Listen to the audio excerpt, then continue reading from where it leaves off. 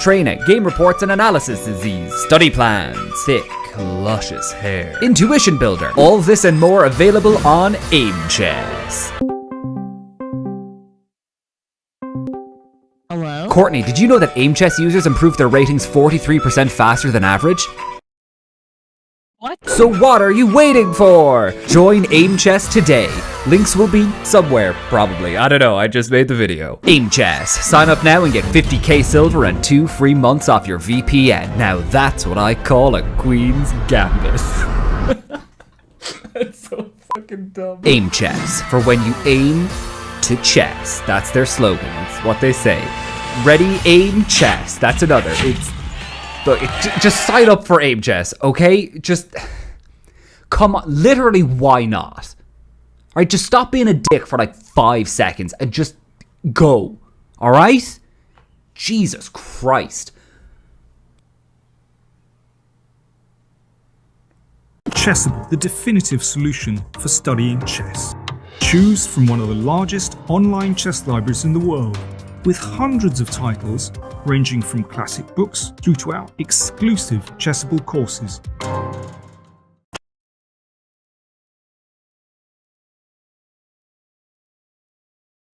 With hundreds of players gathering from all over the globe, Chess Olympiads are something special. They're a celebration of diversity and friendship, and it really puts FIDE's motto into the spotlight. We are one family. With 187 teams in the open section and 162 in the women's section, the 44th Olympiad in Chennai, India is the largest Olympiad to ever take place. In this course, I'm going to provide for you daily highlights, key moments, biggest upsets. 11 rounds. There's a lot of chess. I am extremely excited about this tournament. What I like most about it is we've got our top tier guys. We got the 2,700 plus crowd, including the boss, Magnus Carlsen. But you also have a lot of players that are north of 2,500 FIDE that these guys are going to have to play against. And in the super elite tournaments, you see a lot of very solid openings. They have to take some risk. And as an openings guy, I'm super excited to see how the top guys handle those players a couple of tiers below them.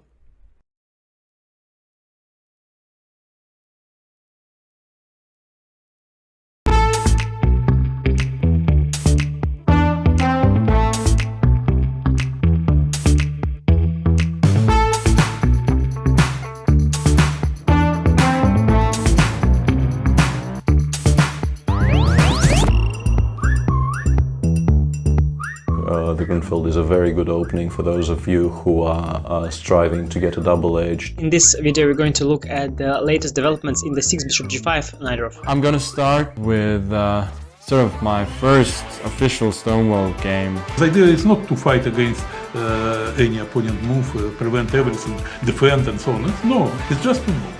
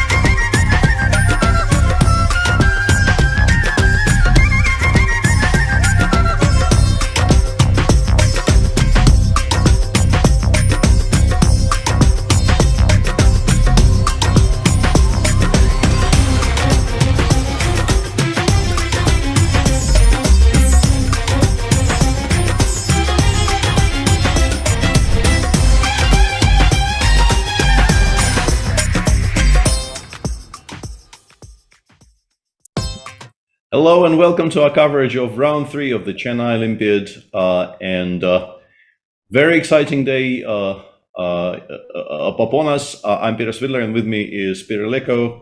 How are we feeling about today, Peter? Looks like, as we were just discussing, looks like the sort of the Olympiad proper is about to start, right? Exactly. Yeah. Hello, Peter. Hello, everyone. Definitely. I mean, round 3, we see that, yes, there are still clear favorites in the matchups. However, those are exactly such pairings that there could easily be some surprises. Yeah, it's very easy to lose some points against this kind of teams. For example, Absolutely. the very first match between India and Greece. I mean, I have huge respect for Greece because I know exactly that they are a very, very tough team to beat. Yeah, they are very solid. They don't have any weak spots, and they are very well prepared always in the opening. So not an easy match for India for sure. Absolutely, yeah. And we also have some inside information because we were able to ask Satiris for some scoops on the Indian squad. So we know a little bit, at least for me personally, I know a lot more about this Indian lineup than I did half an hour ago. But I've also played. I said Indian, right? I meant Greek. I'm more stupid than usual this morning. I played a lot against many of this bunch, and yeah, I have great respect for them there. As Peter said, they're very good theoreticians in general. They tend to really know their stuff, and very solid, very fireproof. Obviously, still underdogs against the Indian squad. And from the Indian side, both Hari Krishna and Vidit are playing today, which is the first round when they decided to play the quote-unquote top lineup. Exactly. There is also one very interesting moment which I only noticed right now, that the Mastro Vasilis brothers, Dimitrios playing on board 1 and Athanasios, they are both big theoreticians and they are playing with the black pieces. And there are 2 very talented, dangerous players, Theodoru and Ioannidis, who are very dangerous. Actually, I feel that this is kind of a very good color situation for the Greek team, because it might suit them, yeah, just to hold the first and third board with the black pieces with all this. Yeah, I know exactly what you mean. Yeah, it's probably how they would like it to be, because the Mastro Vasilis brothers are very, very solid, but they're kind of solid with both colors, right? They're generally perhaps not as aggressive with white, but they definitely are extremely, extremely difficult to beat when they're playing black. And they do have the youngsters with the white pieces on boards 2 and 4. So yeah, it will be an interesting match to watch for sure. And we also have some kind of marquee matchups there. For instance, the Americans are playing against the Georgians today, and on board 1 there we have Badur Jabava playing against Fabiano Caruana. Badur is now rated 2585, which is an absolute travesty. I don't know how this happens. It's very, very confusing to me to see Badur rated below 2600. He was at one point a 2700 player, and he's been having a bit of a rough time lately, I guess, in terms of recent performances. But we all have the greatest respect for Badur. He's one of the most gifted, one of the most interesting players in world chess for sure. And when he's playing well, he is an extremely, extremely dangerous player. He can beat absolutely anybody on a good day.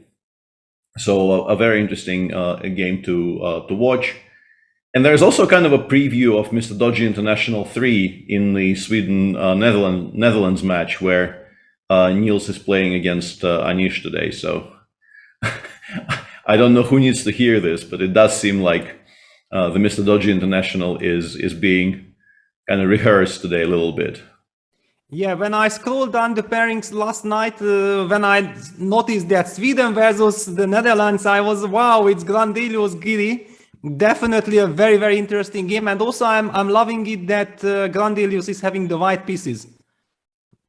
I feel that this is kind of nice. It's not like Anish can target some Grunfeld, of Niels, because Niels is not exactly a full-time Grunfeld player, yeah, and I really feel like if you play the Grunfeld, you have to be an incredible big specialist, otherwise it's very dangerous. And also we know that Anish, of course, with all the move orders, yes, some anti-Grunfeld or whatever, he can maybe cause him some trouble. I can definitely confirm that this is not always fun to have have the black side of the Grunfeld against Anish. Yeah, can definitely be a bit of a problem. Yeah, so I was actually quite happy, and yeah, it's not only when we talk about the Georgian team, it's not only Badur Jobava. Yeah, this is very important to mention that this is a very experienced team with a lot of Olympians behind them. On second board, Chedlishvili, very experienced player. Board 3, Pantzulaya. If somebody is not knowing Pantzulaya so well, probably he remembers him from the World Rapid and Blitz Championships, because that's where he's usually playing very successfully. And board 4, Gelashvili is also a very solid player. Well, no easy matches anymore. Absolutely not. No.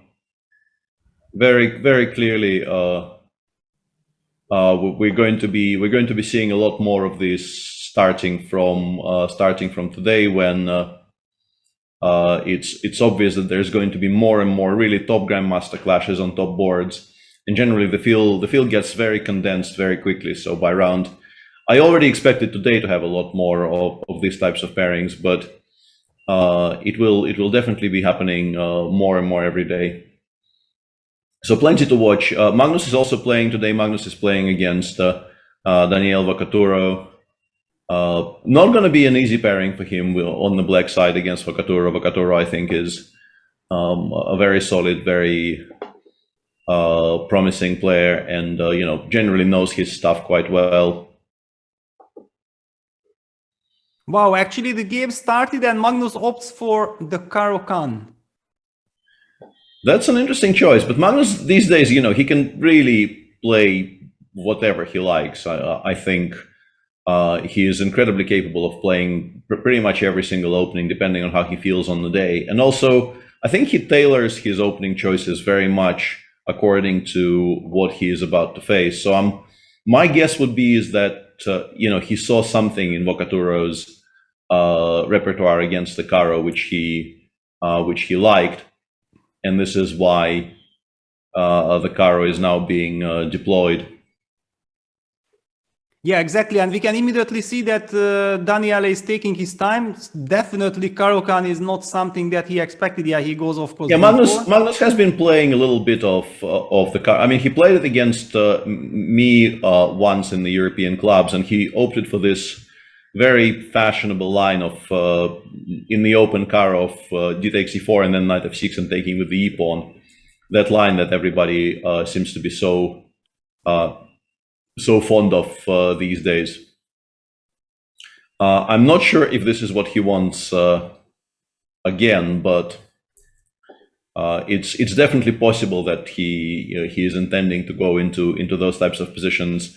I have a feeling that probably, at least against me, I think he very much wanted me to play e5 here, because as I mentioned during one of the earlier broadcasts, I have been an advanced Caro player almost exclusively for the last, I don't know how many years, definitely more than 20. And the kinds of very complicated positions where no pieces get traded for like the next 20 moves very often, I think are exactly what he wanted to get, because this is a kind of a complicated strategic struggle that he excels at. I started that particular European Clubs Championship by losing my first 4 games. So I didn't really feel like I wanted to play a very complicated position against Magnus. So I chose not to play e5. And Daniele actually goes ed5, cd5, which is also an interesting option against Magnus specifically, because Magnus has been doing this himself quite a bit. Exactly. I mean, Magnus is one of the reasons why this whole ed5, cd5, bishop d3 exchange Caro-Kann is back in fashion, together with Kramnik. But actually Kramnik did it coming from the London, yeah, from d4, d5, bishop f4, and then basically Kramnik was proving that this kind of structures with cd4, ed4, they are not as innocent as they look, and they are very playable. It's a Carlsen structure, and if you have a good understanding and if you are a strong player, then there is a lot to play for in these structures. Absolutely, yeah. And I think Magnus just generally very much likes playing the Carlsbad from both sides. I think it's one of the structures which he just feels very comfortable in, and also just simply enjoys playing. At least that's the impression I'm getting from what he's been doing in the past. Yeah, but years. exactly what you are mentioning, I think this is the confusing part for everyone who is trying to copy him. Yeah, that he is good at both colors. Yeah, usually you would much more prefer to see some modern games from Magnus from the white side, and then aha, this is how Magnus treats it from the white side. This is how I'm gonna play, and then all of a sudden he plays with the other color also, and he also wins. Yeah, and this is confusing for the others. Yeah. Yeah, this is like that potentially apocryphal story, I think, about a post-mortem Emanuel Lasker once had with Samuel Tartakover, where basically they finished the game and Tartakover was saying that, I was probably worse throughout the game, and Lasker just turns the board around and starts, without saying a word, just starts showing that, his position wasn't actually better. And then his opponent says, yeah, okay, maybe I was fine throughout the game. And then Lasker turns the board around again and starts showing that actually he was better. And the trick is basically being Lasker in that story. It's very, very useful to just be Lasker in those types of scenarios. And yeah, Magnus clearly feels very, very comfortable in these types of situations, also just playing the same position or the same structure, at least with white or black, and showing whatever he needs to show on the day, basically. Yeah, very look at this. He's here, choosing, by the way. He opted for e6. I mean, quite a surprising choice. Definitely he's trying to play now in the reversed Nimzo Indian with e3. Yeah, just to highlight what I'm talking about. If black gets bishop d6, knight g7, that in fact we could be getting those structures from the Nimzo Indian. This is the fascinating stuff with opening theory. Mm-hmm. So let me just show you these guys.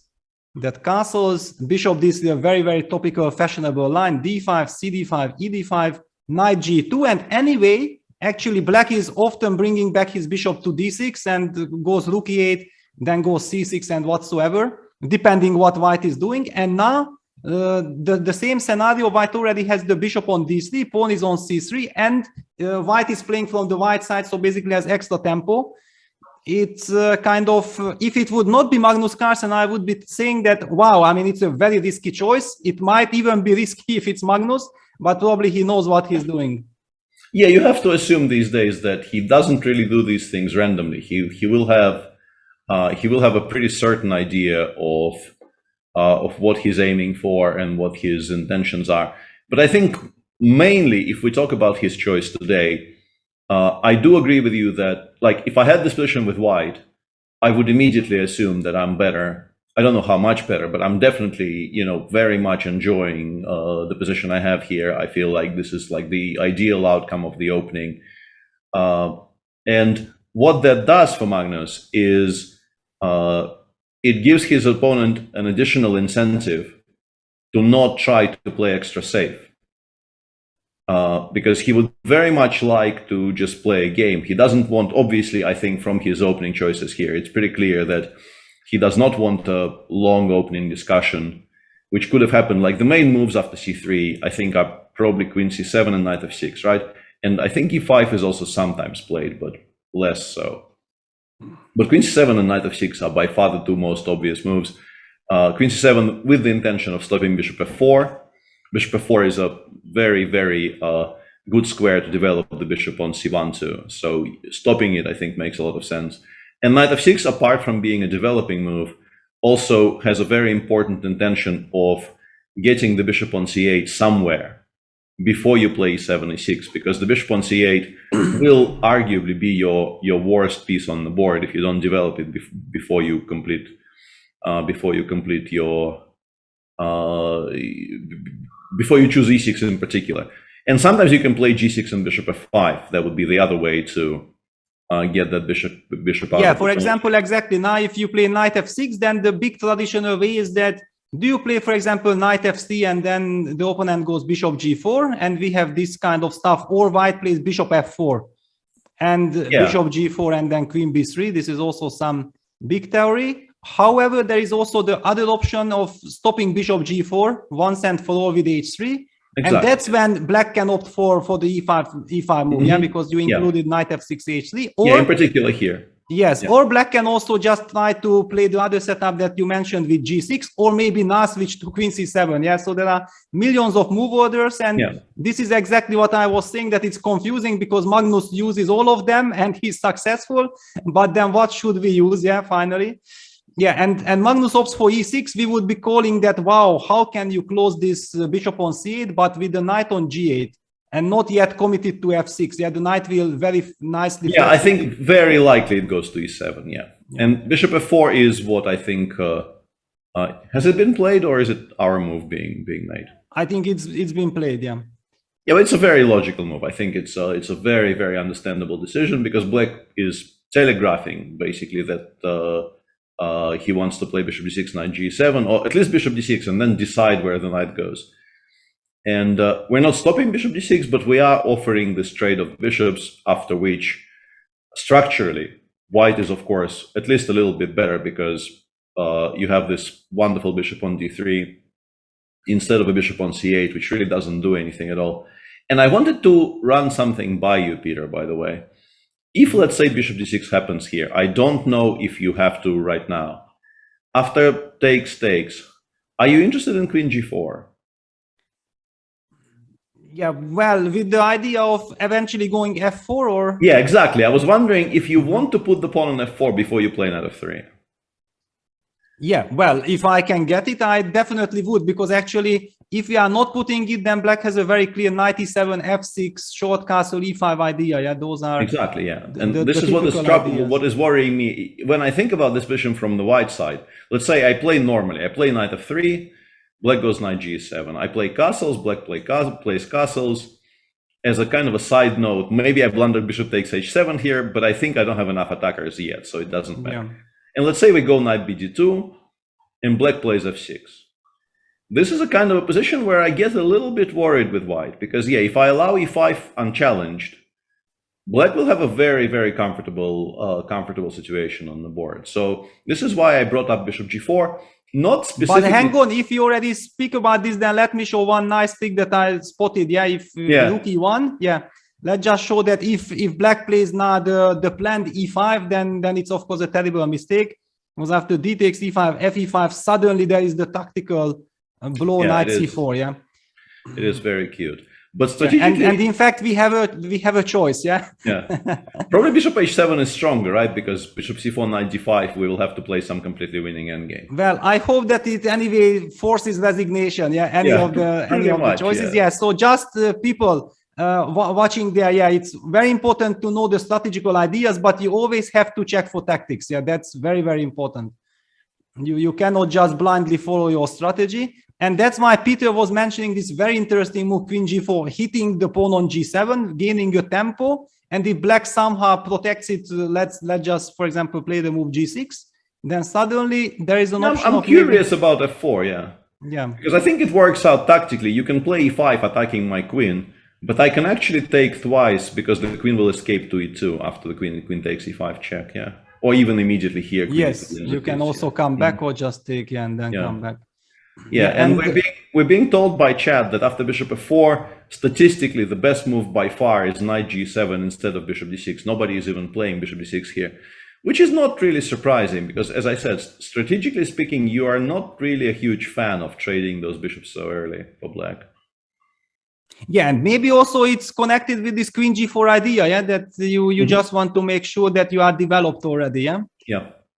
And they want to get a tempo with knight g6 as well. Yeah, and we're being told that Ariantari played this position as white in 2021 and lost to David Anton. So this is sort of topical. I'm a little bit surprised, honestly, because not by the moves that white are making, but by the fact that a lot of strong players seem to be playing this as black. Because really, it doesn't look very promising to me at all. Like, to my eyes, I would pay money not to play the position with black is what I want to say, but yeah. Yeah, I think that we should also explain the reason behind it. The reason is that suddenly, I mean, I know because I have been working on Vincent's, for example, Caro-Kann repertoire a little bit the last couple of years, and I mean, what I was really shocked that when I was playing the Caro-Kann myself in the 90s, then if somebody played e takes d5, I was like, okay, what is this? I mean, you don't want to fight for advantage. And now when you're analyzing with computers, with new engines, actually it's not so easy to find the clear-cut equality by playing classical chess, yeah? And basically then probably black is saying like, I anyway want to get some fighting position, and if I anyway cannot equalize fully with classical measures, then let me try to mix things up right from the start. Yeah, I absolutely. think this is some kind of an explanation, but okay, we have been talking about this game for way too long, I guess. Let's move to Jobava, because this is Badur. I mean, what is your take on Whoa, this? Okay, white is lost. And I said that even before I saw that the bar kind of agrees, but you just get mated here. Like, what are you doing, Badur? I mean, you can sort of play like this if black has already castled, but now I just go h5 and I give mate. Like, why? Why are you doing this to yourself? Yeah, let's take a look. How did we? Because it started as an innocent reti. I mean, look at this: knight f6, knight f6, g3, c5. One would say that okay, in the next couple of moves, really nothing gonna happen, and then all of a sudden after castles e5. It's a system that I'm also playing with black. Magnus also plays it. It's a very serious system, but I think usually white plays e4 or white plays c4, yeah? Exactly, yeah. You have some very normal options here. In particular, e4 leads to some very curious positions. I've looked at them a little bit in my life at some point, and yeah, it's definitely playable. And c4 more or less transposes to normal English. Like, I think after c4, what you will get is the very usual d5, cd5, knight d5, let's say knight c3, knight c7. No, but this is what you actually mixed up against me also in the Legends tournament, because you gave me the chance to go bishop e6. Yeah, that's fair. Yeah, I just and it happened to me first against Bakro in a classical game in 2012 in Eilat, European Club Cup. He also let me play bishop e6. Chucky let me play bishop e6. And you let me play bishop e6. You know, I'm always like shocked, you know, that thank you very much. Yeah. You guys are too friendly.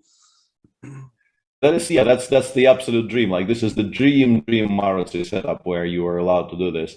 I mean, I can still go knight g5 here. It's kind of theory with colors reversed, but it's good theory for black here. Yeah, takes. You go knight g8 back, I guess. Yeah. Yes. I mean, it's just a normal position, really. But I mean, what Badur did is just insane, because I know that he loves to play this c6 business also in the King's Indian sometimes, and I just never understand why. But I mean, doing it from the white side, d5, d4, e4, and here, once again, even here, like knight e1 is as also as chat is saying, you still have the option of playing knight e5, right? Which at least looks like you're playing kind of some kind of a normal game. I still don't like it at all, but at least you can, understand the general point you're trying to make.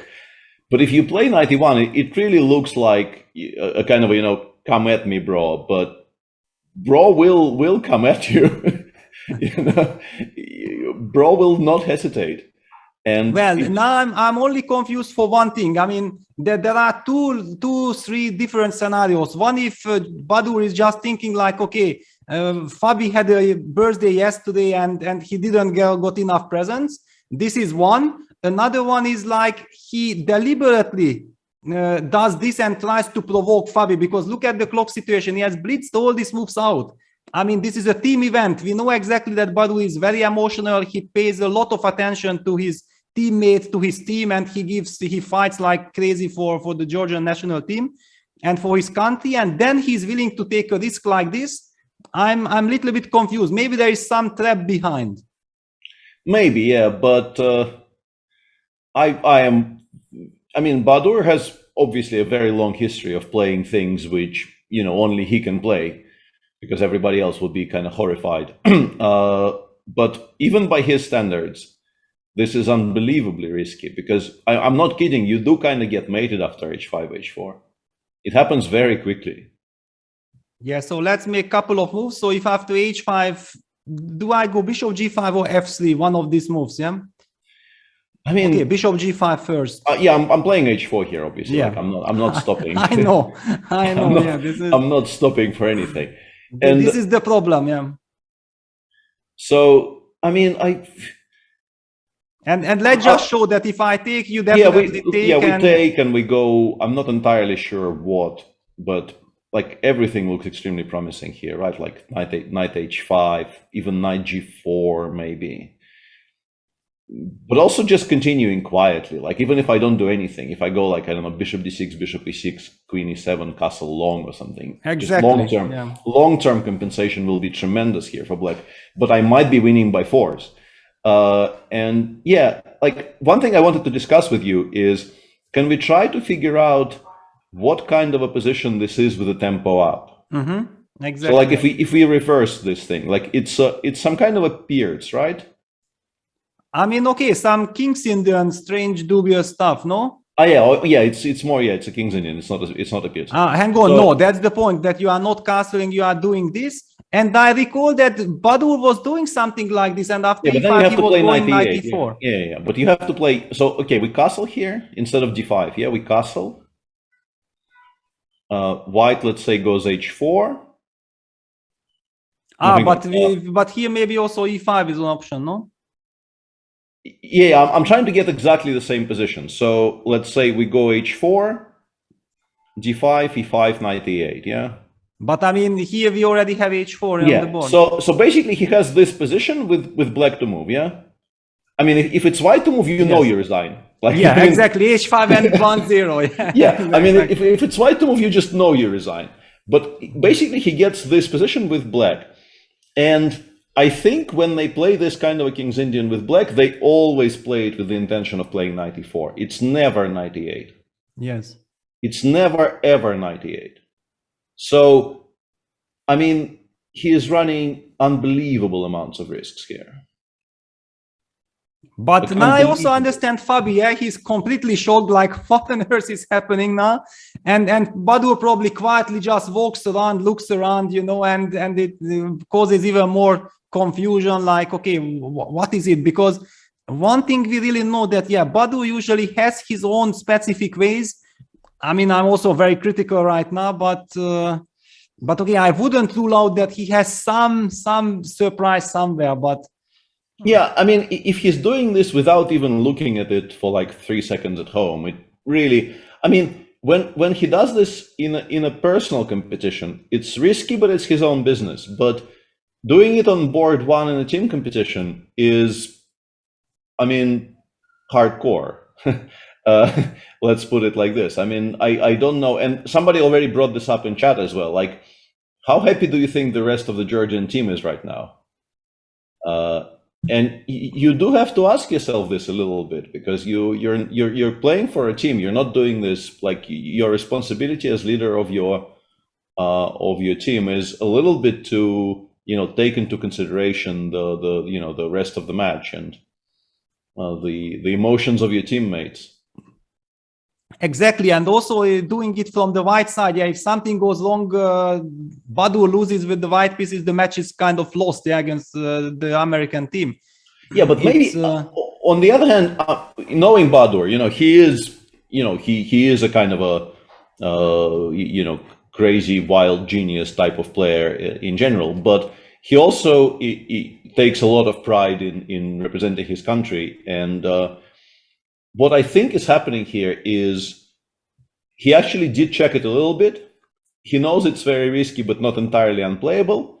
And he thinks that the match in general is kind of unpromising enough, with the rest of the Georgian team having 2 blacks and 1 white, that the best chance for the match to become very unclear is maybe for his game to become some kind of a, you know, brawl from move 7, and maybe he somehow outcalculates Fabi somewhere and ends up winning. But I'm pretty sure that objectively this cannot possibly be good. I really don't think this is good, or honestly, yeah, I absolutely agree with you. I also have exactly the same thoughts. Yeah, that this is some kind of a strategy from Badur. Yeah, definitely he is not going crazy just here because Fabi opted for this setup.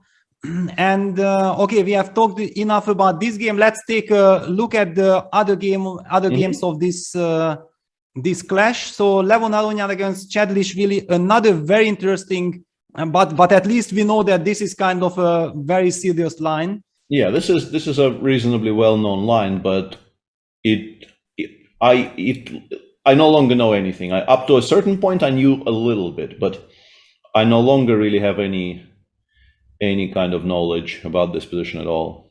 Yeah, well, I mean, let's take a look. It comes from the Reti with this. Yeah, basically Black insists of playing c6 d5 against 1 c4. Then very easily it can transpose to this Reti, and the very principal option from Black side is to capture on c4. And basically then almost automatically, if Black wants, and this is a very popular setup, castles knight b7, queen c2, knight b6, protects the pawn, but the pawn will be lost on c4, but this is not the most important thing.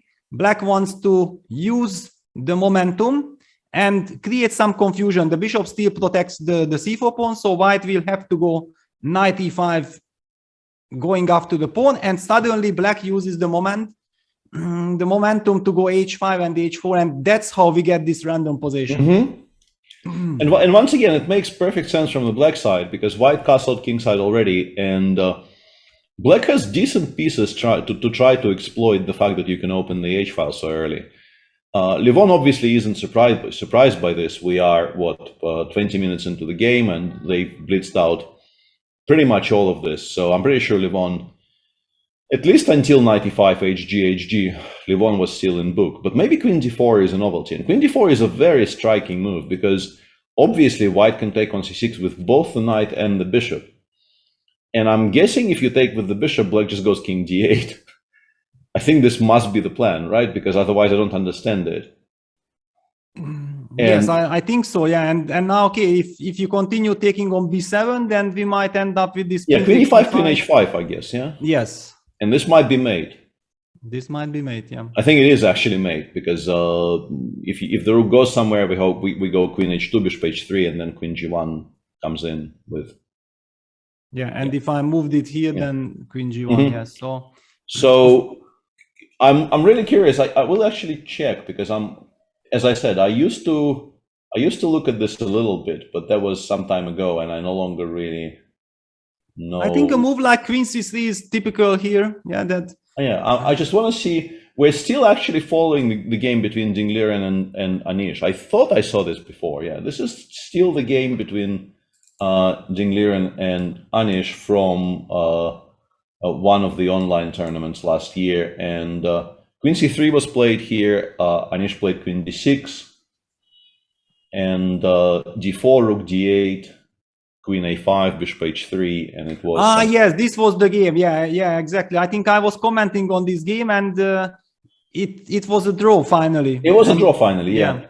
And it also looked like Black was perfectly fine. Yeah, the reason of going queen d4 first is also to provoke white's queen to c3. Yeah, for c3 some is kind of a jump. clearly not as good a square as c2 is. Yeah. I just wanted to briefly check, because I had a feeling I've seen this before, and also it's interesting that Levon is pausing here, because not only is this not a novelty, queen c3 is also apparently pretty much the only move you can make, because knight takes e6, queen d6, the engine already starts liking Black for some reason. Not entirely sure why, but I guess Black just starts piling on a lot of pressure on the king side, and you have to play very carefully here. And everything else, Black is just straight up better. Like if you play knight f3 here, you have not equalized out of the opening. Yeah, I mean, basically, I think it's a very, very good strategy by Black against a stronger player to play a very direct forced line, yeah, which basically clarifies the situation and puts the pressure on Levon, because Levon definitely would love to have some freedom, yeah, that he can choose according to his feelings how he wants to proceed. But now he's lured into a territory where he is basically forced to react the way, I mean, how his opponent wants, yeah, how he prepared, and this is often a very, very unpleasant feeling. I mean, of course, yeah, white will play queen c3, and after queen d6, the game is just about to begin, but still white's play is a little bit limited, and I'm not sure that Levon is now so happy about all this.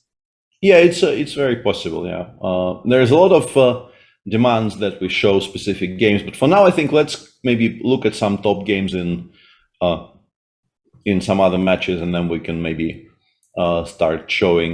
Yeah, just very quickly, the last two games of this match. Here, this is the move order what we have been talking about, that there is a wait, because here the black pawn is still on e7. Black will be forced to go back with the knight to c7 or to choose the g6 setup. Yeah, so exactly. This is the traditional way, and Lenny opted for knight c7, castles e5, b3, and we are getting a very complex middle game position, a lot to play for. And the last game, Sam Shankland is maybe the one who got a slight or stable advantage. I mean, I would say that he got the dream, no? Yeah, I think this is about as good as you can get in these types of structures, where the bishop on c4 is more active than the bishop on d7. Endgames are going to be quite annoying, in particular if the knight, let's say, lands on the c5 square. White has this majority on the queen side, but it's not really any kind of a disaster for black either. And if black manages, I don't know, to push f5, e5 at some point and not lose, any shape and not lose any material in the center, he will be probably doing quite fine. Yeah, so all right, let's take a look at also the Indian team, I guess, no? Sure, just briefly take a look at the positions. Yeah, this position on the top board between Hari and Dimitrios Master-Vasilis is kind of interesting to me, because I used to actually play the very slow Catalan when I was a kid as black, and this is how I would play that opening. And I don't think it's great, but it's just interesting to me that these types of setups are returning, because also white, I think, is not forced to go for knight c3, queen d3, and it's sort of the most direct way of playing against those c6, b6 setups from black. But I think it's less fashionable now. I think people generally go like knight bd2, queen c2, and try to push e4 in that fashion. Yeah, let's take a look. How did they get here? Yeah, it was lot of move order tricks. Yeah, c4, e6, knight f3, d5, and that's how then finally play. And bishop e7, castles. So who knows? I'm not exactly familiar with Dimitrios' repertoire. That maybe Hari noticed that this move order will slightly create some headache for him against the Catalan. Maybe he plays bishop before check. Yeah, maybe he is not a bishop. Exactly, and then he insists on c6, because those guys who traditionally play dc4, they will just not hesitate. They will just play dc4, and that's it. But black opted for c6, and then Hari went for this sharp line with knight c3 immediately. This is how we got here. Yeah, b3, a5. I think this we have to highlight, that this is a very clever idea from black to play a5 and then bishop a6, because often it's very tempting to put the bishop first on a6, but then it's somehow you would always love to have your pawn on a5. Yeah, it's always an improvement. And I mean, one thing, it sort of, by wasting a tempo, by spending a tempo on a5, you are now allowing e4, e5. Like white got the free tempo here to push e4 while no counterplay in the center is happening yet. And you can play e4, e5 now. But after e4, e5, your center is still under some pressure. And this pin on along this diagonal is going to be quite annoying. But it's still something that you need to consider. Yeah, exactly. I remember when I very first time saw this type of positions, it was Kramnik against Adams in 98 in Dortmund. I think something like this. And, I already knew that Kramnik knows everything, and you have to check his games and so on. And I was playing the same tournament. You were there as well. I think, you beat me in the last round, and you shared first place with Kramnik in that tournament. But the point was, what I wanted to say, that, Kramnik got to this structure, he played fast, and then he kind of slowed down, and the game ended in a 22 or 3 moves draw. And even Kramnik was not able to pose any problem, and he didn't exactly know how to treat this position from the white side. It's not easy. Yeah, absolutely. And there's also a suggestion in chat that maybe after e5, maybe the idea is to go dc4, bc4, and knight d5, Heinig. Maybe, yeah, it doesn't look stupid at all. But this is very concrete, because let's say if white can go knight e4 and black doesn't have anything immediate, you might regret having given up on the central control. Yeah, and this becomes very move by move, because if it works out for black, it's fine. But if it doesn't work out move by move, you might just get completely crushed. Yeah, I'm trying to make some moves. Yeah, like knight b4. Where do we put the queen? I don't know, maybe e2. Yeah, e2, and then can black try to go? Yeah, try to push c5. Yeah, exactly. But yeah, once again, it's an interesting discussion if this was the only game we had on our screens. But let's not get too bogged down. Yeah, let's conclude that it's a very big complex, and we will see how it continues. And we have another Catalan clash on board to Teodoru versus Vidit. Vidit, the big maestro of Catalan himself on the white side, and very interesting because he plays my kind of system. He goes for the classical line, which I'm also, well, not always, because I haven't been active for the last 2.5 years, but before I used to play exclusively. And the system with bishop d5, queen c2, bishop e4, queen c1, knight c6. I mean, this knight c6 move is a little bit new to me. Yeah, I don't think I've seen this before. I don't know where this knight is headed. Is he planning to put it on b4 straight away and then just play c6 and kind of get back to the normal setups, or? Well, it's a very direct move because it hits on d4. And by the way, hang on, there was a game now, Magnus Carlsen against Firuza in Zagreb, in the blitz or rapid section. Yeah, rook d1, bishop f3, bishop f3, knight d4, king g2. Yeah, it's from here. Yeah, and then knight b3. Yeah, this was the game, right? No, c5 first. C5, I think. C5, yeah. Knight b3, yeah. Yes, exactly. Yeah, something like this. Maybe it wasn't exactly like this, but this is what I kind of recall. Yeah, and then it ended a wild draw later on. Yeah, and instead of all this, Teodoru goes bishop takes f6, bishop takes f6, e3 quite quickly. And once again, our inside man, and for our source for all the Greek-related information, our producer Satiris says that Teodoru is a very, very promising youngster. I've known of him a little bit because my good friend Alejandro Ramirez, I think, works with him in the scholastic. That's not scholastic. That's in the university system in the States. So clearly he is aware of the Carlsen Firuza game, and this is an attempted improvement over what Magnus has done. I suspect the idea has to be to play knight b4. Otherwise, this knight on c6 looks very, very stupid. So we go knight b4. When the bishop on e4 gets attacked, we trade on f3, I would assume. And we play c6. And we get this kind of a structure, which I just don't understand. I keep on seeing people play it, and I just don't understand. Explain to me why white is better there, Peter. Well, I mean, I also feel that maybe with this move order, now that black actually did not lose a tempo on h6, yeah, white voluntarily took on f6, and I'm not sure if this is any preparation from white side, because look at this, you already spent like 15-16 minutes to reach this position. Maybe knight c6 caught Nikolaus by surprise, and maybe. I'm wondering that, yeah, and look at this, yeah, Vidit tries to use the momentum and break out of this structure. Yeah. With e5. Another point I wanted to make, that maybe after knight b4, for example, knight b2, even a bishop retreat knight to g6 makes some sense. Yeah, actually, yeah.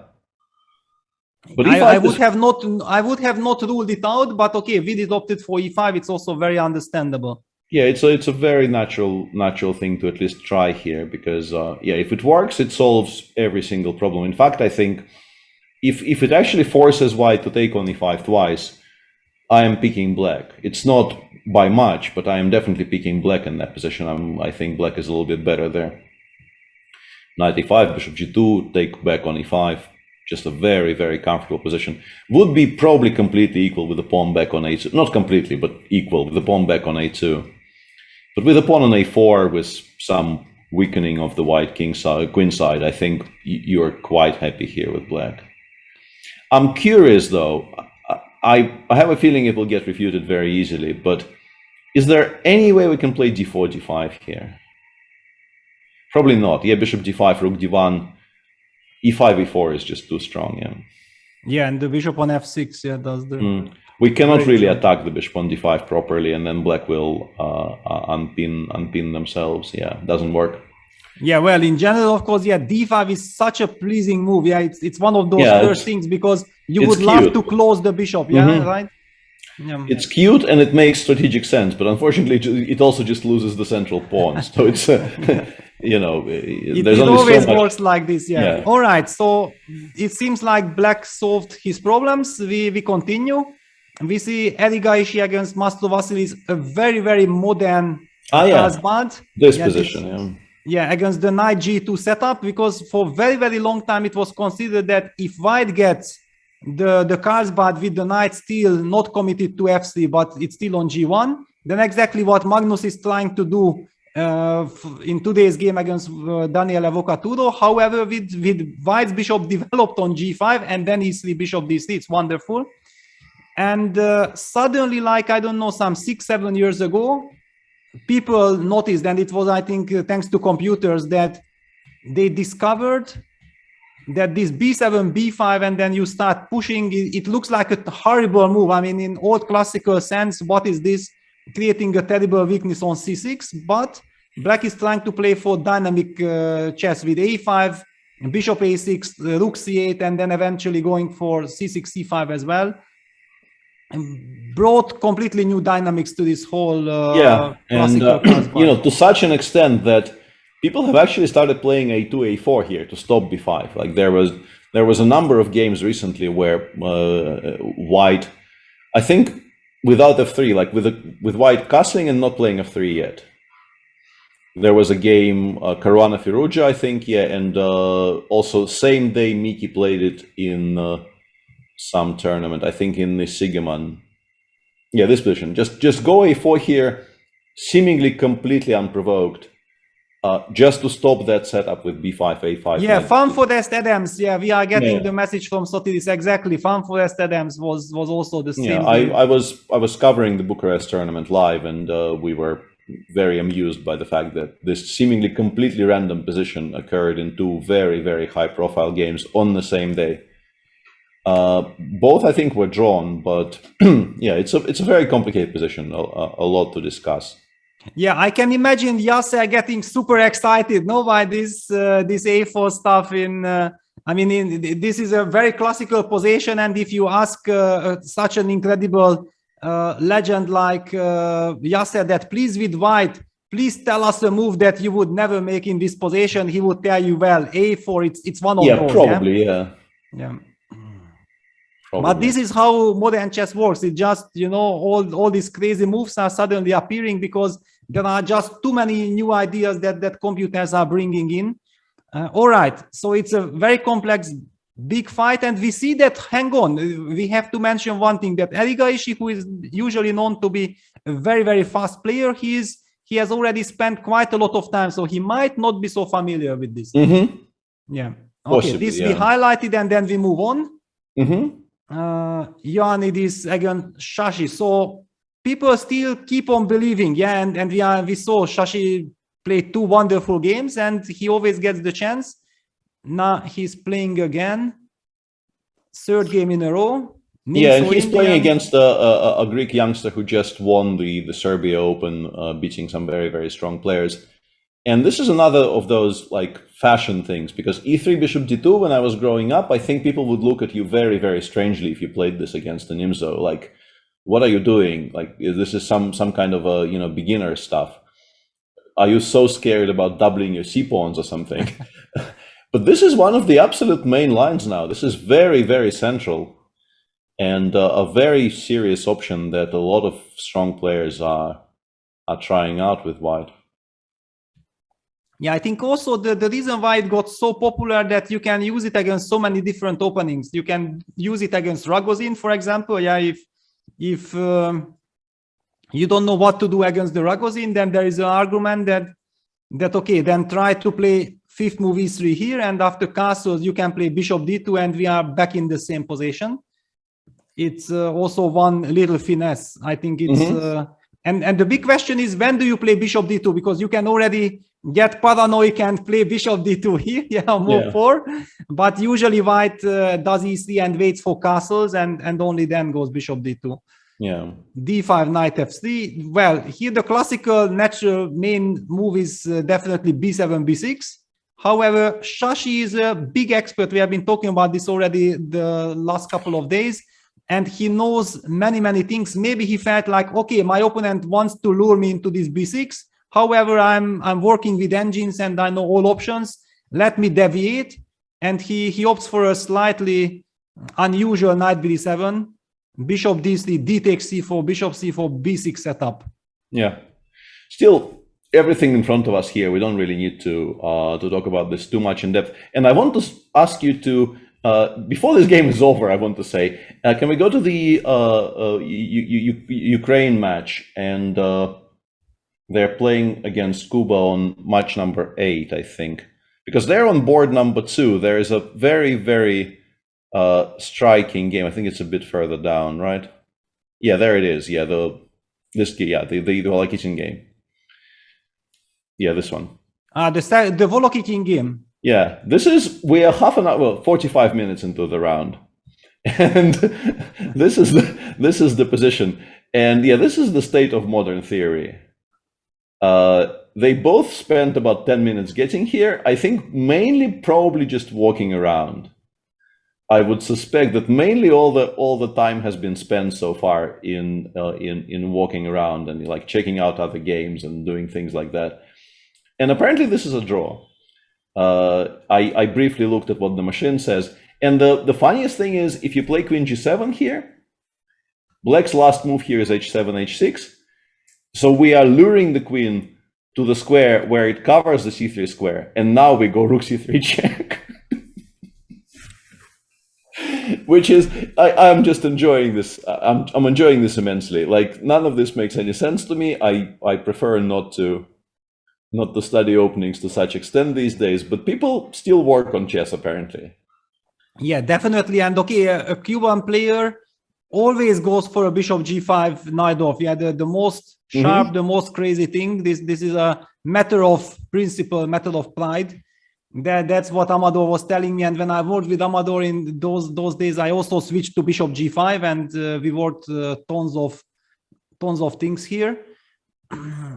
But yeah, the pose on pawn, yeah, that's one of the headache for both sides. White hates it and black hates it, because it forces both sides to spend incredible amount of time working on those lines. With white, you are trying to find ideas. With black, you want to make sure that you shut things down. I mean, by knowing everything, move per move till the very end. It requires a lot of memorization. Yeah, and apparently F5. they were following some game between your boy, I want to say, one of your boys. This is a game between Anish and Jan from somewhere. Yes, I mean, it looked very familiar to me, yeah. To be honest, yes. Yeah, I mean, this is the modern way that with knight c6 and against f5, black takes with bishop takes e6. This is a very fashionable modern direction. Knight takes d4, queen d4, bishop e7, bishop c4, rook c8, knight d5. Yeah, white is fighting. I mean, this is the only way to fight for advantage. It's a very principled way, and it forces black to do his homework and know everything all the way up till the end. Queen takes g7. Yeah, and the queen g7 apparently is some kind of a latest and the most fashionable memory check in this line, but looks like, well, and we both know Andrei Volokitin really well, and he is throughout his entire career, he was one of the hardest working players I've known. And yeah, he wouldn't enter a line like this if he didn't know exactly what was going on. So yeah, he basically is continuing to blitz, and I assume he will just make a draw here because he will actually know exactly how to make a forced draw. And this is why I wanted to show this position right now, because I really feel like this game might not be around very long. Because when both players know exactly what's going on in a position like this, often the game just ends sort of logically the way the computer prescribes. Yeah, exactly. I mean, it's this is a theoretical clash. You have to follow your preparation, and without preparation, you should never enter this line. And it all works out. The point is that, yeah, Andrei Volokitin works, and there was also a moment when he was not playing in the team, but he was the coach. Yeah, it was like a big. I mean, he is such a theoretician. Big theoretical monster that, yeah, he was also working as a coach for the national team. But then I think rightly the Ukrainian team understood that no, we can't be missing out on Andrei, because he's such an incredibly strong player and also such an incredible fighter. Yeah, he can handle the tension very well. He's physically in a very, very good shape also. I think he's one of the main driving force in this team, together with Korobov and of course Shevchenko, the young Ukrainian star. Yeah. All right. So moving on, and there were some requests. Maybe we could briefly take a look at like some of the pairings in the women's tournament, because there's some things there that people were. But just before we move there, sure, because I have now Grandelius Giri in front of me. Yeah. Always. Yeah, let's take a quick look and then we move. So. The big game that we have been waiting for today after seeing the pairings, and it does not disappoint. It's a Catalan theoretical clash. It's a big debate. It's a very, very sharp line. I happen to know something about this as well. Wow. Okay. It's going to be very interesting. Just to show how we got here. Yeah, a lot of very high level Catalans today, seems like. Yeah, I mean, the Catalan is now... In modern chess, I think it has to be in everyone's repertoire, because it gives you a lot of flexibility. It always leads to some kind of playable positions, yeah, because in many other openings, there is too much pressure on you that move per move, you have to try to get advantage, otherwise the position is not really playable. And the Catalan always gives you a big strategical battle, and also a chance that you can choose your setups. Yeah, this is very important as well. So yes, exactly. I understood that it's this line with the very quick bishop f4, cd, rook c1, when white is trying to fight for the c file with bishop c7, bishop b7, bishop c7, queen e8, queen b3, rook c8, knight a3, knight e4, and here there might be some incredible tactical sequence that black will sacrifice a piece with knight dc5 later on. I mean, it gets very, very complex. I think there was a game, I'm not revealing big secrets because this already had been played in Studer, Noah Studer versus Vincent Keimer in Biel 2020 or something like this. Okay, yeah. Very sharp. Apart from knowing that these types of positions exist, I know absolutely nothing about this. And honestly, like, it always looks to me like white should have absolutely nothing.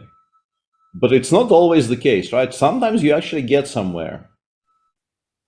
Exactly. I mean, it's this whole cd, rook c1, bishop c7. It's kind of a blitzkrieg, yeah. Because if you somehow manage to stabilize your position with white, then also we understand that black's queen on e8, rook on f8 is not feeling very happy. And for example, just if white can somehow double on the c file, but it's always connected with this knight dc5 idea, which has to be carefully calculated. All right, so we had a look, and you said that there is some action in the women's section, right? Yeah, I mean, in particular, people were there was a request for the match between Georgia and Czech Republic, which we'll definitely take a look at some point. But also on board one in the Poland versus Vietnam match, it seems like Alina Kashlinska is borderline winning by move 15 with white. Yeah, that probably was a French, yeah. This looks like a French that has gone badly wrong for black, you have to say. Yeah, it looks horrible. This doesn't look right. Yeah, something must have been badly misplayed. I was when people told me about this game, I took a look and I thought, okay, I will try to find a forced win. And forced win, I don't think was available instead of rook fe1, which is why I quite like rook fe1. Just no hurry. we don't need to win the game in the next 3 seconds. We should just win it slowly because our positional advantage is so large that basically I don't see how black ever sort of improves. The king side is going to be extremely compromised for the rest of the game. The e5 square, once that pawn trade happens, which it will happen eventually, is also going to be a problem for the rest of the game. So you're just sort of busted without being lost by force, at least for the time being. Yeah, I think also very, very important to mention that Alina Kashlinskaya is the wife of Radek Wojtasek. She is a very, very strong player. Now she's for the very first time representing Poland.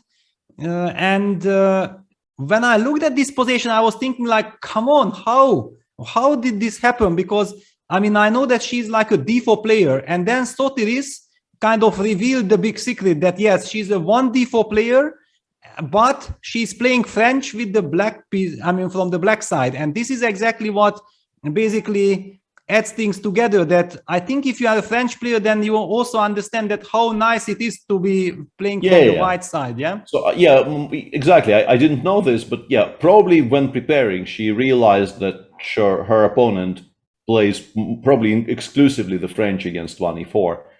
And then she just chose to switch for this one game because she knows a lot about this opening, and she just wanted to experience the freedom of playing the French. And here, I think what happened here is that bishop e7 maybe is a kind of a mistake, because bishop d3 is very strong in reply, using the fact that now the pawn on g7 is unprotected, and if you take on d4 twice, queen g4 will be a kind of a painful reply. But still, what the Vietnamese player did in response just seems wrong. I don't know what you're supposed to do here, but I would guess just not this. Because playing g6 and then taking with the g-pawn and then castling kingside, this kind of a sequence of events just does not look right to me. Yeah, this is basically strategically, it's a total collapse. Yeah, it's. I mean, f6, rook fe1. Yeah, I mean, game still continues, and white could start making inaccuracies, and black could maybe somehow miraculously get out of this alive. But yeah, it just looks wrong, and obviously Alina will be very happy with how the opening has turned out. So what's happening in the top matches in the women's? And in women's, wow! I mean, first big surprise for me is that Hampi is not playing. Yeah, that Hampi is resting now, and Harika plays board 1. I think that maybe is her first game, though, right? They wanted to. I mean, she's a very, very strong player, and I think she rested for the first 2 rounds, so it's natural that she gets a game today. If I remember correctly, I don't think she played rounds 1 and 2. I don't know. Yeah, exactly. Yeah, she's playing her first game of the Olympiad today. And we are getting the message from Sotis that Harika is 8 months pregnant. This is okay. Then it's also kind of understandable that they understand that she is such an incredibly strong player that the team needs her. But probably you should not over push her. Yeah, it has to be. To be carefully, the workload has to be carefully managed. But of course, the team is stronger with her in it. So, yeah, such a great player. I mean, she's 2,500 for, I don't know, 10 years or something. It's and was I think at some point, experienced. I think she was either close or above 2,600 at one point. I'm pretty sure. Yet another Carlsbad where. I mean, my initial feeling is that white should be very happy here because, the problems that you tend to have in Carlsbad structures are all still there. The bishop on c8 has not been traded for anything. You haven't even gotten to play knight e4, and it's unclear how you will manage to play knight e4, to be honest. I mean, you can play queen e7 here, but you're not going to be very happy playing a move like queen e7. Yeah, and I also have the feeling like black mixed up everything. I just want to understand, how did we get here? What really happened? Because it seems like we played a mix of all kinds of systems and ended up playing basically neither of them. Sort of. Yeah. Yeah, because I think this whole idea with h6, including h6, is to insist on knight e4. Yeah, so Mhm. rook e8, it's played, correct. And after bishop g3, okay, so bishop g3 confused Harika probably, because the main move is castles when black plays knight e4. That's exactly the reason why black puts the pawn on h6, because after bishop takes e4, you can capture on h4 now. The pawn is not hanging on h7. This is the justification. But after bishop g3, I'm pretty sure that you are not supposed to play bishop. Yeah, bishop f8 doesn't look right. You have to. I mean, okay, she played a5, but also this a5 bishop f8 combo that doesn't look right.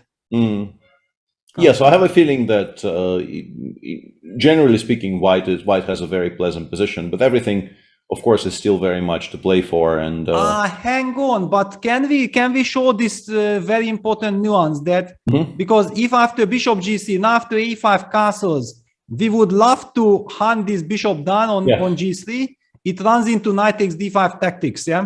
Yeah, exactly here. Yeah, with because you can understand not playing knight h5 on the previous move.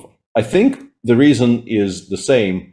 But before white castles, let's say if you play bishop g3, knight h5, move 11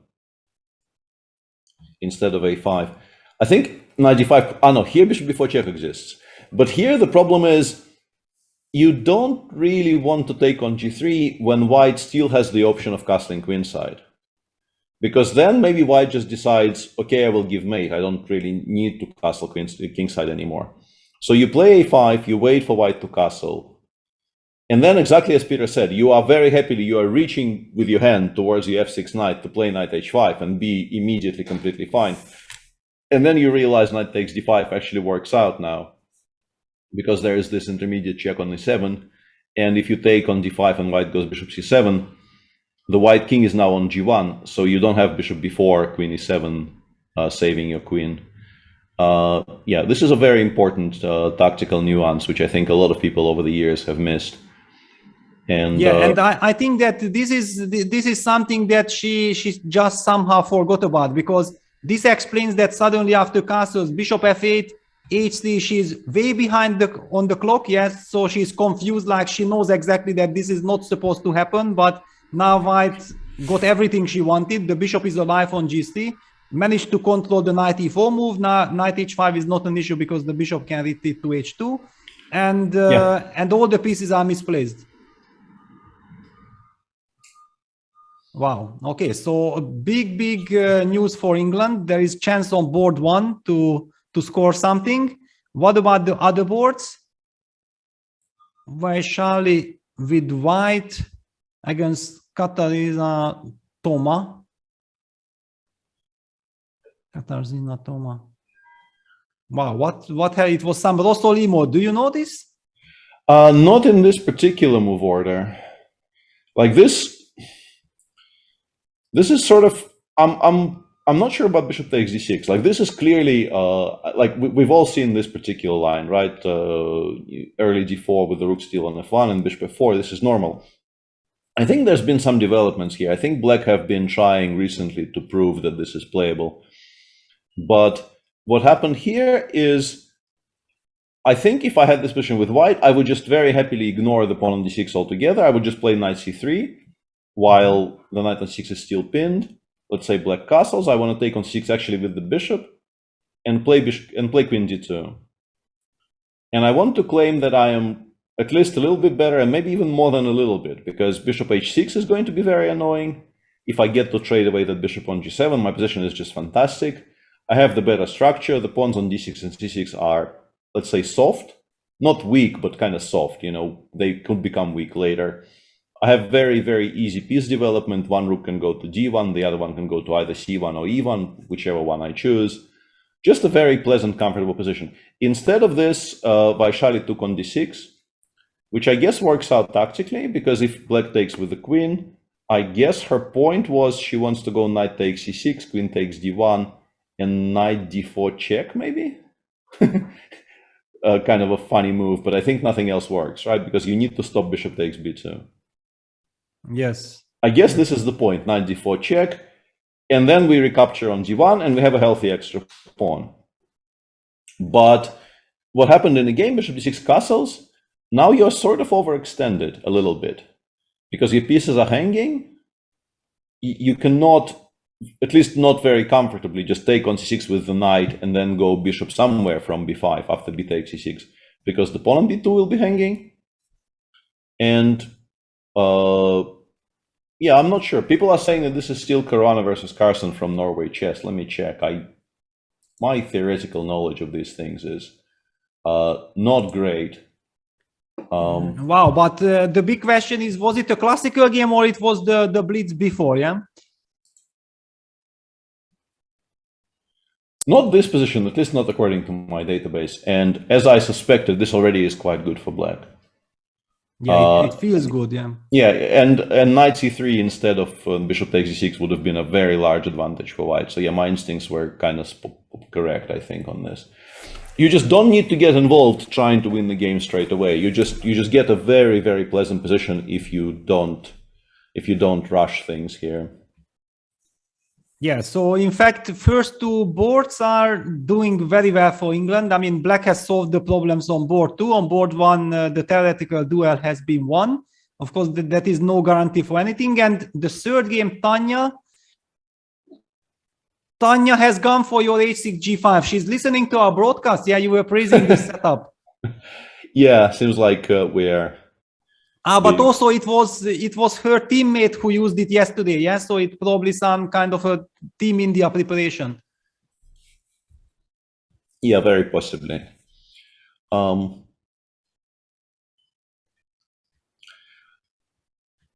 once again, at least, you know, she's waited enough to not allow what I was discussing yesterday, that, you know, it's better to play g5 once white already castled. So she waited until the king came to g1, and then she played g5. And yeah, this is a kind of a... These positions continue confusing me. I don't really understand how I'm supposed to approach them. Yeah, very complex. I basically understand that why it could be attractive for black now. This bishop on e3, I'm always a little bit worried of putting it there, because if it works out, it's kind of, one can claim that this is a very nice setup. But if it's bad, I mean, if it backfires, then I would feel like I lost the game because I put the bishop too prematurely to e3. I mean, for example, black has these ideas of going d5. Yeah, this is one. Another plan is to bring the knight to g6. 97, knight g6 is definitely something that they do in these types of positions for sure. You could also, like, I never know exactly what to think about this, because you can play g4 very specifically, because if the knight goes to h4, we have those tactics connected with knight takes e4. So maybe this forces knight e1. And in general, pushing this knight away from the center should be beneficial for black, but you also soften up your kingside structure. You allow some kind of f3 or f4 play, as Peter is indicating. So all of this is incredibly double-edged, and I think quite difficult to judge. This is one of the more challenging structures to sort of figure out what your plans are and like what is good and what isn't. Will be interesting to see how it gets handled.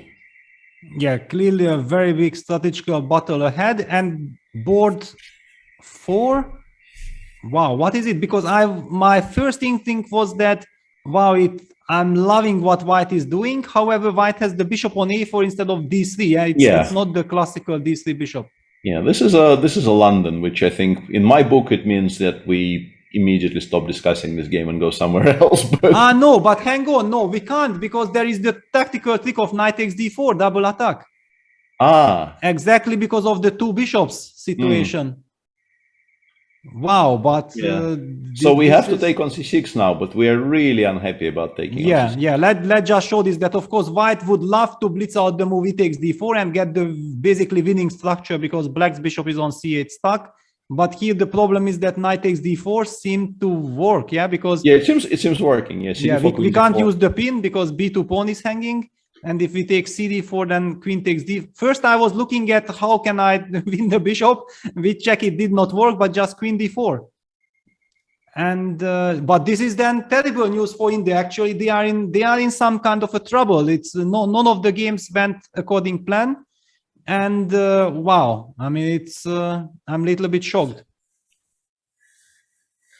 to be honest. And I'm guessing this is why Kulkarni is thinking about what is normally the most obvious move in the position. I mean, normally you spend like 3 seconds on recapturing on d4 with the pawn, but she's been thinking for a while, because I'm guessing she realized there is this tactical problem, and she is now trying to assess it. Yeah, and it's a terrible blow, because the problem is that taking on c6 is strategically anyway a very, very bad move. But now even the problem is that she would love to keep the knight on e5 and as an asset. So trading that lovely knight is kind of very, very ugly. But at the same time, giving up your soul, the light square bishop with bishop takes c6 is also very, very difficult. And black gets the chance of capturing towards the center, and then we'll use this c pawn to break with c6, c5 the structure. And white's play, which was basically based on the fact that trying to keep the center closed and go for a kingside attack immediately with h4, h5, or with rook h3, rook g3, clearly not gonna work once the center is opened up. Yeah. Wow. Okay. This is a very tense match. I mean, okay, who knows how it will end, but I can understand the Indian fans will lose lot of nerves today. Yeah, it seems likely. So, and then we have a match between Turkey and Ukraine, in which seems like things are just heating up. Although interestingly, in a game between Yeva Repkova and Anna Muzachuk, we have this line again, but or so it looks. But it's not actually the same line at all, because Yeva played d3 and then tried preparing d4, and it still sort of backfired. So I think Black should be doing quite well here right now, right? Well, I mean, let me tell you my first shock. When I look at the Ukraine lineup, I now understand that actually it's Maria Muzachuk who is board number 1. I mean, in my mind, I could have not imagined this picture, yeah, because to me it was always like Anna is the number 1 player in Ukraine, yeah, she is board number 1. But probably Maria has been more active recently, yeah, because I can't really recall Anna being very active the last couple of years. It's also, I mean, just simply by rating, I guess, if you just do it in the most objective way possible, like not taking any kind of personal preferences into account. Maria seems to be slightly higher rated right now, so she got the nod, and she is leading the team. But yeah, I mean, it's extremely close between them always, and yeah, but I think up till now it was always Anna who played board number 1. Yeah, probably. I have a feeling you're right, but I don't think there was ever like a huge gulf between them in terms of rating or anything. Yeah, of course. Yeah, no, it was just a little bit surprising, because in the first 2 rounds it was Anna played the very first game, yeah, then we haven't seen Maria, and she was on board number 1, so it was like very natural. And then the second round she was resting, and Maria was playing on board 1, and that's why I really got confused. Yeah. All right, so everything to play for.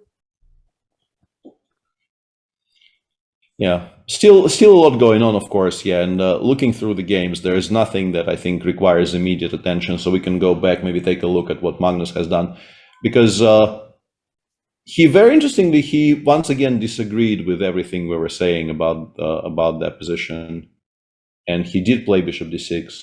No knight g7 for him, none of that silliness. Just play bishop d6 here, and Daniele chose not to play queen g4, which I think I dislike, specifically because queen g4, I think the point is not even f4, it's queen g3 maybe, like queen g4, g6. I'm not 100% sure I like f4. It's playable, but I'm not sure it's so great. But I think queen g3 is extremely annoying, as is often is in these types of positions, because you don't know exactly how to react to it. If you take, the endgame will definitely be a little bit worse, with like zero hopes of ever, playing for any kind of an advantage. You're just going to be slightly worse for the rest of the game, and maybe not even slightly. Sometimes it's actually quite unpleasant. And if you have to move the queen away, then white just goes knight f3, knight bg2. It's just very, very pleasant. h4, h5 becomes a possibility. So is there a good way to sacrifice the pawn on g7? Like maybe you go knight g7 or something, but yeah, something probably that's the move that that disturbed Daniela, because knowing also that you play against Magnus Carlsen, Magnus will definitely not give you any freedom. And queen g7, rook g8, queen takes h7. And something, I don't know, maybe e5 here. Yeah, exactly. I mean, maybe even not taking back the pawn immediately, just breaking in the center with e5 might look scary enough, not even to continue looking at it. Yeah, and what Magnus has right now, I think he's completely fine. But once again, I don't know how easy it will be for him to find ways to destabilize the position, because Daniele, I think, understanding that f6 followed by e5 is going to be a very topical plan here for black. He just goes knight e5 straight away, doesn't even wait for knight bg2, goes knight e5. Magnus took and played queen b6, and Daniele played queen b3. And of course, white would very much like to already have the knight on f3. Like the knight belongs on f3 and then d4, ideally for white. But it's going to come there quite quickly. So as black, what do you do here? Well, yeah, try to use the momentum, because as you said, if white stabilizes, then white will have a very, very comfortable, long-lasting age. So knowing Magnus, he will never let this happen. The big question is, can you ever somehow try to get d5, d4 in? Probably not, but still, it's certainly something. Yeah, I was also wondering exactly about that. Yeah, maybe even sort of immediately as a kind of a pawn sacrifice. But yeah, I don't know if we can include some rook moves, but then knight d2 is coming closer to some eventually jumping with the knight to d6 as well. Yeah, very, very, very complex. I think Magnus is quite happy because it's a kind of a position where these very small edges. In experience and understanding and just sort of general level of playing chess, they all come to the fore. But also, it's a very quiet position, a kind of a dry position in which it will be difficult for him to generate too many difficult questions. I think for Daniele, we'll see how this progresses. Another game also very important to look at the other games, also to understand that how much pressure Magnus will feel on himself, that he needs to do something or the match is going good and just stable plays is required. Yeah, it's always connected. We talked about that. Every player needs to pay attention to his team. It also applies to Magnus Carlsen. And we have also seen yesterday the video of it, that after Magnus won, there was so much celebration and so much happiness because also Hammer won at that point. One can really feel the great chemistry there in the team. Aryan Tari. Wow, I mean, I don't think he has a very classical setup, but also black is playing a very classical setup. Yeah, I mean, you can play a4 here, and I think if you can play a4 here and nothing bad happens to you in general in this structure, you should be fine, right? Yeah, I think, and then also it's very nice that black has a knight on d7. Everything is well covered. I don't know. Do you know that Luc van Wiel is the captain of the Italian team? I was not aware of that. No. Yeah, already for last couple of years he's working with them. They have a very interesting junior lineup. I mean, for example, Lorenzo Lodici and Francesco Sonis, they are also very, very young players. And the experienced Luc van Wiel, our good old friend, is the captain. So greetings, Luc. Yeah, King Luc himself going into coaching. But yeah, I think this is just very, very comfortable for Luca Maroni. You go a4, you probably kind of semi-force queen b2 because b takes a4 I don't really believe in. And after queen b2, I don't know, you can take and play pretty much anything because the weakness on b3, once you've created the weakness on b3, your hanging pawns are never going to be exploited properly. So yeah, looks like Luca is completely fine. I think Norway has a very decent position on board 3. At least that would be my impression. I very much like what Jon Ludvig Hammer got here against Lorenzo Lodici.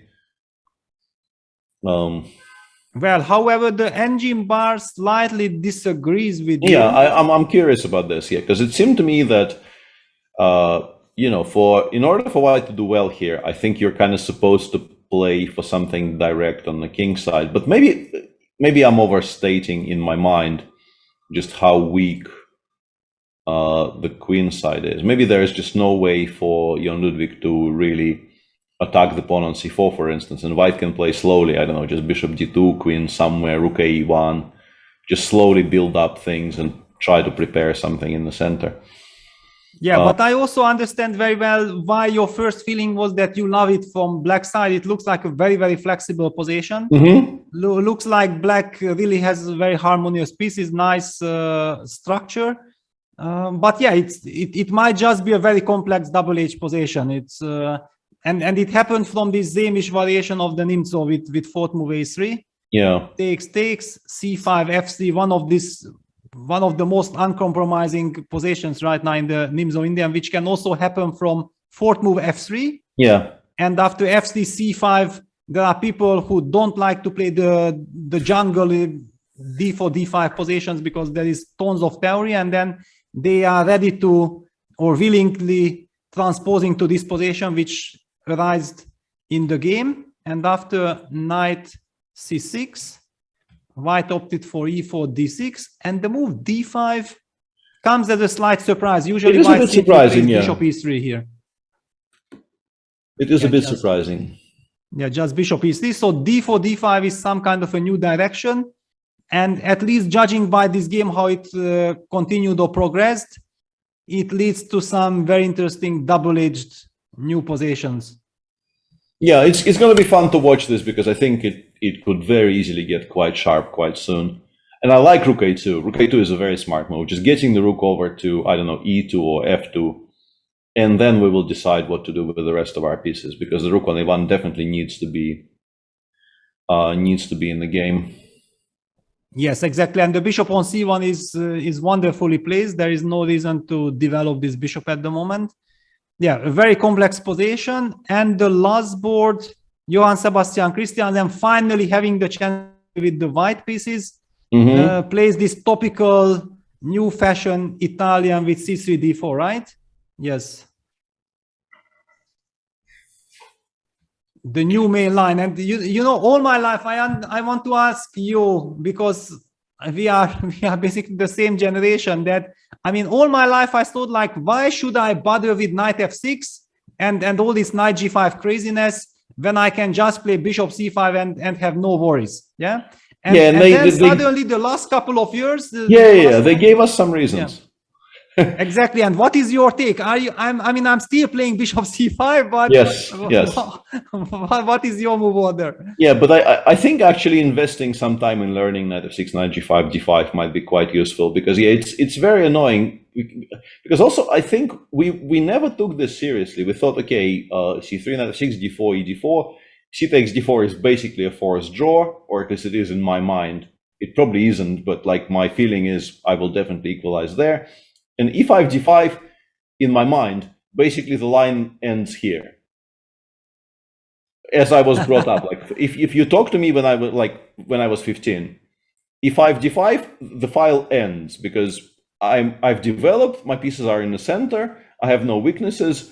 Why do I have to even look at this? I'm completely fine. Like, there's no way for me to be worried about this. And this has become this huge position with plenty of theory, and, you know, very strong players defending it from the white side, and like Wesley beating Magnus, I think, in one of these lines. And I think it features very prominently in the Wesley chessable course about 1e4. So it's a very serious line now, yeah. Yeah, exactly. I mean, to me also, what I remember about it, that I thought, like, okay, white is the one who has to be careful to maintain equality. So why should I analyze this? Yeah, exactly. Yeah, I would start thinking I'm better here, but I'm definitely not, as I now realize. Like, black is definitely not better here.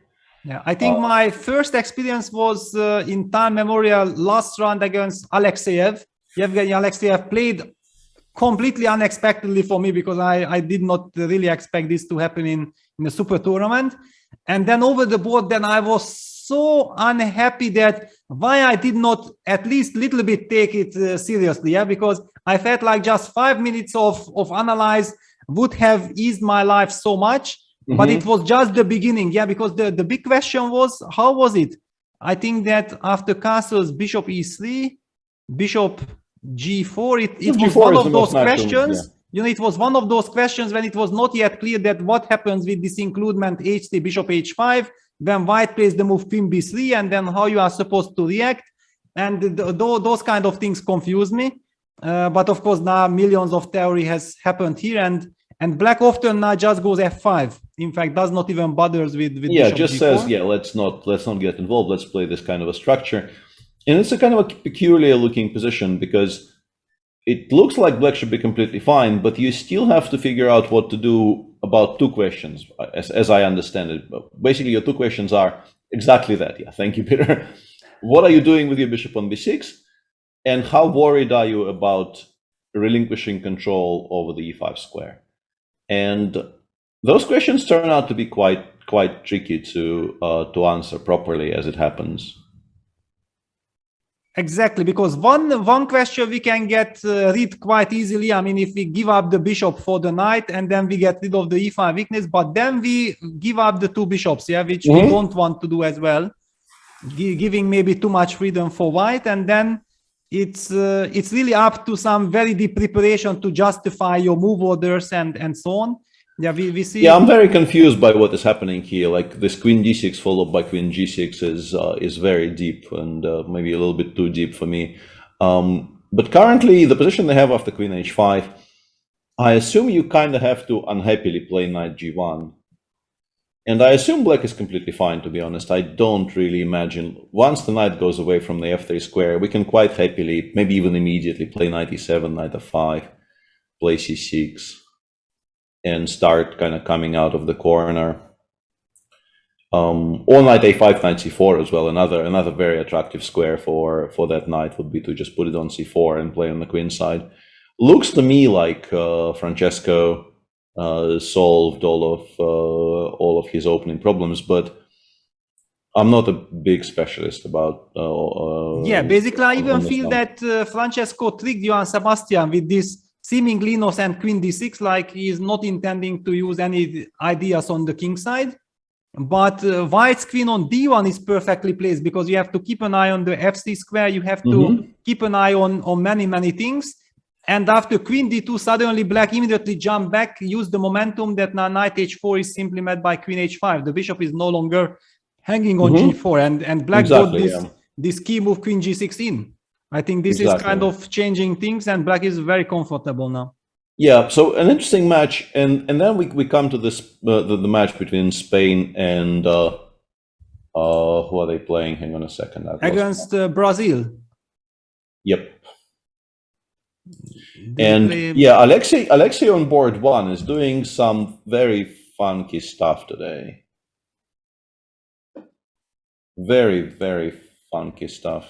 I have never seen this before, and I'm not sure I want to see it from my side. I was very confused, because Alexei is like, I would very much, hesitate to criticize Alexei's treatment of any Sicilian, because he has fantastic pedigree playing the Sicilian with both colors. But I really don't understand what he's aiming for here. It seems very confusing to me. And we're also being informed that Lanier has already drawn his game in the US match. But let's stay here for a second. What do we think about this?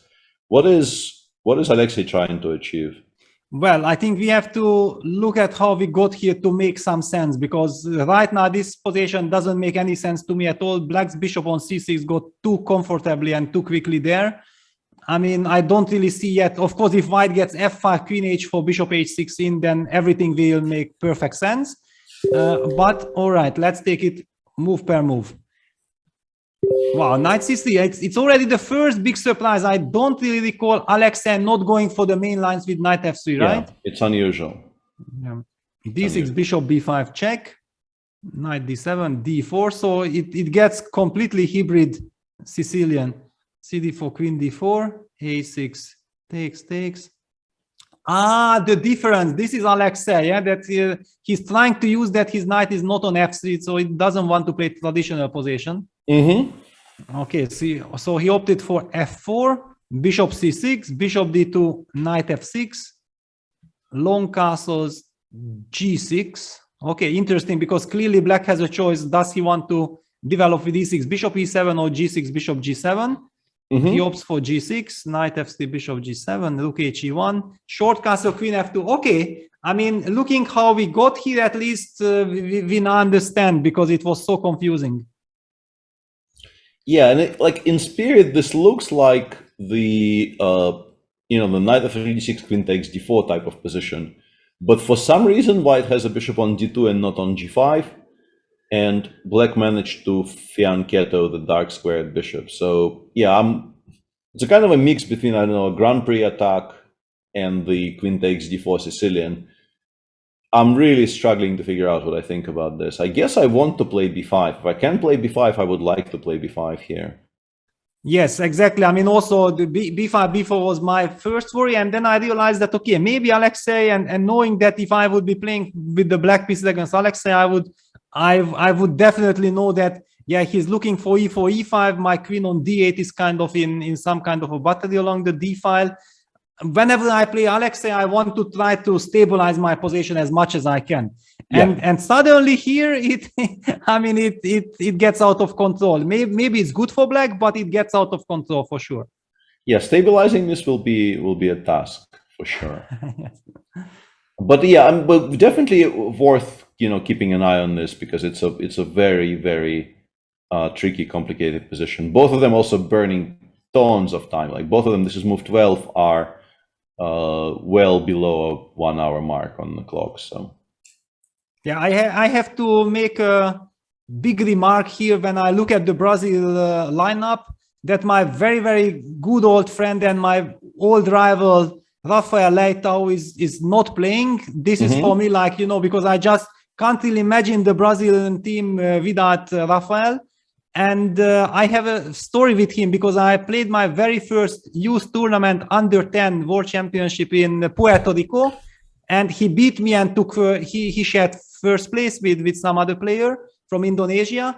And also when we played under 12 World Championship, he shared second place with me, and on tiebreak he beat. I mean, his progressive system was better. So he became the world champion. So for me, like Rafael, first of all, he was such a nice guy, so I never looked at him like a rival. And now not seeing him in the team is, but I know that he's coaching, and he's also very, very successful on the internet with some projects. So probably that explains. But yeah, suddenly not seeing him, it's kind of surprising for me. He's a very serious 2600 plus player, even if he's just coaching. And I have seen some of his work. It's really high quality. I mean, greetings to Brazil, to Rafael from me. Yeah, I've played a bit against him, but not nearly as much as you have. But yeah, he's always impressed me as somebody who had a very good approach to the game. And also, I think he was a kind of very interesting all-round person. I think at one point we had this conversation with him where he was thinking about sort of changing his life quite dramatically, learning a foreign language and kind of moving away from chess and going into some sort of a business venture, which sounded, very ambitious. And in those years, people, like, he was, I think, definitely above 2600 at the time. And it was very, very unusual for me, as somebody who has never done anything apart from chess related stuff, to see, a very accomplished, very strong player, very seriously considering moving his life kind of quite sharply away from chess and considering some other things as well. There's also a very interesting clash today between Germany and Austria, two teams which I think know each other really, really well. And apparently there are some very interesting positions in that matchup as well. Yeah, let's take a look. Yeah, basically Markus Rager, who hasn't been Yeah, playing this the is- first two games. Yeah, this is the one that people were asking for quite some time. Well, whoa, I can see why. I can see why people wanted to see this. Yeah, this is a very, very sharp line. I also happen to know some things about it because, yeah, it's a very sharp line and a very topical one. Yeah, because it's the advanced Caro-Kann. However, a completely different advanced Caro-Kann than what we are used to playing. Yeah, we have been playing with Peter, I think, Knight FC, Bishop E2 for a very long time. Then also another new modern fashionable move order with Knight D2. But this is the line with H4, which I personally have never played with white. What is your experience? I think I have maybe one game of this with the white pieces, maybe two. But yeah, I haven't really played very much H4 at all. Yeah, H4, H5, Bishop D3 takes, E6, Bishop G5.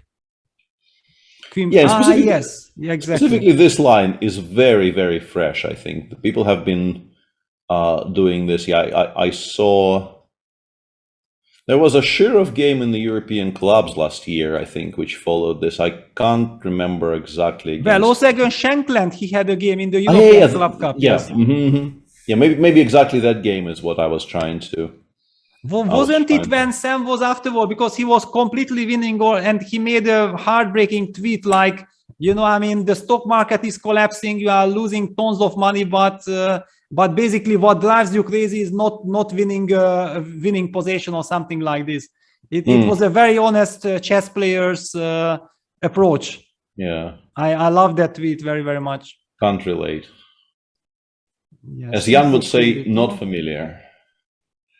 Rook D1, Knight C6. Yeah, so basically white sacrifices the pawn, but he hopes on some very quick development. I believe that it was Morozevich who was one of the pioneers of this line back in the early years. Knight E2, Knight B4, Queen F3, Knight C2 check, King F1, Knight takes D4, takes, Queen B3.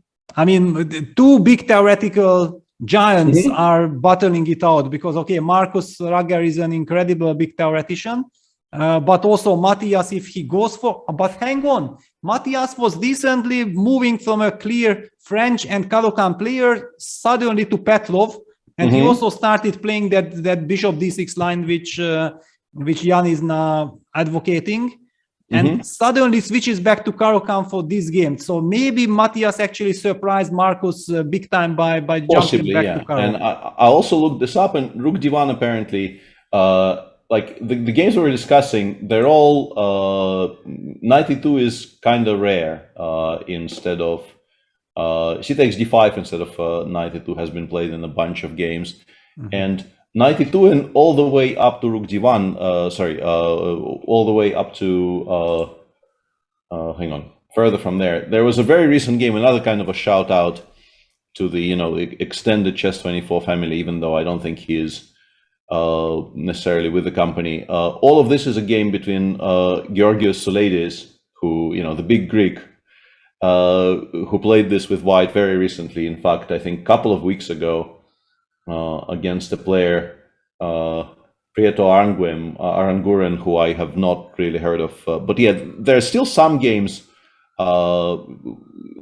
which kind of predate this clash between Rager and Bluebaum, but none of the sort of really high-profile players have played this. And a particularly striking move will be one move after, like here, Queen before Queen takes A7, and here Matthias plays Rook H6.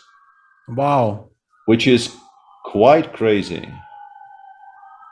But I'm loving it at first sight, yeah, because basically white's compensation and white's play is based on this incredibly powerful bishop on G5, and you never really want to trade on G5 because then white's rook will be very active, yeah, and you feel like you are lacking development.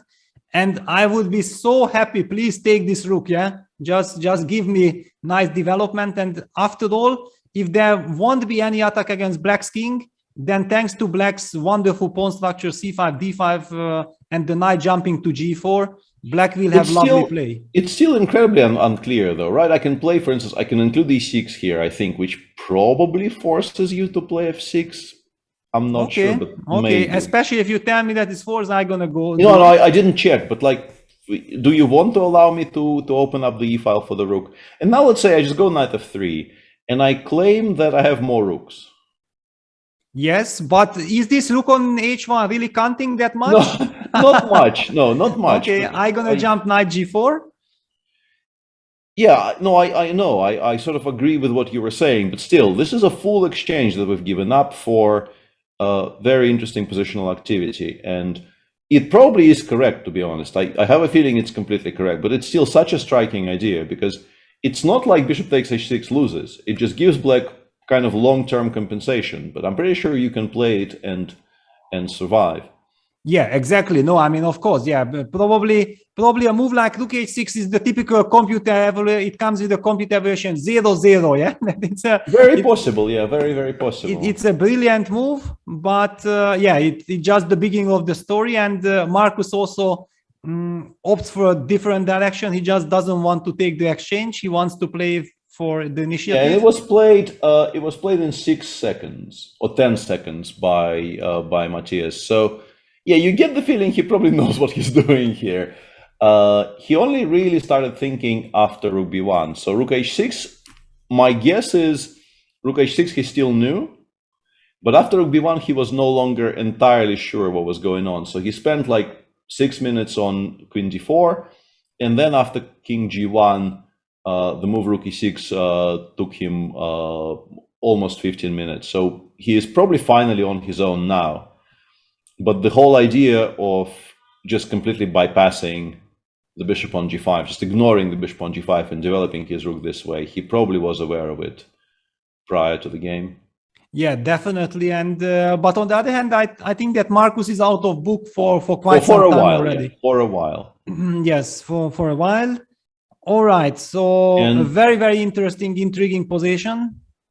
And maybe we should probably tell the viewers that we could potentially, we don't know exactly when and how it will happen, but we might have some guests today, and the guests might have some inside scoops on this game, which is going to be very tasty because, yeah, the Bundestrainer might show up today and regale us with stories of preparing the Caro-Kann for Matthias Blühbaum. Yeah, that will be super exciting and a lot of fun. While we are waiting for Jan to join us, let's take a very quick look at the other games. Rasmus won a Valentin Dragnev, a very fashionable line in the Catalan. White is trying to squeeze out something. There is not so much material left, but black's knight on b8 is kind of stuck. Yeah, there is some danger. I mean, there is some danger. There was a recent Jan game in this line, right? He was playing this against Timur. Exactly. Yeah. In the candidates, right? But and also Jan used to play this b5 line against Magnus Carlsen in the World Championship match with black. Yeah, absolutely. But I think against Timur, he just basically at this point in the tournament, he didn't really need anything. So he was quite okay with like asking one small question somewhere. And if that question gets answered sort of correctly, he's okay with just making a draw. But Rasmus, I think today is probably doing it in a slightly more... well, no, actually, Rasmus is playing exactly the same idea, bishop e3, so it got the attention of the players, yeah? Probably, yeah. I mean, it was this one little tiny bishop f4 back to e3 move. Asking a question, because according to computer, every move is fine for black. But please make a move over the board. And yes, still, yeah, please choose something. Yeah. Yes, and sure. I think that the move that Timur chose, it was Queen A5. It's not a move that computers like, but it also kind of shows that it's very difficult to cover every single position. Yeah. What did black choose here? Black anyway opted for Queen A5 and gets punished. Yeah, probably gets punished by believing that Timur, usually I think from 10 times, 9 times you can follow Timur, but exactly here, Queen A5 is some kind of a slightly dubious move. And yeah, white opts for knight D5 because Jan, what did Jan do? Did he play bishop D2 or? I can't remember exactly. Yeah, I think maybe he took, but then because I remember that he mixed up. Actually, yeah, he mixed up. something Yeah. up. Yeah. Yeah, he also mixed up. So both players mixed up, but okay, as you said, yeah, the tournament situation was already very good. Also, we weren't sure if Teemu will repeat this line at all, or will play this line, because it's also Jan's territory kind of from black side. Yeah, so there were lot of psychological moments prior to this game. Bishop g5, takes. Yeah, double attack now on h7 and on c4, so black has to play knight f6, knight e4, queen e5 takes, and rook d1. All right, I mean, typical Rasmus position. There is some danger. I see some ideas like e3, rook d4, for example, targeting the c4 pawn with the rook, and also maybe eventually creating some threats on the fourth rank, but that's not really the case, because then black can play f6, f5. Yeah, definitely. I think if this knight wasn't on b8, if it was on some kind of a normal square, you don't really have anything at all. But because it's not so easy to develop it without really perhaps allowing something for white, and you're definitely behind in development, and you still have to play a bit precisely, there's a bit of pull, but I suspect it's manageable if you play well. But you still, of course, you still have to play well. People are also telling us, we haven't really finished looking at this match, but the positions on the other boards, they kind of look normal. Whereas Shahriar Mamidyarov, who I think maybe is playing his first game of the Olympiad, is apparently completely winning already by move 15-ish. This has gone badly wrong for Fernando Peralta. This really has not gone well at all. Yeah, because here this white pawn should not be on a6, not at all. It should be on a3, and then we would say that black has everything under control, because black's bishop comes to a6, pawn on c4 will be vulnerable. Wow, yeah, this is how did we get here? I mean, it was some kind of a really strange move order. Yeah, it wasn't exactly a Nimzo. It was this sort of Nimzo adjacent territory. Okay, yeah, that's why it's different. Yeah. First off, like if you play a4 here, I would be extremely tempted with with black to play knight c6. I don't know why we're not playing knight c6 here. Yeah, would be the very first reaction. Yeah, just put it on a5. Don't really allow white to play a5. I don't really see why we're doing that. But maybe knight c6 then queen g4, is that a move? It is, but I don't know if I'm so worried about it. Yeah. I mean, I'm much more worried of a5 than any queen g4. Yeah, definitely.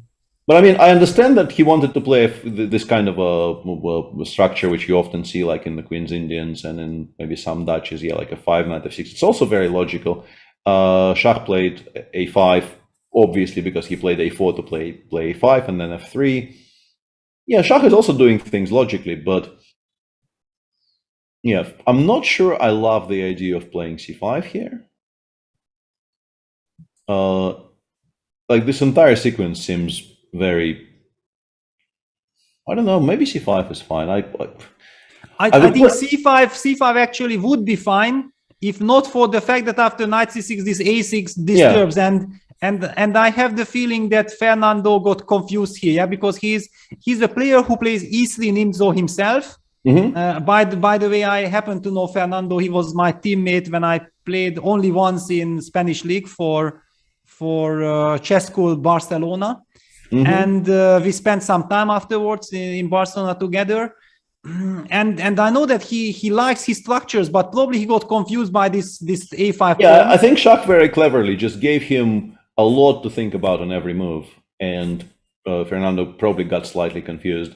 But even here, let's say, okay, a6, bishop c8, castles. This looks like white achieved something, but it doesn't look horrific. I mean, I would play something like d6 maybe, and try to play d6 and then maybe e6, e5, and get some control in the center and include some pieces in the game. And instead, somehow, he chose to play knight h5. Already knight h5 looks kind of weird to me, allowing e3, e4. And then f5, f4 just does not look right at all. Because now after e5, your entire position is kind of cut in half, and you are kind of getting steamrolled in the center, and also potentially eventually getting mated on the king side. I really don't like what he's done to his position here.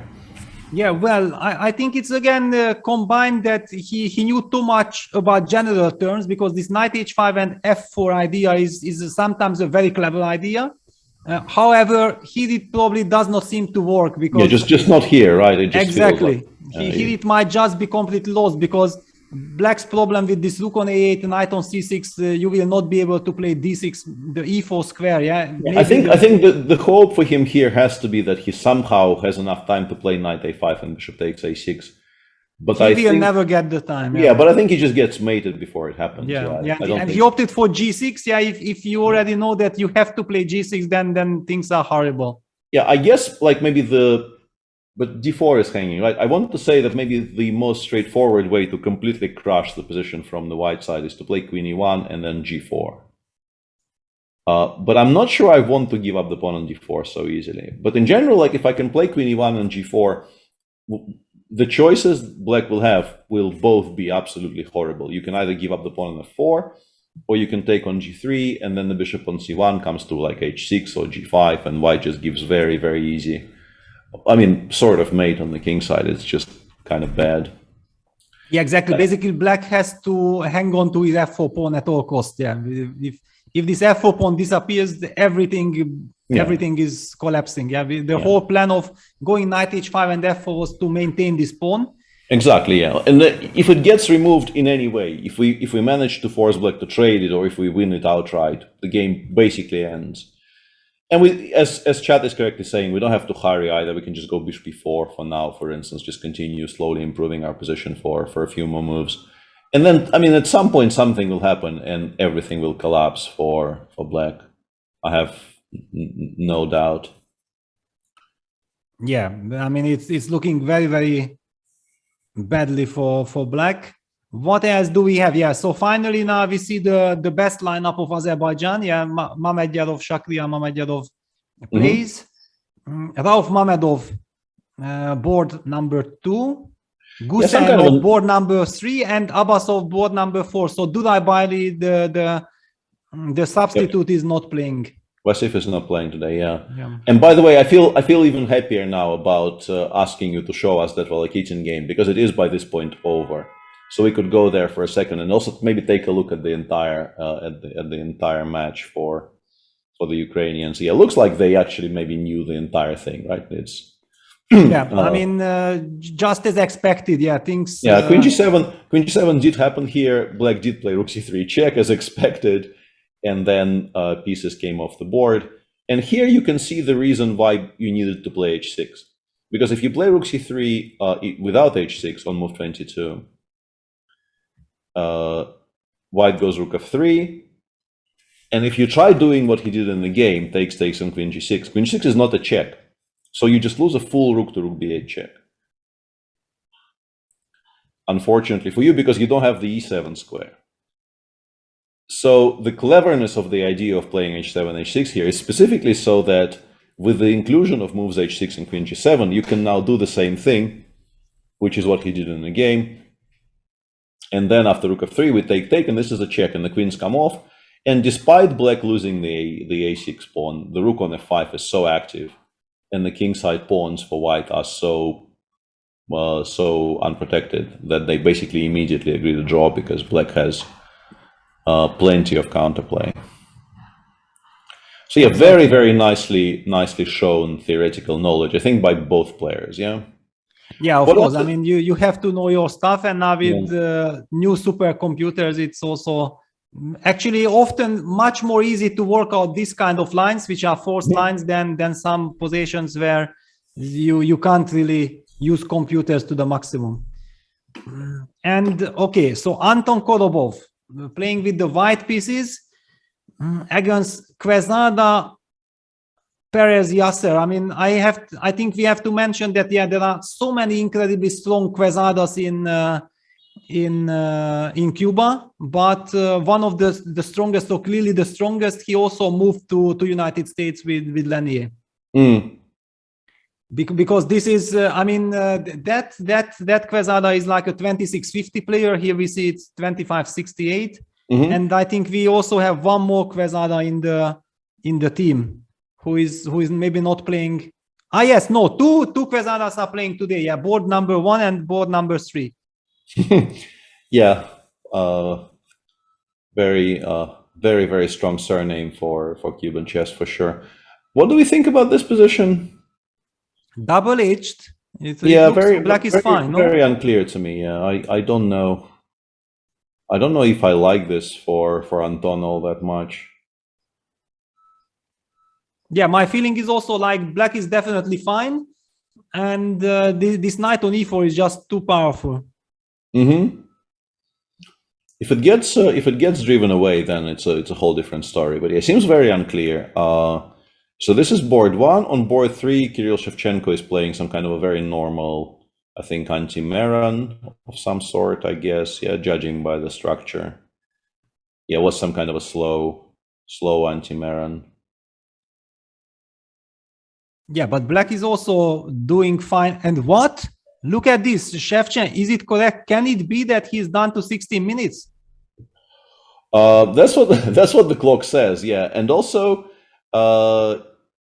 seemingly something bad is about to happen on the king side, judging by what the machine is saying.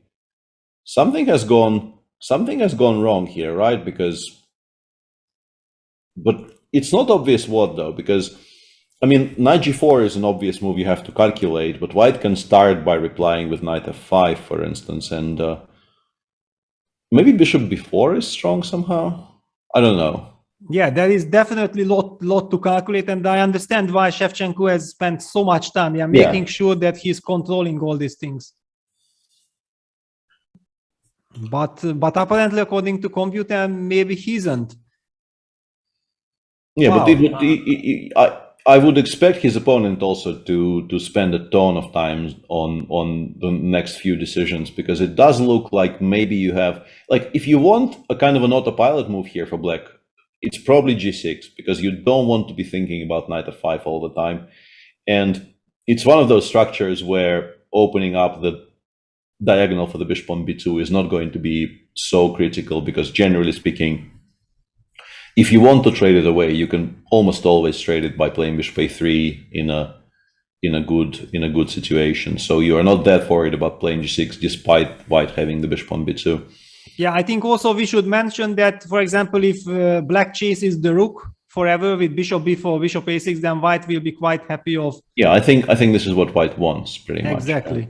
The rook lands on c2, and it's also very nice to trade some pieces, because then black will have some holes in his possession. So yeah, black definitely wants to keep all the pieces on the board. We see that black has a lot of activity. Oops, pardon me.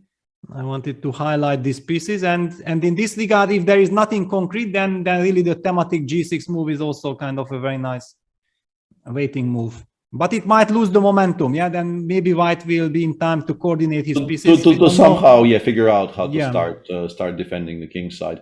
And on board 4, very interesting for me that this is the position. Not because it's such a unusual position. It's quite normal actually for the d3 bishop c5 anti-Berlins.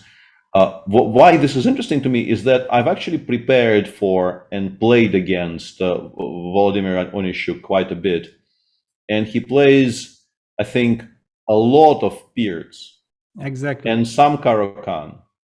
And my game against him, let's say in the Grand Swiss last year, was a very sharp Caro. And today he's just playing the Berlin, or at least attempting to play the Berlin. His opponent didn't let him.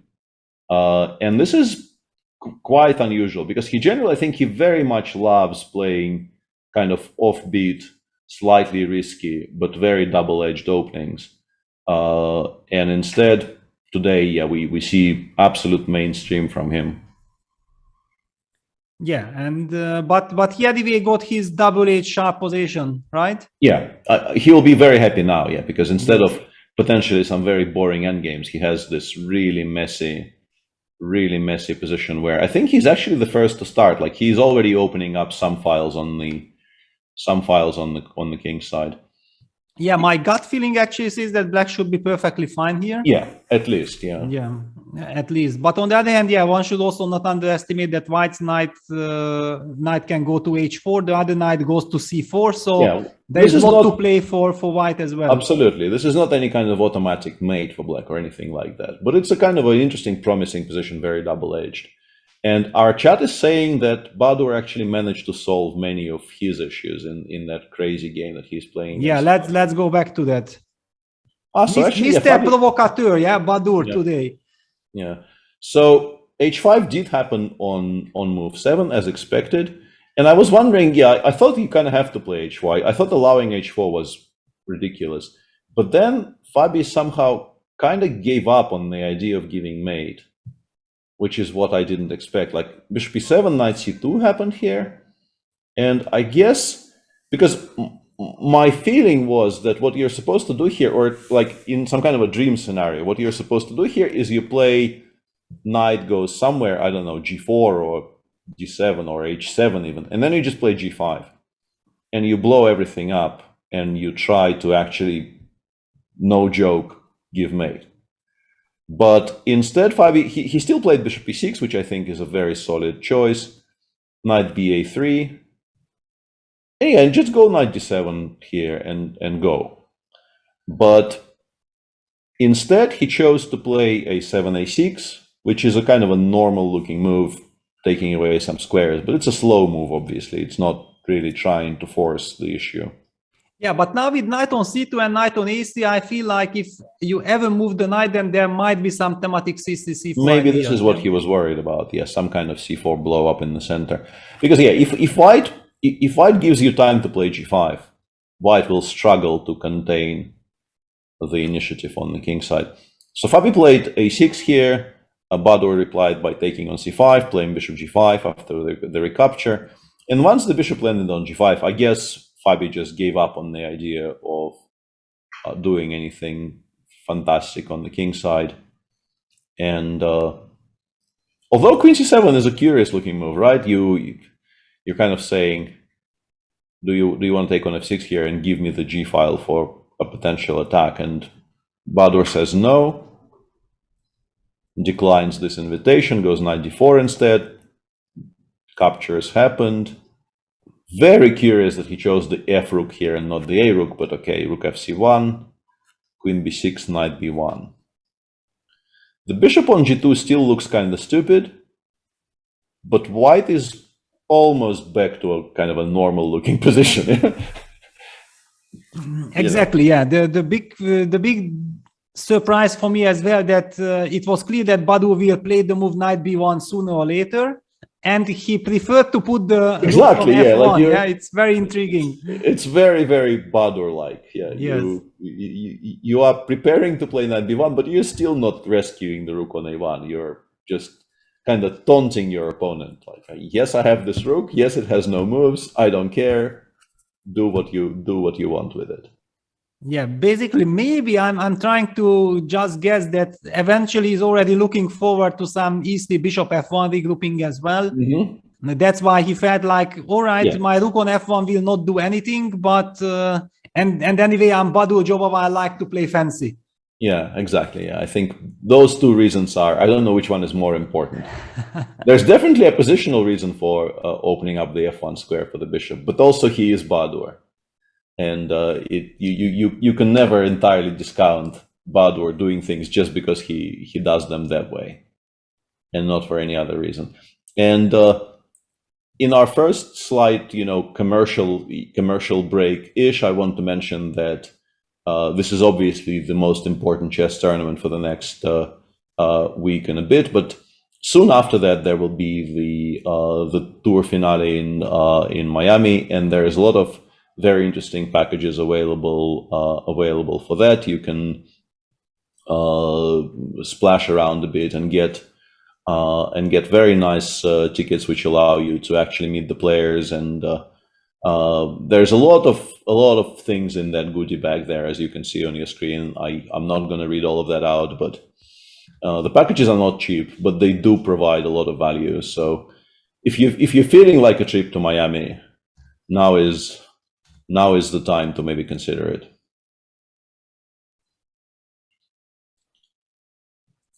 And we're back with the overview of the playing hall. And this is the US match with Fabi clearly recognizable by his absolutely fabulous hair there on board one, thinking, where's Dodgy the force ball border to read it all out? Yeah, he's not here. Yeah, and what about Levon's game? Yeah, because it started with this intriguing opening. How did Levon then handle the situation? We didn't have a chance to look at Queen D4, so finally opted for Queen C3. Rook D8, yeah, no. I'm not liking the move Rook D8 exactly because you are playing against Levon Aronyan. I mean, you should not give him any freedom. I believe that Anish's move with Queen D6, maintaining some pressure is the more practical way against Levon. Objectively, I don't know, but I just don't want to give a slightly better endgame to Levon, to be honest. Absolutely, yeah. And if we just fast forward to what they have on the board right now, yeah, I think Levon is very much enjoying this, even though it might not be very much objectively. I don't think his position is winning or anything like that, but it's a very pleasant position, and it's also exactly as Peter is saying. It's exactly the kind of a position that Levon very much likes to play, where a small edge, some positional ideas to push, like you can provoke some maybe structure changes, you can invite some trades which will benefit you more than your opponent, and so on. And he is very, very good at those small things. In the meantime, as I mentioned, Linier has already drawn his game against Levan Pansulaya. There was some very, very sharp kind of an explosion of calculation, which ended with this repetition. Basically, Rook C6, Bishop E7, Rook C7, Bishop D6 here goes on forever, and they, I guess, called for the arbiter, and the arbiter allowed them to make a draw, and yeah, hang on just a second, because how did we? Yeah, it seemingly was like a big strategical battle, and yes, okay, maybe you can take it. Yeah, I'll take over from here. Yeah, it seems like exactly. The point of this setup from White is you are trying to put pressure against the C5 pawn, and this is what he was doing here with knight E1, knight D3. This is also exactly the reason why the pawn is not actually being pushed to D3 in these types of lines with B3 and Bishop B2, Rook C1, because you want to use the D3 square to put additional pressure against that pawn. Linier played B6, and now, as I mentioned, suddenly there is this bout of calculation. B4 seems very interesting, but knight takes B4. Of course, White is completely uninterested in playing a position like this, which I think is strategically more or less completely lost for White, with the bishop coming to B7, and then I seem to be saying those words a lot today, but you just kind of get mated on the king side because this bishop is completely unopposed. So knight takes B4 instead, C takes B4, bishop A8, B takes C3. Once again, it just loses material. So you go knight B5, Queen B5, Rook C7. And for a moment, it looks like White has achieved a lot here, because this is hanging, but Bishop D6 works. Because if you take on G7, I guess Black takes, Bishop takes A8, and the material balance has been restored. But the position after Bishop G4, which probably, because of the threats to the E2 pawn, forces you to play Bishop F3, and then let's say takes, and Queen D3, I am very comfortably just preferring Black here. So, understandably, Levan Pansulaya chose to play Rook C6, Rook C7 here, and the game ended in a draw. And on board 4 of that match, yeah, it seems like the position we were kind of admiring for Sam Shankland has gone a little bit downhill. I don't know if it's already kind of a big problem for him or still manageable, but it's definitely. I was mentioning the fact that some kind of an expansion in the center is something that Black very badly wants in these types of structures.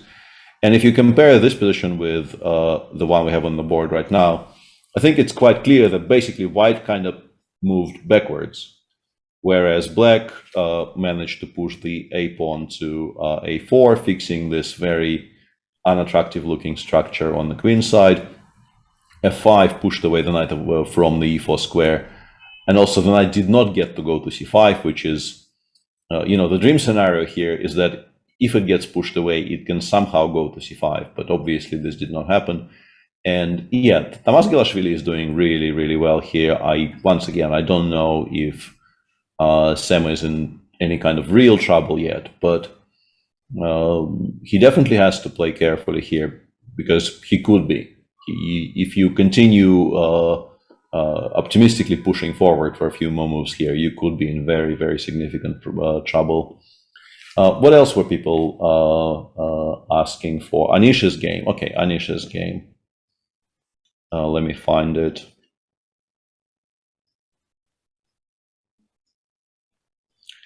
In the meantime, the Shirov game continues to be very, very weird. I don't know what to think about the Sicilian, but we'll get to it. I'm pretty sure there will be a very interesting time trouble in this game, so this is when it will be the time to watch it. There is this Catalan in the game between Santos Latasa and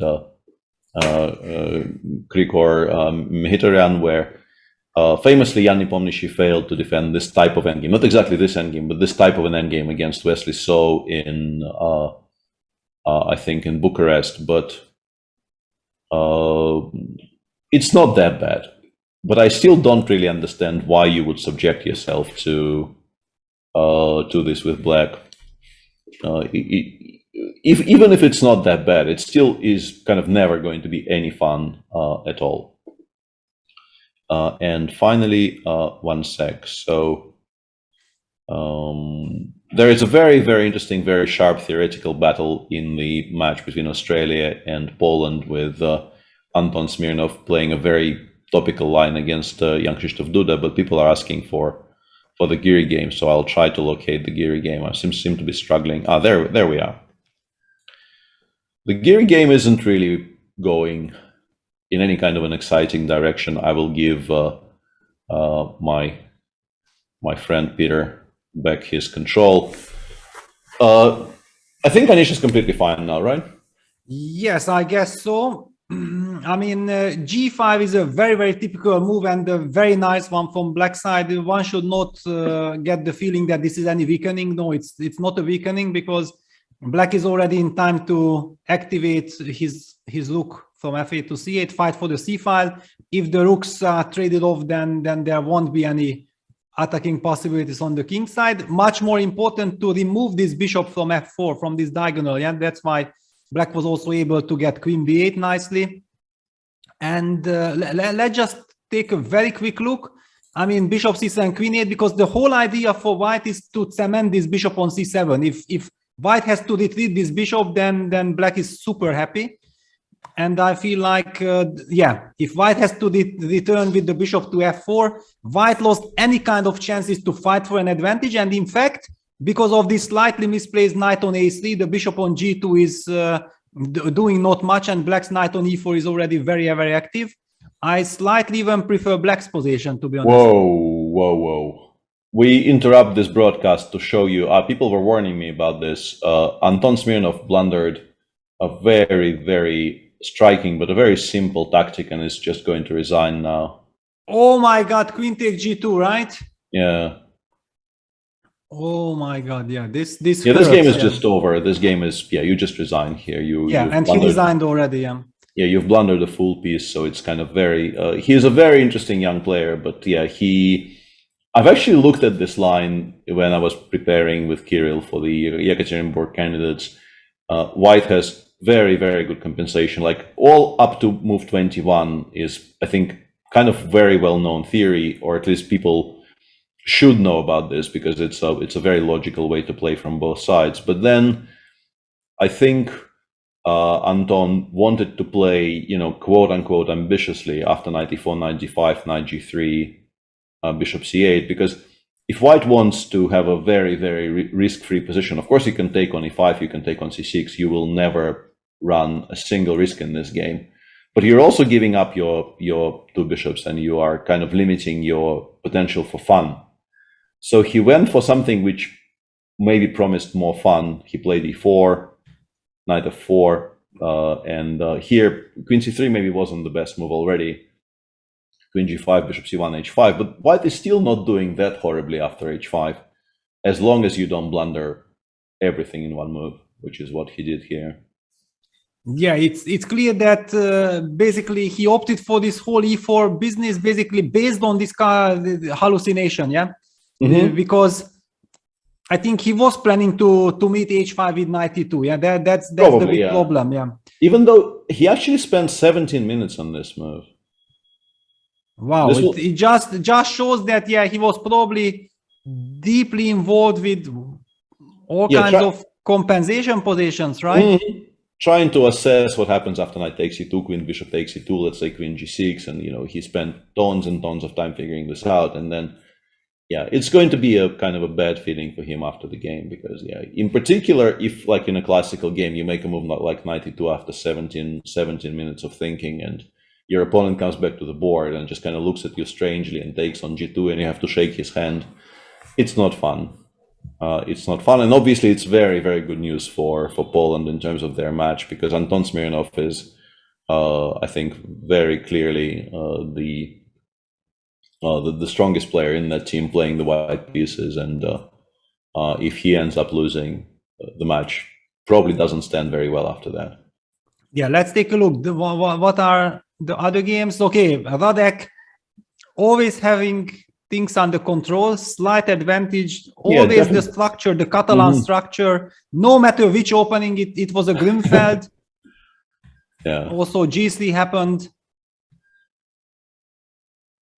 That's a very, very interesting move order. I don't think I've seen this before.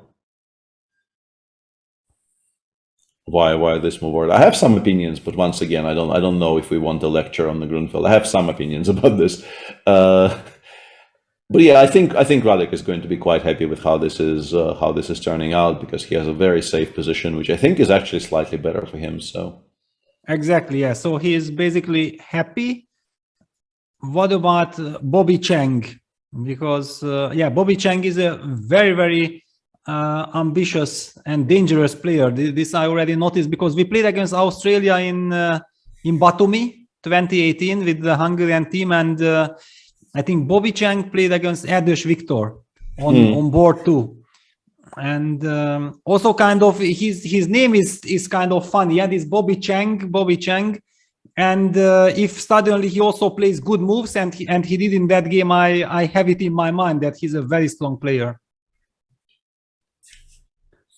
It's well, basically this is maybe the chance where Australia has a chance to bounce back, because Radek is putting pressure. Go ahead. Yeah, I wanted to agree with you that this is he took on f8. If he takes on f8, I want to kind of take back what I was going to say, because it probably is the right decision, but it's going to be much harder to create, No, but I disagree. Hang on, because the knight d2 move comes, no? Putting pressure on b7 pawn, then some knight b3, knight d4. I mean, this is Kramnik-like position. Yeah, maybe you're right, yeah. I mean, I understood immediately what you wanted to say, that, he basically needs to play for a win. And then maybe it would be very, very logical to keep the queens, but maybe it's a very smart choice, playing according to the position rather than the match situation, because how many times it happened also that we felt like we need to bounce back, and then we are not playing the objectively eventually best moves. Yeah. So if Bobby, for example, thinks that queen takes f8 is the right move, then maybe it's a very clever choice. Yeah, I think just playing objectively is pretty much always going to be a good choice, even in team competitions, because it's just, trying to make the best moves is almost always the way to go. And that queen takes g2 blunder kind of derailed us a little bit, because we were about to continue discussing the Netherlands, and the Anish position is fine, but there's a really crazy position there on board too. I think it's below. Yeah, I think they're playing. The Jordan's game against Eric Blomqvist is quite crazy. But looking very, very promising for white, right? Yeah, because of that pawn on h6, I think mainly the the alpha zero pawn on h6 is always a very good sign for you in these types of positions, because the king on g8 is never going to be completely safe. I'm still, if I had this position with black, I wouldn't be sure I'm completely lost or anything, because with the bishop on g4, we just came there taking a pawn on g4. We now have solidified our setup. The knight on d7, yes, it's pinned, but it will be supported by the bishop on f5. I guess it comes to f5 quite soon. And we probably get to unpin ourselves by playing, I don't know, rook e8 or something like that. And then maybe we can start dreaming of coming out of the corner. But I think the combination of how weak the king on g8 is, and also, even though there are queens on the board, I would actually, more than trying to deliver some kind of mate on the king side, I would combine the weakness of the king with just the idea of playing like a4, a5, a6, a7. Exactly. And then black will have to fight on two fronts, because the a pawn is going to be difficult to contain effectively. And you also cannot really relinquish control over the king side, because the king on g8 will continue being a problem for the rest of the game. So yeah, it's nice for white, but it's not the kind of an advantage which is, impossible to spoil. But yeah, it's definitely very nice for Jordan. Yeah, and also I'm very happy, and I think his lesson from yesterday was that let me play e4. I mean Jordan is an e4 player. I mean, come on, stop fooling around, go e4 and try to crush your opponents. That's where you are the best. I mean, Jordan is a very energetic player. He's also super prepared. Yeah, he has so many ideas. He is not by any accident Magnus included him in his team, right? Mm-hmm. I mean, he's already very famous for all this opening work.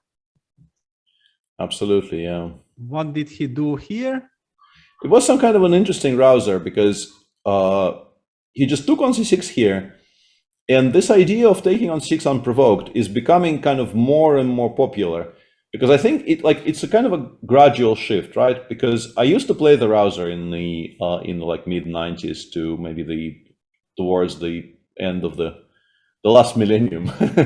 And when I just started playing that opening, this was like, we considered it to be completely ridiculous. And then I think the first kind of a red alert was people realized that if you castle instead of knight takes c6 here,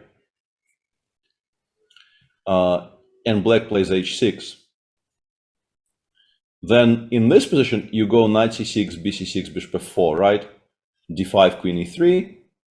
And despite black having seemingly this very beautiful pawn center, it turns out that structurally the bishop on c8 is very stupid.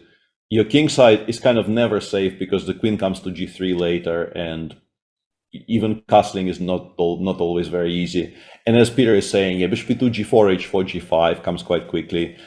And there was definitely, I think, a realization that this classical move order of playing a6 and h6 might just be bad, or at least very, very risky, because this exists. So people started playing bishop d7 to avoid it. And now, apparently, judging by what Jordan is doing today, maybe you're supposed to play bishop d7 even earlier or something. I don't know, because he took even here, which is he took here. Yeah, this is kind of a surprising move. Yeah, I don't think I've seen very much of this before, but it's a continuation of the same idea. You're just saying that bc followed by d5, it looks beautiful, but it doesn't do very much, and I can just play my usual kingside stuff and pretty much ignore the fact that d5 gets played. Yeah, all kinds of these knight h6 are very, very topical, because even if you play bishop d7, there is the new way of playing knight h6 even against that one. Yeah, this is actually the Shankland game today. Yeah, this is what happened in Sam's game. Yes, so yeah. Yes. In a lot of positions where I think when I was learning the Richter rouser, it would be completely unthinkable to take on c6 without being somehow invited to. Now people are very, very seriously considering doing it pretty much on every move. But about the current position, yeah, I think Jordan is doing well, but the question is sort of how well, and it's not going to be an automatic conversion for him. And also, yeah, how we got here. Bishop takes a6 is a very, very cute move. Yeah, very, very interesting. Bishop takes a6, knight takes d5, sacrifice, but sensing the power of the h6 pawn, yeah, and this c6 square for the queen, yeah. So very nice idea. After queen f8, we go queen c3, creating a kind of a telegraphed threat of knight e7 check and then queen g7 mate. Pretty much forcing black to play f6, I would guess, because it's needs to be hard stopped. And then you go knight c7. This is the tactical justification, and you win back some material. And this is how we got to where we are right now. And yeah, he goes rook g1 here, actually forcing black to put the bishop on the square that I thought was the best. But I guess he just wants to go rook g1, and he wants the bishop to no longer control the g1 square. Otherwise, I don't really understand why we are forcing bishop f5. Yeah, exactly. I'm also pretty sure that he wants to use. Wow, queen f8 played, trying to use the momentum that you still can't protect it with rook gd1 or rook hd1. Yeah, I would be very worried about allowing queen c4 check and pushing my king even further into the corner. But I guess, I mean, if you manage to somehow take away the pawn on h6 as black, your position improves dramatically because your king becomes much, much more safe. But I don't know. It's very concrete. I would need to calculate here in order to have a proper opinion. I mean, we do have the evaluation bar running that helps us a little bit to navigate, and it shows like if black's position improved with this queen f8 inclusion, yeah, that this rook g1 queen f8, because before computer gave quite a harsh evaluation for black, and now it just gives some small advantage for white. But it's also such a complex position, and the engine that we are so-called using for the evaluation bar, it's not a super engine, so I'm not sure how relevant that is. Yeah, we can leave this be for a second. There's plenty of stuff going on elsewhere. In general, how is the Dutch match going on? So let's just make a very quick roundup of this match. Yeah, so Grandilius against Anish Giri, I would say it's very, very close to equal, and it should be kind of drawish. Yeah, I think black is completely fine, but I don't think Niels has done enough to be worse.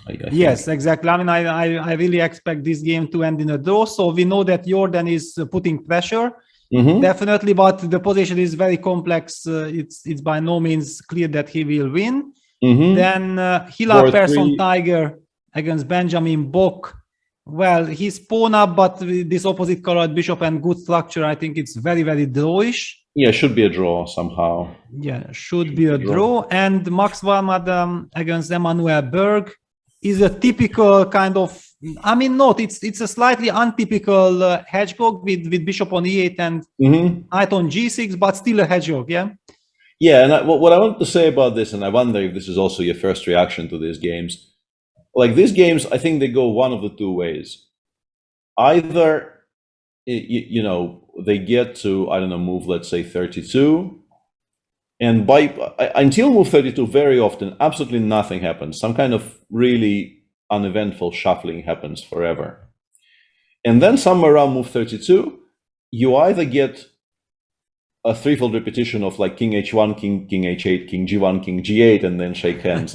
Or they, by move 30, they can actually offer draws. So maybe it gets like a draw gets offered and accepted. Or alternatively, somewhere around move 30, because both of them like have 10 minutes for 10 moves with a position with 30 pieces on the board, somebody suddenly decides to change the course of the game completely, and it becomes an absolute madhouse. And then like it's anybody's guess how it comes out, because time trouble, intense calculation, somebody might blunder, somebody might not blunder, who knows.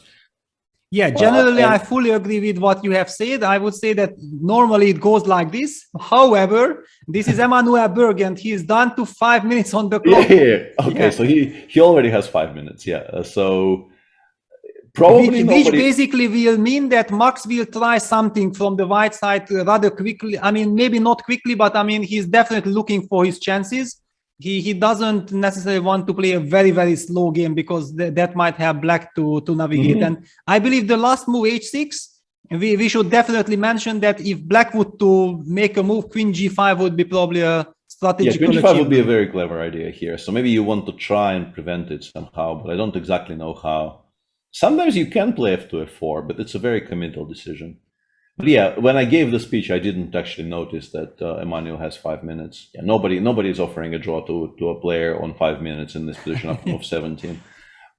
Yeah, but I mean, you were explaining generally what could usually happen, and that's what I told you, that I fully agree that generally that's what happens. Yeah. But every time there is some specific here. That's why we love chess so much. Yeah, that it looks like, you know, millions of games are being played daily, and still always something new happens. Yeah, absolutely. Yeah. So okay, I mean, it just shows that basically Jordan is the one who needs to score for the Dutch team. Otherwise, everything else is more or less under control, and it just gives us the feeling that how hard fought these matches are. Yeah, because the tension is growing, and you can also never be exactly sure of what will happen in time trouble. Yeah, how the time trouble will end.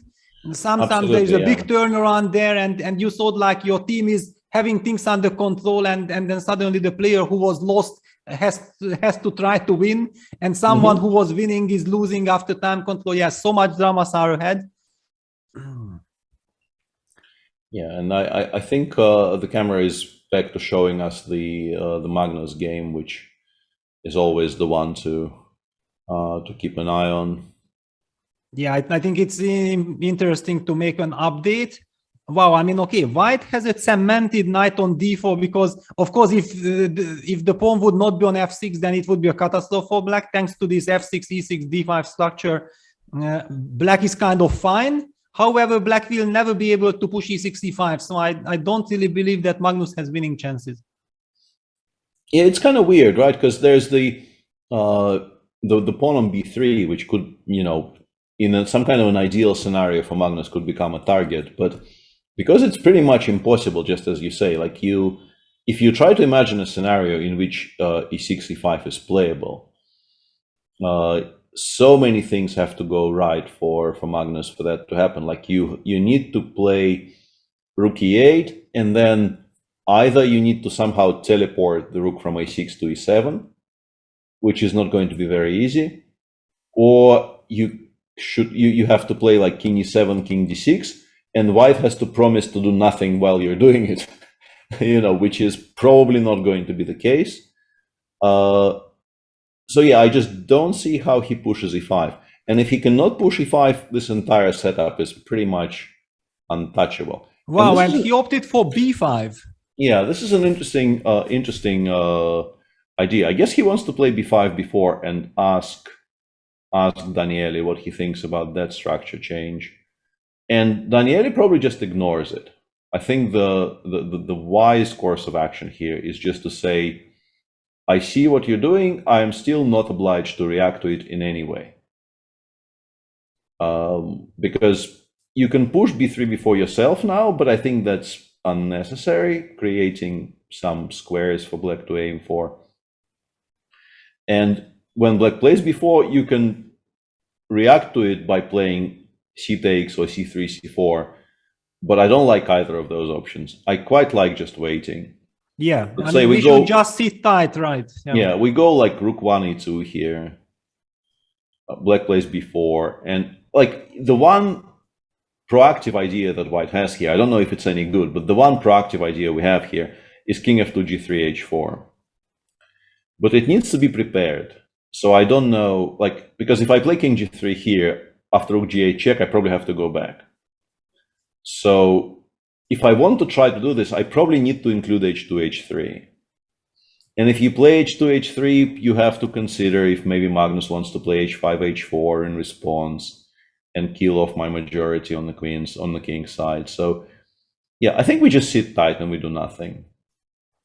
Yeah, the big question is how ambitious is Daniele? Yeah, because how do you evaluate it over the board? You see, like you have a good knight on d4 against this bishop on d7. This gives you some hope. On the other hand, yeah, thanks to this good pawn structure, actually, it's not like a bad bishop versus good knight.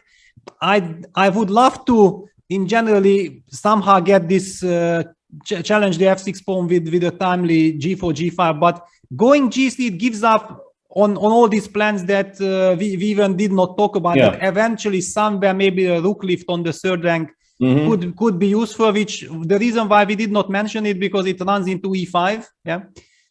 So it's kind of a blunder, but as a player you might hope to use it at some point. Yeah. If you play g3, it won't be possible anymore. If you are not ambitious or you don't want anything or you think like you anyway can't do much, then it's better just to wait. Yeah. Yeah, I think we probably pass and we continue passing. I've been looking around at things in other matches, and yeah, not much seemingly is going on that we absolutely need to. Well, I mean, then let's just quickly go through the Norway team's matches. So Sure. Magnus is more or less equal. The game between Arjan Tari and Luca Moroni, just as we have seen before, it's rather equalish. As well, no advantage for any side. The crucial game, I feel like the crucial game is this Lorici versus Hammer, because it's a very double-edged position. It can go either way. Yeah. And basically, depending on this result, will mean that how much those draws will mean for their teams. Yeah. Yeah. This is It's this a is now nerve-wracking moment. Yeah, it's a nerve-wracking moment because everything depends on this messy, double-edged, nobody knows what's going on in the game. And based on this, then the players will have to adjust their strategy. absolutely, yeah. And the one board which we've discussed and which has seen a dramatic change is actually that Catalan we were discussing in the Svane Dragnev game, where Rasmus is now seemingly just completely winning. Something happened very dramatically in you can just take on c4 now, right? Hang on a second. No, there's queen a1 check here. Why is white? I saw that the engine was saying this is winning. I guess maybe bishop f1 first. But it does look like the pawn on c4 is now just not going to survive somehow. And that should spell disaster for... Yes, exactly. I mean, you remember we talked about this position and I was highlighting that some e3, rook d4 combining pressure on the c4 pawn and on the fourth rank. Then I immediately even said that, no, I'm probably dreaming about the fourth rank attack because it will never happen. And then it did happen finally. King g7, e3, rook c8, rook d4, queen a5, rook g4 check, king h8, rook h4, f5, and maybe just queen. Actually, maybe just queen e2 and just give mate once again. Like I'm. But queen. But e5, can we bring the knight to defend? Yeah, queen e4. Yeah, but then f7 will fall. Right? F7 falls. Yeah, that's. But maybe you're in time to play queen e5, queen g7 though, instead of knight d7. Yes, probably. I just want to show, that this is the problem. F7 pawn is hanging. Yeah, F7 falling is probably not good news for black. Yeah. Yeah, falling apart. So okay, it's a big chance for Team Germany. It looks very suspicious. I mean, okay, we haven't been able to spot the win immediately, but one feels that if you really focus, you calculate for 5-10 minutes. It looks like there should be something. Yeah. You just need to find the right way to coordinate your various threats here, and it should probably fall apart. The very crazy Raga Bluebaum game ended in a perpetual, unfortunately for us. But probably Jan is very happy. No, I think our team captain is happy with a nice draw. Yeah, no. I mean, it's a good result, but it looked like a very potentially a very crazy game, and it ended up just. But honestly, it might just be extremely well played from start to finish. I get the feeling that maybe both of them just played it very nicely from start to finish, and there is nothing to. Wow, hang on. Did they really repeat like 6-7 times? Hang on. So the move rook b8 was played. Bishop takes g5, knight g5. They didn't want to call the arbiter, so they waited until move 31, right? It's a very professional thing, yeah. Yeah, wow. All right, so draw is a draw. And so Rasmus is having very good chance, which means that somewhere Austria needs to bounce back. What are the other positions? Bloberger, Felix Bloberger against Nisipian, is having at least it's a very double-edged position. Yeah, this looks promising for white, right? Because if the king side collapses, you are always in a lot of trouble in these types of structures. And I wonder if after bishop f8, maybe queen g8 is queen coming, g8. no? Yeah, I was going to say maybe even rook takes g7 is not so stupid, but I think the bigger problem is queen g8. Yeah, very simply, and the pawn on f7 cannot be protected. And if the entire pawn chain disappears, like if you lose the f7 pawn, you will also lose the e6 pawn, and if the entire pawn chain disappears, it generally spells disaster for black. Yeah, exactly. And by the way, just a very, very quick reminder that it featured the same variation with h4. So it might mean that it was it's Team Austria's preparation for the Olympics. Yeah, very possibly. Because yeah. Marcus played h4 on board 1 and Felix also. All right, so chances for Austria to bounce back. And what about the fourth board, Dimitri Kollars against Dominic Horvat? Black is fine, right? Black is fine, yeah. Black is completely fine because you can't really push c3, c4 comfortably, meaning that the pawn on d5 is kind of weak and yeah. Well, but I have the feeling that based on the positions I'm seeing, we might not get a chance to have Jan with us today. I can imagine that he is now very nervous and he has to be with his team. Yeah, it's a very messy match. Have you seen Jan very nervous? Well, but he haven't been a Bundestrainer yet, no? I mean that is true, but in general, I think in all my years of working with Jan, the only time he gets flustered is when something technical goes wrong outside of his control. Then yes, he does get quite plussed, yeah. But this is not, the Wi-Fi suddenly dying, so he should be completely fine, right? Yeah, it's a very, very, very messy match. Yeah, it's who knows? For example, Swane, we are talking about this game that White is more or less winning because the computer evaluation. White still needs to find that. He opted for Queen D1 and Queen E5 on the board. So apparently he's on the right track, but I still don't. I still don't know why. It's so kind of embarrassing. Maybe Bishop B7. Bishop B7, exactly. Maybe Bishop B7, but okay. And then we come back to C2, and then we pick up the pawn on C4 or something. Yeah, maybe like this. Yeah. Yeah, it looks a bit ridiculous, but maybe is actually quite good. Yeah.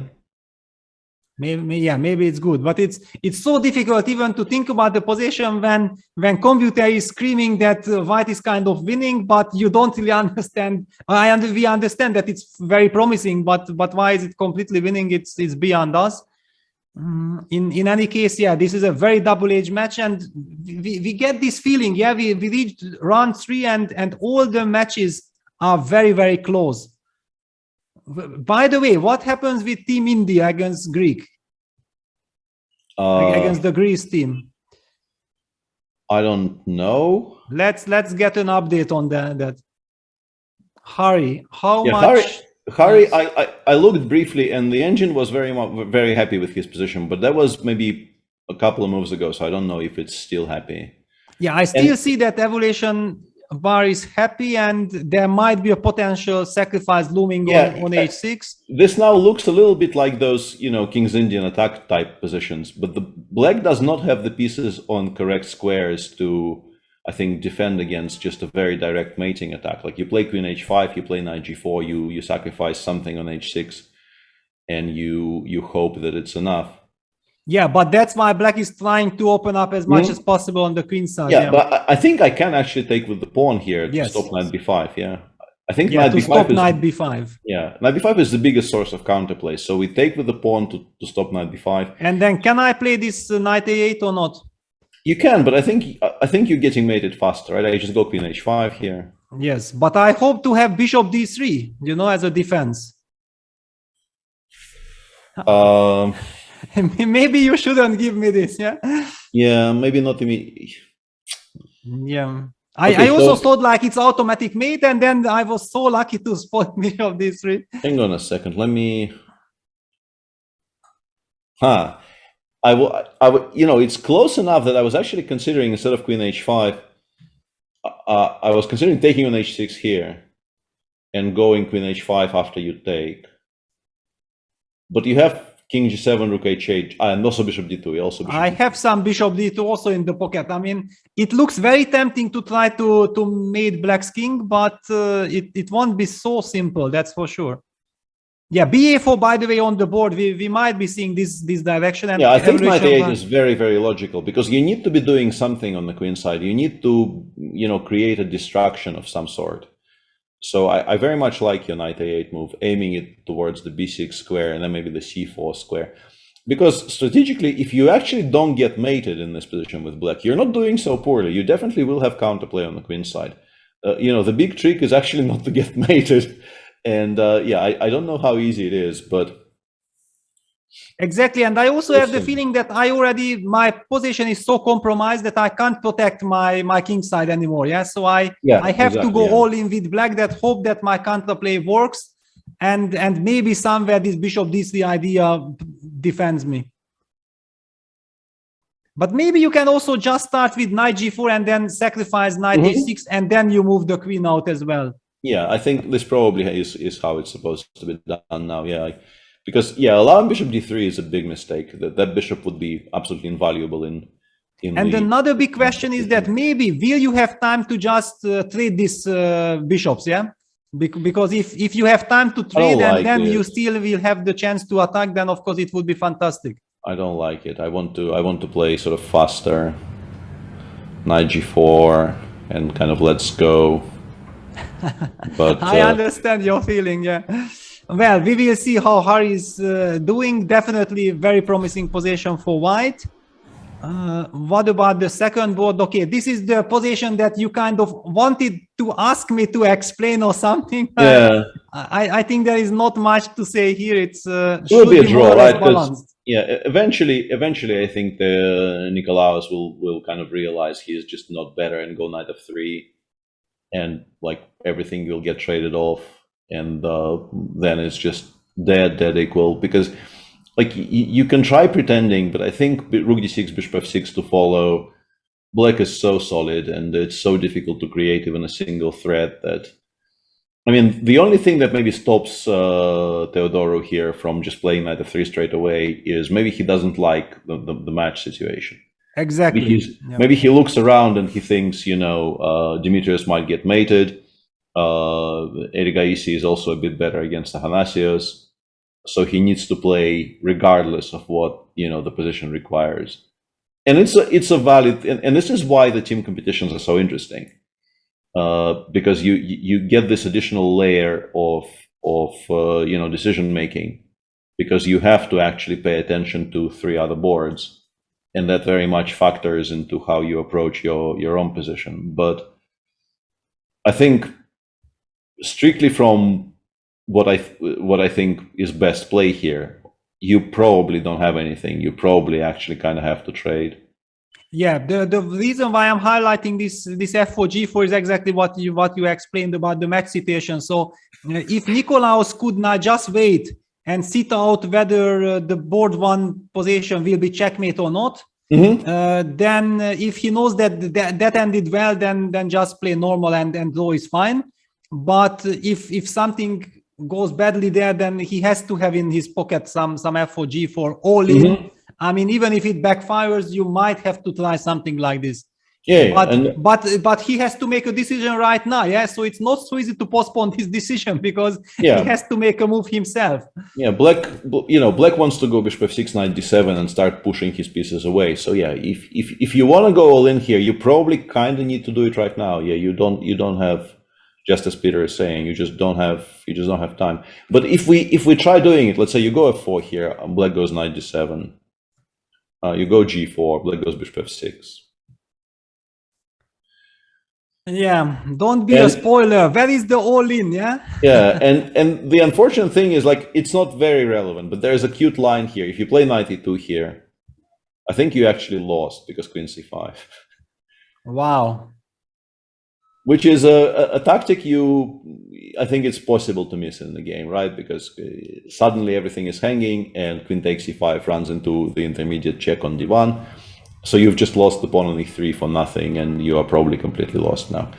So yeah, it feels like, you know, you might feel like you have to, but you don't really have very many options to actually push. It's regrettable. Exactly. After all, let's not forget, let's mention that the pawn on f2 is the soul of white's position. Yeah, this gives the stability to the structure. If this pawn gets pushed, then if something backfires, it will cost the game. Absolutely, yeah. And what about the other games? Yeah, you already mentioned that Erigaisi is probably slightly better, at least has things under control. Yeah, it's still a very, very big, complex middle game, and board 4 is kind of a typical unbalanced dynamic equality, I would say. No? Yeah, it's still a very playable position, of course, but I think Sassi is completely fine. I don't know if it's very easy for Black to push for anything more, but I don't think he has any actual problems to solve. Yeah, so basically India is doing fine at the moment, but it also, I mean, for example, now in Hari's shoes, yeah, that he knows that probably there is this temptation of going for this sacrifice on h6 in various variations, but the match situation is more or less under control. Yeah, that how much risk are you willing to take with this sacrifice? Yeah, you really need to calculate it very precisely. However, what I feel, it's very good news for him that his opponent is taking his time how to defend against it. Yeah. And this case, it will ease Hari's choice afterwards. Absolutely, yeah. All right, so Team India under control. What about the United States, Georgia match? People were saying this is, you know, very quickly becoming a dead draw. This doesn't look like a dead draw to me. Like, it probably is around equal, but, you know, as two-piece endgames go, this is quite a sharp one with an outside passer, and the bishop on g2 is still not going very far. But the white structure, I think, is solid enough that white probably doesn't lose. Yeah, I even wanted to, I mean, feeling-wise, it should be Black who is trying something, right? Because of this pawn and the knight on g4. I don't know if some knight a4, knight c5 plan is something, but okay, we always can nicely just retreat. But okay, some bishop h3. Okay, maybe it's a very, very complex position. I don't know. Let's take a look at the last couple of moves just to get it. So finally, Black got g5 in, yeah, right? He actually pushed for g5, but just much later than we expected. Yes, e3, knight g4, takes, knight to g5. Yeah, both players trading on the c file, h4, and Badul is in time to bring his queen back. Queen f4 takes. Okay, so he's kind of forced to take with the g pawn. Okay, you definitely don't want to take ef, and the knight can't recapture because the pawn on e3 is hanging. This is bad news, so that's why he had to take like this. Takes knight c3 and the current position. So we don't know. Maybe actually Badul is hoping for this counterplay. Yeah, maybe he just attacks the d5 pawn and he hopes for some bishop h3 anyway. Looks solid enough. Yeah. Yeah, so Levon, what about Levon? Is he making progress?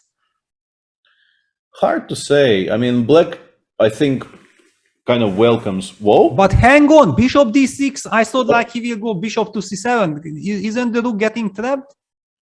This cannot possibly be the move that he made. But hang on, maybe it's the board. Maybe it was bishop c7. I don't want to get too excited before we get the confirmation. Maybe it's the board because, okay, who grabs his own rook like this? It's impossible. I mean, it's just like, it's a blunder that is pretty much impossible to make because you know e4 is coming. Like, it's impossible to blunder e4. And then it just gets like rook a5, b4, and you're out of squares. And it's corrected, yeah, bishop c7, yeah. Yeah, okay. Good. Yeah. Now we are much more experienced, yeah, after these first 2 days. Yeah. And after e4, the rook will go back to d7. To d7, where it belongs. And the bishop could be then repositioned, maybe. In particular, if white pushes e4, e5, you can put it on b6, where it will maybe put some pressure on the d4 pawn. It's maybe a little bit better for Levon, but I think normally it should be defendable for Mihail, but who knows? Yeah, Levon is very dangerous. But it's slightly unpleasant, and of course, yeah. Again, sometimes we don't have the clocks, and in this game we don't have. But knowing that Levon usually plays fast, I think he's up on the clock, and he's putting on the board and on the clock some pressure. It's not an easy task to defend. On the other hand, one has to also mention that the Georgian chess has a very, very big reputation of the players are extremely good endgame players. So if they will have, I mean, if Chedlishvili will get a chance to defend some ugly or unpleasant rook endgame pawn down, but with very good drawing chances, he might be able to do so. Yeah, that is true. Yeah, so the Lanier game already you explained. Yeah, that was this very sharp draw. And Shankland, what is Sam doing against Gelashvili? He was actually a bit worse at some point, but looks like he's doing well again. Yeah, I mean, at least this knight on f4 gives... of course, if white will be able to kick this knight away and land the knight on e5, it will be wonderful, but how to do it, yeah? h6 was the last move. He was actually significantly worse at one point. Okay, maybe he's still worse, yeah? I don't know. Because no, but he can play g3 now, so exactly, yeah. That how do we decide some knight g6 h5, and then we can also just go, let's say, queen e2 and put some pressure on the e6 pawn for the time being. I think we're kind of fine now with white. I don't know if we're much better, because yes, we still have the issue of the pawn on b2 maybe being a bit weak, so it's going to be difficult to make much progress. But yeah, I was now thinking about some craziness, like after gc knight hc. Is that a valid move, or it's completely crazy? King g2, let's try to g5. Oh. I mean, okay, desperate man. I mean, after gc knight g6, I'm worried. I'm trying to, because you mentioned that the pawn on b2 is eventually hanging, yeah. But it's not really a winning attempt, right? It's just no. I'm trying to survive somehow, yeah. Definitely. And another one, like some sacrifice on f2 with rook b2. I mean, it looks too speculative, yeah. Yeah, I don't believe in that one. Yes, yeah. Knight g6 played, yeah. He retreats. But yes, yeah, now you mentioned queen e2 and h5 is coming. I'm slightly worried. Yeah, Sam will have some pressure here for sure. Yeah. Yeah. And yeah, there was, just to show potentially a very critical moment in this game, is move 23 after rook e3 here. And also Sam's next move shows that maybe he actually realized what the threat was. The Engines very much like here playing bishop takes f3. And if you take with the knight, black can play g5. Oh, wow. And push for, you know, to very much increase control over the king side this way. And or maybe rook takes f3, g5, maybe knight f3. Hang on. Well, in any case, it would be a definitely very big improvement compared to my desperate knight h3 g5 idea. Yeah. Yeah. So sorry, then I didn't get you right. So you meant that actually Gelashvili had the chance to yeah. Okay. So Sam was, I think specifically at this moment, bishop takes f3 instead of rook fd8. Rook fd8 is such a natural move to make, but it gave Sam time to play h4, which basically is a very nice multi-purpose move, stopping those g5 ideas and also creating luft for the king, so that he was able to take on f3 with the knight when that happened. So it looks like, yeah, Tamas kind of missed a moment for a very concrete thing, and now he will have to perhaps defend a slightly unpleasant position. The knight will drop back to f8, protecting the pawn on e6, and it's not that easy for white to do something here, but it's definitely white who is pushing now.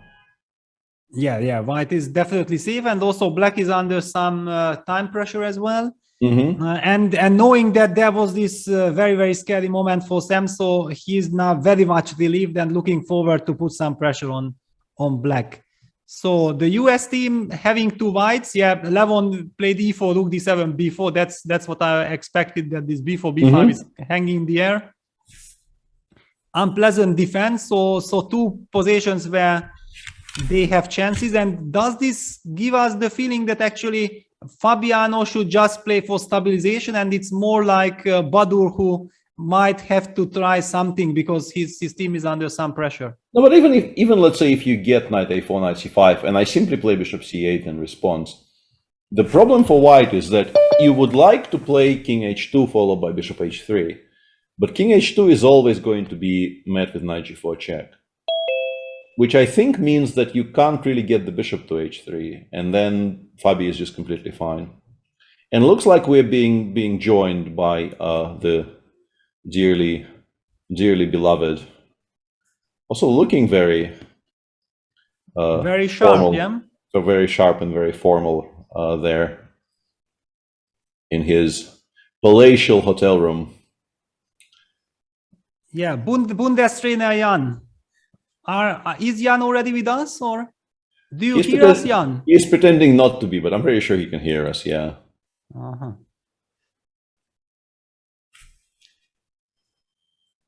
No, I don't think that he hears us yet. I don't think, because I actually want to jump then to the German match just quickly to yes, ask his opinion. That's the way to go about things. Yes.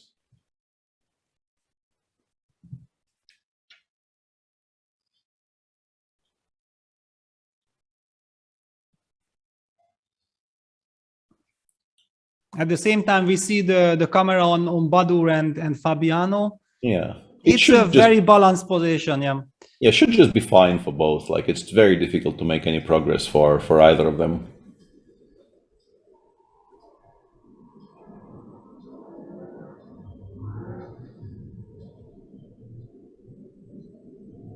Yeah, we are a little bit silent because we are just impatiently waiting for Jan to join us.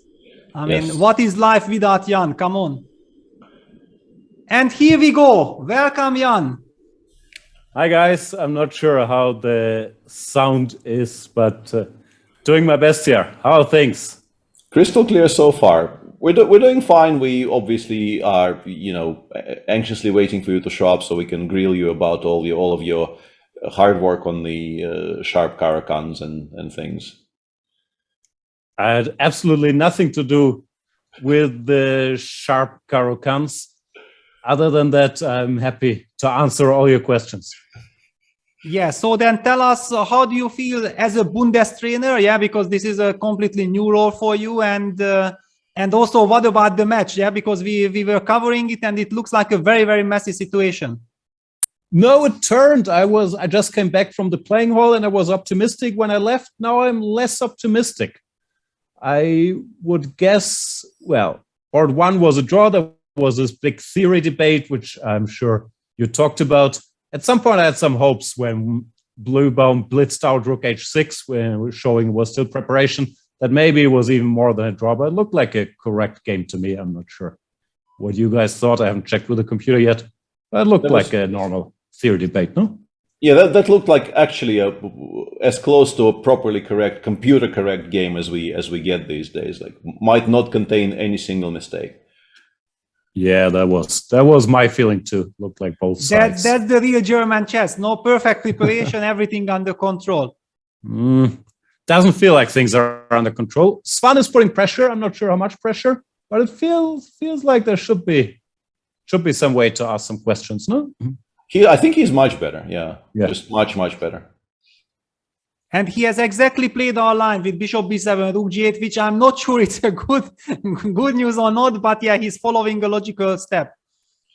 The problem with what I was suggesting is that there is rook g4 now, right? If you play queen c2, you have to at least calculate rook g4. But we can take and play queen takes c4. You can take them on c4 and queen c8 check, yeah? So yeah, queen c2 looks very promising for him, yeah.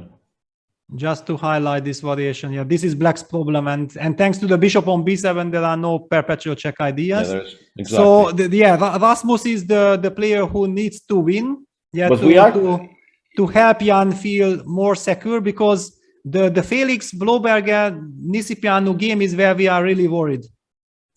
This looks lost. No, I was looking at rook c1, king h2, knight f1, king h3, takes on g3, but even queen f8 then is. Queen f8, rook c8, and maybe something like even queen d6. Check. Yeah, queen d6 check. Yeah. Yeah. Yeah, and also the bar seems to be very pessimistic about this. Yeah, it looks like Dieter maybe thought that white cannot ignore all the threats of both queen f1 and rook c1, and something will happen. But unfortunately, it seems that because of the back rank issues for black, you can never really move the rook away from c8 without bad things happening on that side of the board. And that means we don't actually have much of an attack at all. I guess he wants to play queen f2 next move, right? King h2, queen f2. Yeah, but then the rook moves to g6 probably, yeah? Yeah, the rook just goes somewhere, and I don't think we have enough. Yeah, like you have a check from f1, but it's just one check. And the rook on c8 just can never join in the attack. And somewhat shockingly, I think Dmitry Kollars is also potentially in trouble. Although yeah, that's why you don't see me very happy. I thought he had a decent position when I left, but now he's just a pawn down. I don't know what happened there. It's a bit tricky though, because like the threat right now, I guess, is h5, knight f8, rook takes d4. I think that has to be the plan, right? With rook e7 coming in, so you still have to pay very careful attention with black, because if the pawn on d4 falls, obviously we are back to being quite happy about life. But there probably is a way to neutralize it somehow. Rook d5, let's say. Yeah, maybe rook d5 looks very logical, yeah. Rook d5, right? Yeah. No, things got a little out of hand. It's tough to be a coach. Like if you're playing, at least you can kick yourselves. Here I'm just suffering and hoping for the best, but you know how it is when you're rooting for the team. It's tough to watch. Yeah, this is what I told Peter, that I believe that you are very worried, and then he asked me, but did you ever see Jan worried? And well, I said, but he never been a Bundes trainer yet. No, I've been a coach quite a bit, but this is the first time for Germany. I was worried for my other teams as well, though. It's always the same. That's why I prefer not to sit there in the playing hall all the time. I'm not sure how many behind the scenes reports you guys have gotten, but as a captain, there's really not much to do. In the old days, you were allowed, at least if someone got a draw offer, to say yes or no or decide by yourself. They got rid of that as well. So if someone got a draw offer, they're not allowed to talk to the captain. So literally your only tasks are, you can bring water, but the players are able to do that themselves. Or you can sign the score sheet once the match is over, which the players can also do. So there's not all that much to do there. Yeah, I was arguing that you should bring a book and just read a book, but yeah, that's the smart thing to do. But then no. You actually have to read a book, and I don't know how happy you are about that idea either. I inquired about audiobooks. They said hard no on audiobook. And also talking to anybody is not that easy, which I understand. But yeah, whenever you go to the coffee stand and chat to another captain or something, some fair play officer will usually spot you and very politely tell you to not overdo the talking. So there's really not that much to do. But I mean, I was surprised that you are able to join us. That is there a chance that you can come and go to the playing hall, or you don't have to be all the time there? No, I basically go with the team to make sure everyone's in their seats, and then I hang out for like 2 hours. And then I just leave. They don't allow you to go back in, but you can tell the arbiter the last player to finish will sign the score sheet. And since there's literally no other task after 2 hours, that's what I usually have been doing. Then at 8, when people are finished, we start having dinner and planning for tomorrow and so on. But 6 till 8 is normally my free time. Yeah, and tell us something about the organization. How is the hotel? How is the food? How do you feel? Hotel is excellent. It's just a beautiful luxury hotel. Food is excellent too. Like, okay, my stomach is used to anything anyway, but I would guess they're very used to European or non-Indian customers, because we get all this Indian stuff I like palak paneer and so on. But when it says like 1 spicy chili out of 3, I can easily eat it. Even 2, I can easily eat. So I don't think they're giving us all this twice they could give us. No, but hotel and food are excellent. The problem, which is not yet a problem, is we can't really do much other than hanging out in the hotel or in the playing hall. Like when I faked leaving the hotel a few times, and I'm always informed very politely by quite a few people that I should not leave the hotel by myself, even upon protesting. So there's not that much to do other than sitting in this very nice hotel or being in the playing hall. But yeah, that's the situation. So pros and cons. Like there are two giant playing halls. I'm not sure you probably have seen it on camera. I actually haven't seen it. We're so far in hall 1, where I think the top 25 teams have been playing, which is nice. There's enough space for everybody. The temperature is fine. Everything's nice. But there's no way to go to hall 2. And since there's also no way to get out of the hotel, I think half the Olympiad I will just never see, which is a little sad. Yeah, that sounds like a kind of a harsher regimen that you're normally used to during events of this type, because they've really kind of hemmed you in.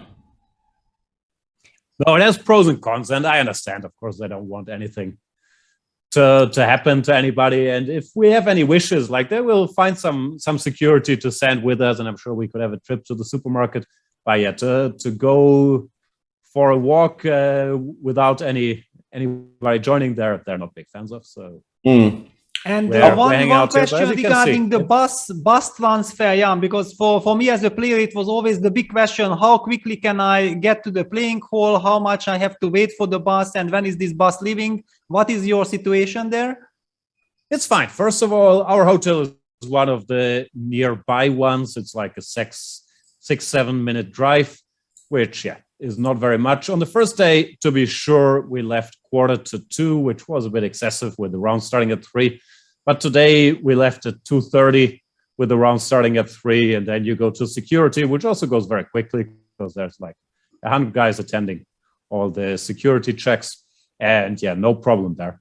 The way back, you have to get a little lucky, but in general, they're trying their very best. Like there's shuttles stopping at all the hotels, there's buses leaving to every particular hotel once per hour, and today we even got into an air-conditioned car and we're brought back here. So really can't complain. Like clearly there's a huge effort being made that everything runs smoothly. Just the adventurous me that wants to go out there and see the world and drink alcohol, that guy will have a rough time. Yeah, well, just back to chess. Unfortunately, it looks for detail that it's completely lost now, yeah? Yeah. Because Queen G6 was the last precise move, because Queen D6, Queen D8, bit of a threat as well. Yeah, connecting the protection of the G2 pawn with the mating threats on the other side, and if Rook C6, you go Queen E8, and once again, it's not Black who is giving mate here, sadly for the German team. Yeah, well, Rasmus has won the pawn, and it looks like it should be a technical endgame, and knowing his technique, I have no doubt that he will win this position, because fast as well. No, that looks nice. Yeah, the B pawn just marches. But the big question is then can Dimitri, and by the way, Dominic has played the move Rook D5. White needs to create something, because he's probably lost here. He needs some miracle, some spice, but I don't see it. H5, F4, or whatever. It all looks sad. Yeah, you can attempt, like, throwing stuff at the board and seeing if it sticks, but it doesn't seem to be sticking here. I just couldn't find a single idea. Yeah, I don't know what happened exactly, because it didn't really seem like any of this was necessary. No, when I left here, just played B4 and moved 23, and I thought, okay, I'm not sure if he's better, but it certainly looks fine. But then when I got back, I saw he's in big trouble. So takes, Queen E3. Yeah, it seems like he's sort of a tempo short here from connecting the structure completely, and the pawn on D5 just got picked up after Rook B7, Rook B5. But there had to be. Is this so bad? This was already kind of dodgy according to the engines. Maybe not that bad, but it definitely already presented issues. Did he have, instead of C before, does he have A before? Yeah, that looks. To trap the rook on a good day. Yeah. Okay, I guess something was there, yeah, because Yes, something clearly bothered him, because you don't take the c pawn out of, you don't do it happily. So clearly something wasn't really working for him here, but it does look like maybe a better shot. Doesn't look so bad, no? Bishop d5 with c4, rook d5 with c4, and if not, okay. Yeah, but I wonder what happened after CB. Yeah, that the queen d7 happened. Maybe he missed some intermediate move. Yeah. Because queen d7 hitting the knight. And then we pretty much get where we have gotten to. Yeah, bishop d5, bishop takes e4 and d5, and black has straightened out and just has a very healthy extra pawn on d4. But I also have a strategy that knowing Dimitri, and he's a very deep player and he likes to calculate a lot and he's very fighting and so on. Is there a chance that he missed rook d5? He was thinking that he has a very, very strong initiative with h4, knight f5 going, and he in fact blundered rook d5, and that's the big problem. Would somehow doubt anybody goes for this voluntarily, but it's always hard to tell what people... Yeah, but I mean, otherwise it looked so tempting, yeah, that okay, h5, rook d4, because anyway it felt like black is doing fine, yeah, and then black is taking over. Then you feel like, okay, let me get some dynamic possibilities. But yeah, this rook d5 is really very unpleasant. Yeah, just briefly to show something more cheerful, I really like the move that Rasmus played there in his game, because I thought if you just push the b pawn there, if you play b4 and allow rook b8, it gets to b5 and then it kind of gets stuck and it doesn't really get pushed very far further. But bishop c8 and then pushing before b5, b6, b7 looks very, very fast now. Looks like it probably... Nice. But on the other hand, I might be able to activate my rook, right? And then get behind. Well, for starters, e6 is hanging, so king f6. King f6 was played. Yeah, king f6 is on the board. And I wonder if you just push, because it looks... Maybe you should... Do you have time? No, but you don't have time. King f1, king f2, yeah? No, you don't have time, maybe. But then rook d5, b5. Maybe Maybe I oversold it a little bit. Yeah, I thought we get to b6 and b7, but we don't. If we push before b5, it gets stopped on b5 again. And I'm kind of worried about those positions where it gets stopped on b5, because our bishop isn't very active. Exactly. Just to highlight that, yeah, this pawn is finally not going anywhere, and black can even get counterplay with knight g4. Yeah. Or even rook b1 on move 36 there, I'm also kind of unhappy about. Yeah. No, it's not so simple. I mean, I'm little bit worried. Even that one we kind of need very badly. Yeah, you need very much. Yeah, I mean, of course, no, white is clearly better. I'm just worried that it might not be so simple as we would like. Yeah, Dieter has resigned. No, it's not working out. Because I guess the rough plan was, okay, on board one we go for this theory battle, and Dieter we let play chess even if the same line happens. But yeah, Bloberger played a great game. I don't know, but it looked like he put pressure from the very beginning and converted nicely.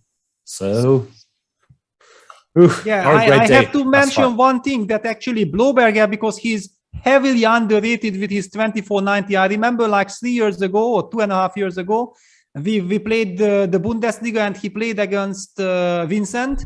And Vincent was maybe underestimating him, or I don't know exactly, but he did something not exactly right, and Felix completely outplayed Vincent, and Vincent was like, almost about to resign when in time trouble Felix blundered something.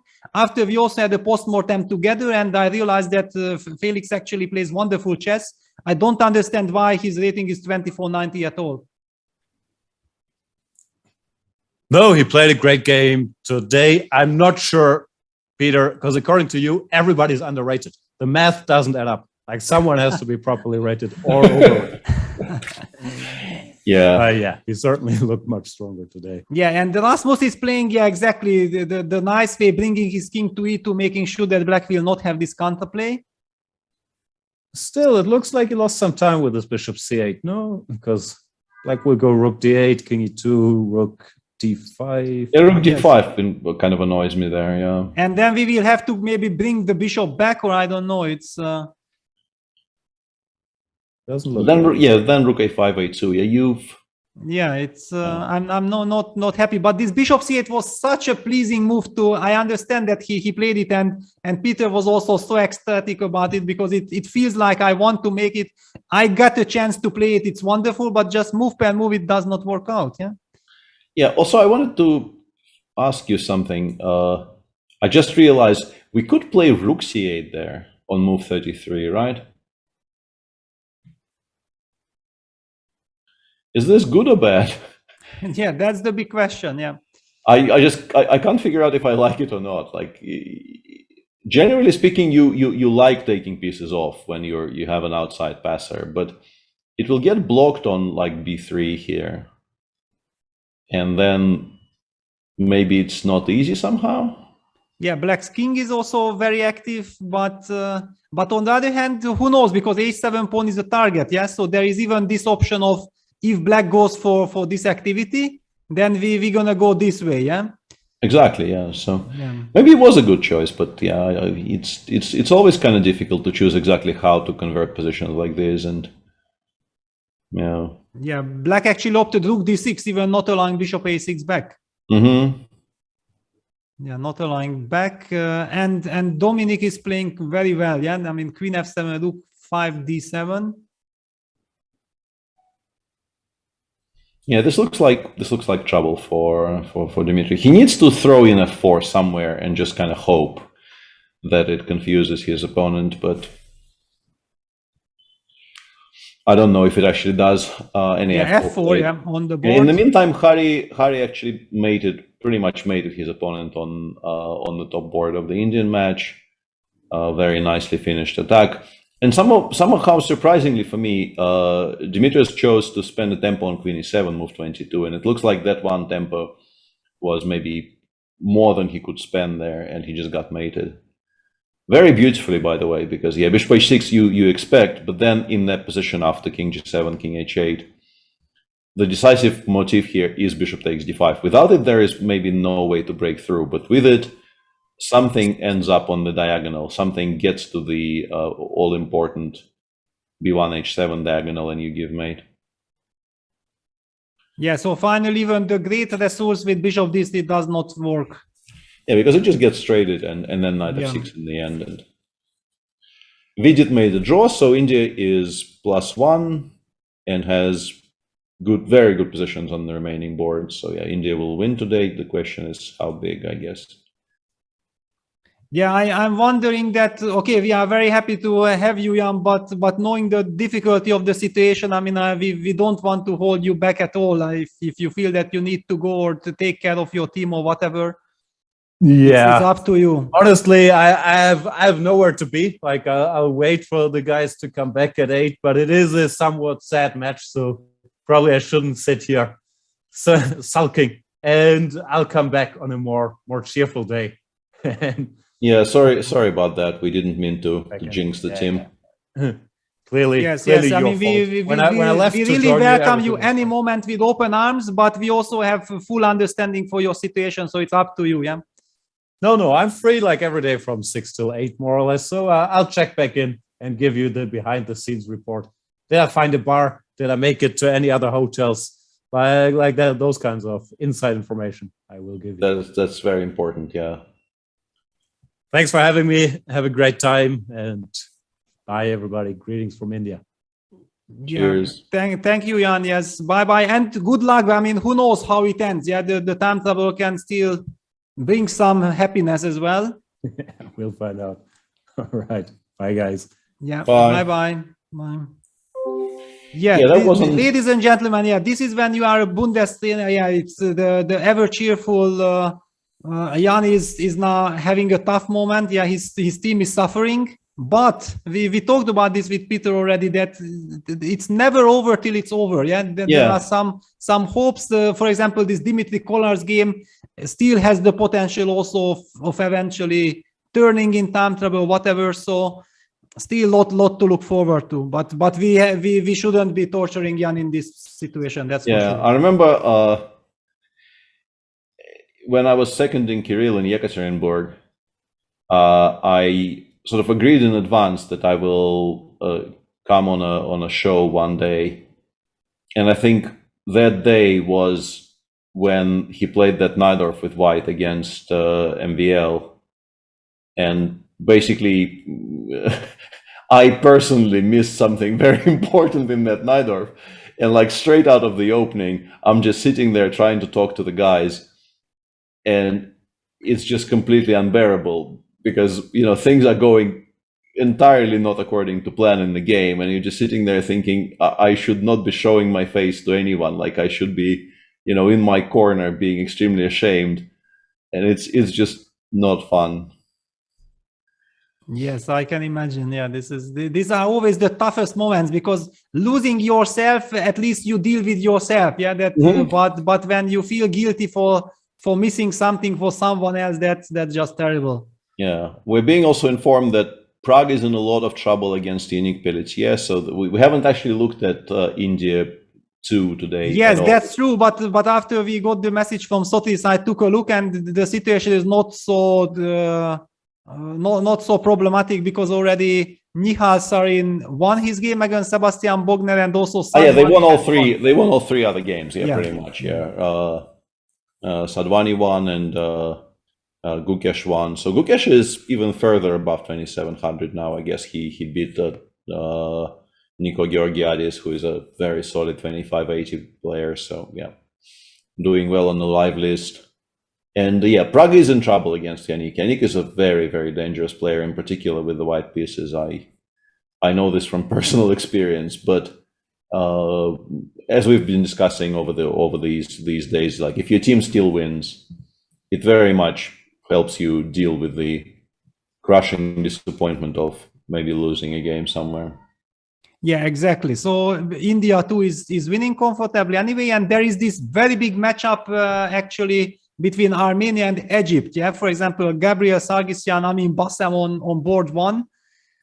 It's a tough one. Yeah, I see that. I mean, yeah, I think Amin was in our chat a few days ago. So he was talking to us on Twitch, and now he is there playing against Gabi on board 1.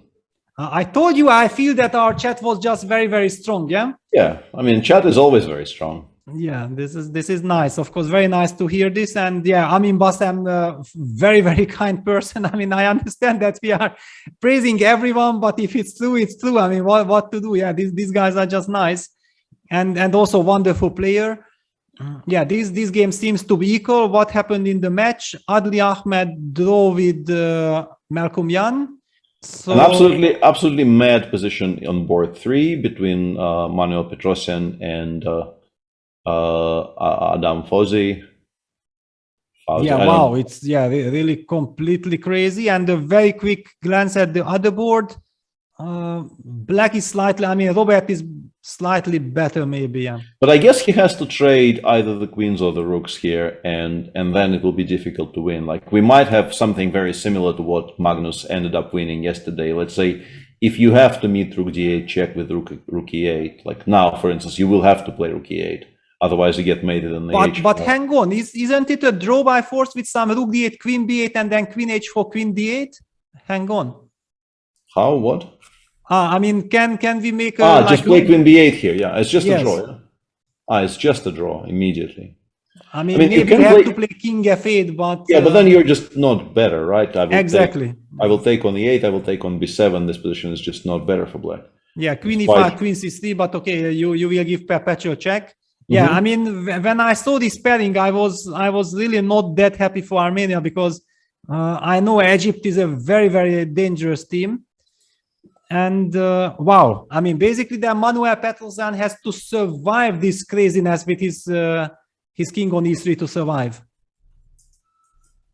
Yeah, and we're being told that Dmitry Kolars has actually improved his situation quite a bit. So maybe letting him go. Let's jump. Okay, yeah, because he's opening things up. F4, EF, H6, and move 40 has been made. Time control has been made, and it's a sharp double H position.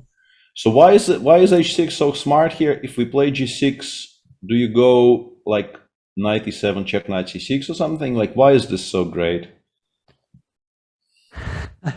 The famous question. Yeah. No, I mean, you are happy anyway because the position became much less straightforward. Like at some point, the fear was that you will lose this game without even, creating a single threat. And this is what you don't really like. But this still looks kind of bad-ish, I think.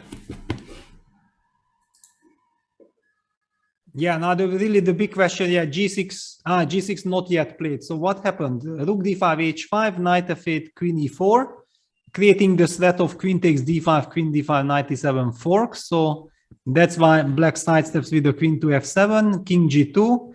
Now again, h5 pawn is not hanging by checks, so there is the fork with knight e7 check. So black retreats with the rook. White uses the momentum to go f4 because black can't play queen d5 because then at the end of the day, there is again the fork with knight e7 check. Those kind of things drives black usually crazy when he feels like I should be winning. I need one consolidating move, but you can't play the move you want. After ef4, h6 is apparently not some mess according to our engine. Yeah, and I think it is what I said. Yeah, if g6 happens, you give a check, you go knight c6, and then the thing I didn't appreciate is that after rook c8, you can actually spend a tempo on before b5. Yes, exactly. Supporting the knight on c6. It's very important to support that knight on c6. And now we want to take on d4. And once again, it's very similar to the position we were discussing in the game between Jordan van Foreest and Eric Blomqvist. It's that pawn on h6, which constantly has to be paid attention to. Without it, like if it was back on h2, I think black is just completely winning anyway.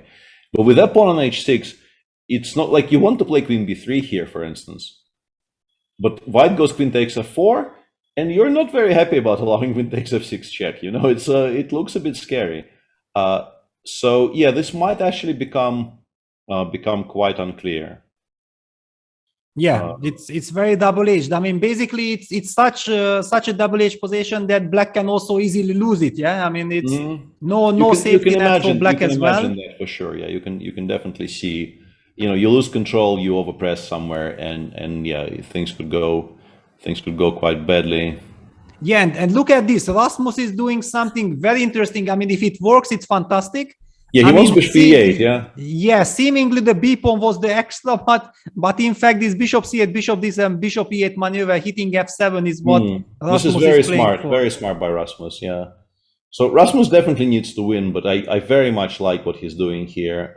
He left himself a minute and 45, but there is increment, and it's only 3 moves to go, and they shouldn't be very difficult moves. So yeah, I very much like this. And if Dmitry saves his game, they will at least not lose the match, which is a very good deal. So I realized the next match after the Germany-Austria match is actually the England against Lithuania, yes? Lithuania, yeah. And Mickey is in some trouble with white against Thomas Laurasas. Yes, I think Laurasas is also a very, very young player. I think he's like 16 years old or something. I know him that he is doing very well in online events. And yeah, Mickey in some trouble. I mean, he's pawn done. And if you could activate this rook, which is currently on f4, if you could get it to c7, you will probably hold this position very comfortably. But the rook is very restricted. If you go rook d4, the knight returns to f6. Hang on. No. Forget everything what we have said. Apparently, this is not the position. We have a wrong position here on the board. Okay. That doesn't look right. That doesn't look right at all. Yeah, for sure. Yeah, but this case we're gonna ignore this game because then we just have no clue. So what's happening on other boards? Luke is pressing, maybe even winning because of how actually the machine disagrees. I thought maybe there's enough on the queen side to pressure, but I guess the pawn on g4 is very important. Just go king a2, I suppose. Just stay on the a2 and b2 squares, and then you have enough counterplay. Yeah, because knight g4, knight f6 comes, yeah, with powerful effort. So okay, it's probably balanced. What else do we have? David Howell winning. David is completely winning. If it's correct, then it's winning. Yeah, let's just show that d2 would be a winning move because white can't retreat rook e1, but there is rook take g7 check. And now it's important not to win the rook, right? Like exactly. If you go rook a7 check here, which looks very beautiful, you might have to fight for a draw because king g8, king f7, and the rook will not return again. But you have rook g2 check, yeah, as Peter was saying. Yeah, this is lovely. This is exactly what you need. So maybe I wonder if no, he was piece up already, so he had calculated everything.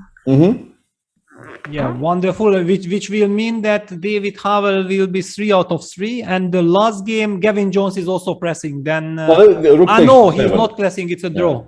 Yeah, rook g7 makes rook g7. Yeah. Because the knight came from c3. Yeah. There was a double attack, and there was no other way than to play knight d5. Yeah, and we are being told that Norway might be in trouble today, so maybe we could return. Wow. Okay, let's Magnus go. And his friends. Let's go. So what is Magnus doing? Magnus actually made it into a very sharp position, but I don't know if he is better. Yeah. Okay, we will just very quickly go through. So this is draw. Yeah, this is just a draw. John Ludwig Hammer's position is... this is not great. Yeah, somehow we lost our entire center and didn't win anything on the queen side yet. But still, if the knight sits on e5 and this knight, I mean, it's still such a crazy position. It's not so trivial, yeah, to evaluate. And what about the last board? Johann Sebastian is also under some pressure, yeah, with the knight on g1 against the bishop on b6. Captain Luke on camera. All right. I mean, this Italian team is a tough team. Yeah. I thought Johann Sebastian at some point was much better, but maybe he wasn't that great. And currently, it's weird, right? Because strategically, Black would be doing really, really well with the bishop against the knight and the knight very poor on g1. But the king on h8 is so unsafe that it's going to be very difficult to include the rook in the game. The rook constantly has to monitor the back rank. Still feels like Black should be better. Yeah, I had this feeling like, somewhere I would... maybe just go into the endgame, yeah. Yeah, endgame is quite good. Yeah. So, really, it's a very messy situation, which also explains that actually Magnus needs to take some real risks in order to... Yeah, and he has sacrificed the pawn, and however, now he gets, maybe that if he gets king d6, e5 in, and those two pawns starts rolling, then he will get very good chances, but still it's white to move. Yeah, no, king d6, knight king white d6, to move. yeah, and this is move 40, so Daniele will now have time to figure stuff out. And there's this like really weird equilibrium on the queen side right now, right? Because you really don't want to take on a8, and Black really doesn't want to take on a3. So there's this situation where this might continue for a bit because neither side is really willing to blink here. Exactly.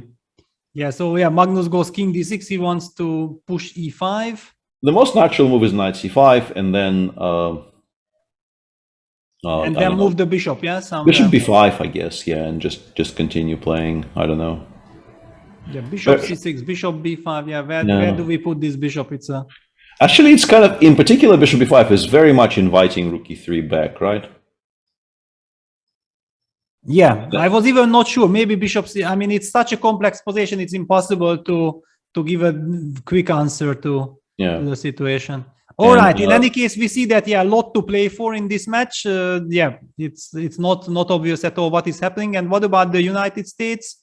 The match with Georgia. So the Badur Jobava Caruana game ended in a draw. It's logical. Logical, yeah. Levon is still pushing, I suppose, yeah. Although, he's probably, I wanted to say made a lot of progress, but it's actually going to be quite difficult for him to make more progress because, his pieces now look about as well placed as they can be, but the pawn on d4 seems to give enough counterplay for black. So you kind of have to maybe go back to the plan of trying to push b5 somewhere. Exactly, right? yeah. The rook has to sound... or maybe he anyway wants to play with b5 and use the rook on the 7th rank in order to be able to, for example, okay, just to highlight that if we sacrifice this pawn, we go d5 and then e6, and then using the fact that we have rook f7, knight e5, it's still a very, very dangerous and unpleasant position for black to defend. Sure. Yeah, so, okay, Levon is kind of pressing. That was a draw. And what about Sam? He looks in total control. Yeah, Sam is doing well. Once again, as usual, the question is just how well, but we can even take on c5 maybe. The big question now is basically like, what do we feel with white is going to be selling our advantage short, right? We don't have to take yet because it gives up the pawn on h5. No, yeah, sort of. Yeah, if we take on c5 here with white, black will probably take on d6 and play knight f6. And then next move, black will take on h5, like queen e6, queen h5. And black is losing. Knight e6. Knight e6 is stronger, yeah. But then queen e8 check, hang on. Okay, then we need to calculate because suddenly white's king is in trouble. Oh, yeah. King g1? King g1, no, king g1, yes. King g1 exists, yeah. King g1 is still, we keep things under control. Yes. Yes, and okay, then already knight takes h, yeah. Okay, but lot to calculate, time control has been made. Yeah, and because the time control seems to be made on most boards, maybe we should take a brief break to stretch and do other stretch-related things and come back in like 5-7 minutes. What do we think about this idea, guys? Yeah, this could make sense. Yeah. All right. Okay. Then let's have a quick. By the way, the tally game ended in a draw. Yeah. Let's have a very quick break, and then we'll be back with fully charged. Yeah. The rest of the round will absolutely get covered. No worries.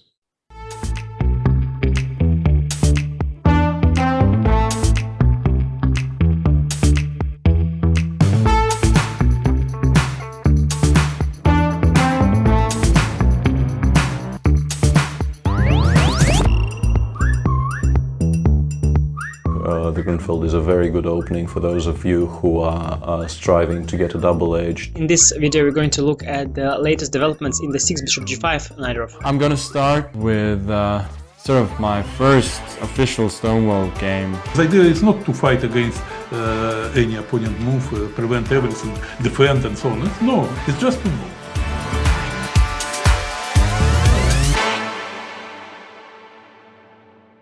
Chessable, the definitive solution for studying chess. Choose from one of the largest online chess libraries in the world, with hundreds of titles ranging from classic books through to our exclusive Chessable courses.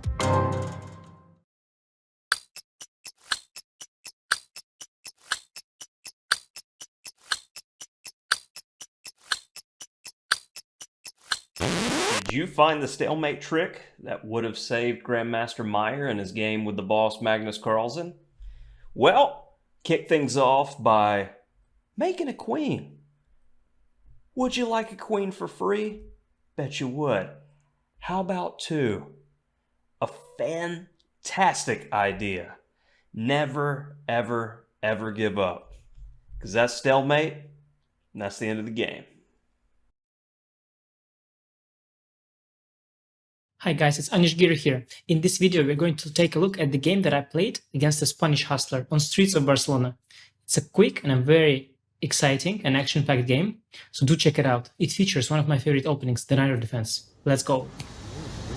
Okay, actually he's not really a hustler. Ruben is a very nice guy.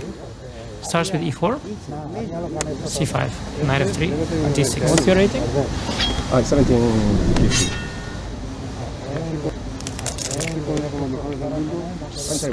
Opens Sicilian. Ruben knows his stuff. Knight f6, knight c3, a6. I asked him what his rating was, just to be sure he doesn't know too much theory. Bishop e2, reasonable line, trying to castle. e5. Yeah, he knew his theory. Knight here. Bishop e7, castle, castle. Both sides castling now. He should develop the bishop, I should develop my bishop. Or he can go for the f4 plan, which eventually he does. King h1, preparing f4, going out of this diagonal. Rook e8, all theory, I was prepped. f4, bishop e3, f4 first. f4.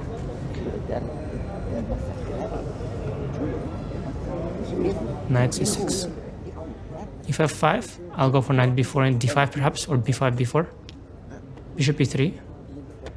Now I take. The bishop lost the tempo on bishop e3. Bishop takes f4. h6. Preparing bishop f8. Awaiting bishop g5. Queen d2. Wants to double. Bishop f8, rook d1, knight e5. Pressure zone. e4 pawn is weak. d6 pawn is weak. I've got pressure here. Maybe knight g6 opening the file. Maybe b5. Maybe bishop b7. What's Ruben gonna do? Ruben, by the way, owns a nice restaurant and a chess club that he invited us to. Nice guy. But likes to think. Not easy to find a plan for white here. Black is very comfortable. Maybe drop the bishop back. Maybe bring the knight into the center. Maybe a4, restricting b5.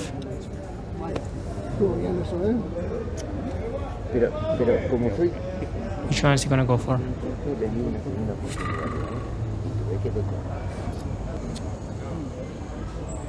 Not easy. Bishop g3. Maybe intending bishop h4. Opening the f-file for the rook. Bishop h4 is not a real threat, so I go b5.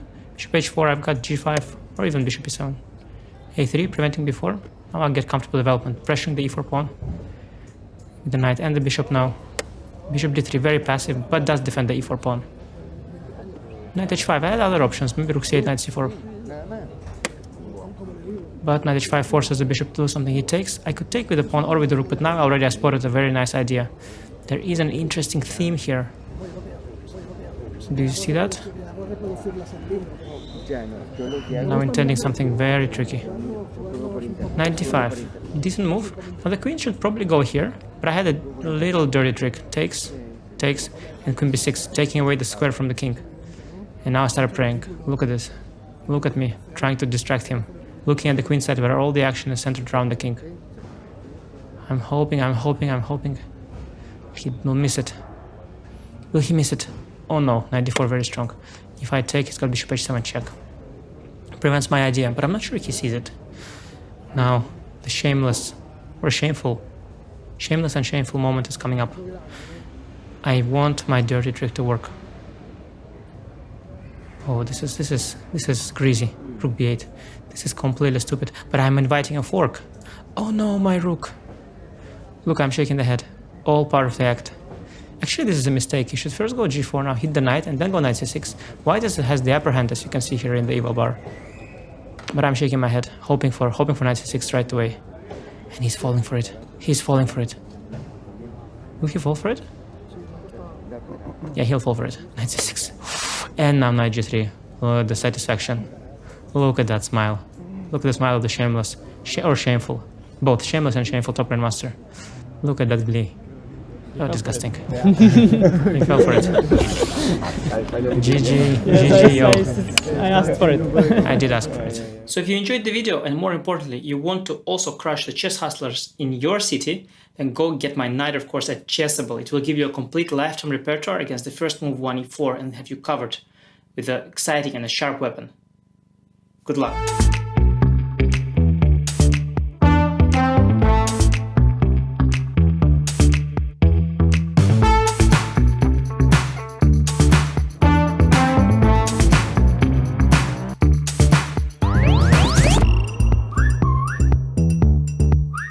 The Grunfeld is a very good opening for those of you who are striving to get a double-edged. In this video we're going to look at the latest developments in the 6 bishop g5 knight off. I'm gonna start with sort of my first official Stonewall game. The idea is not to fight against any opponent move, prevent everything, defend and so on. No, it's just to move.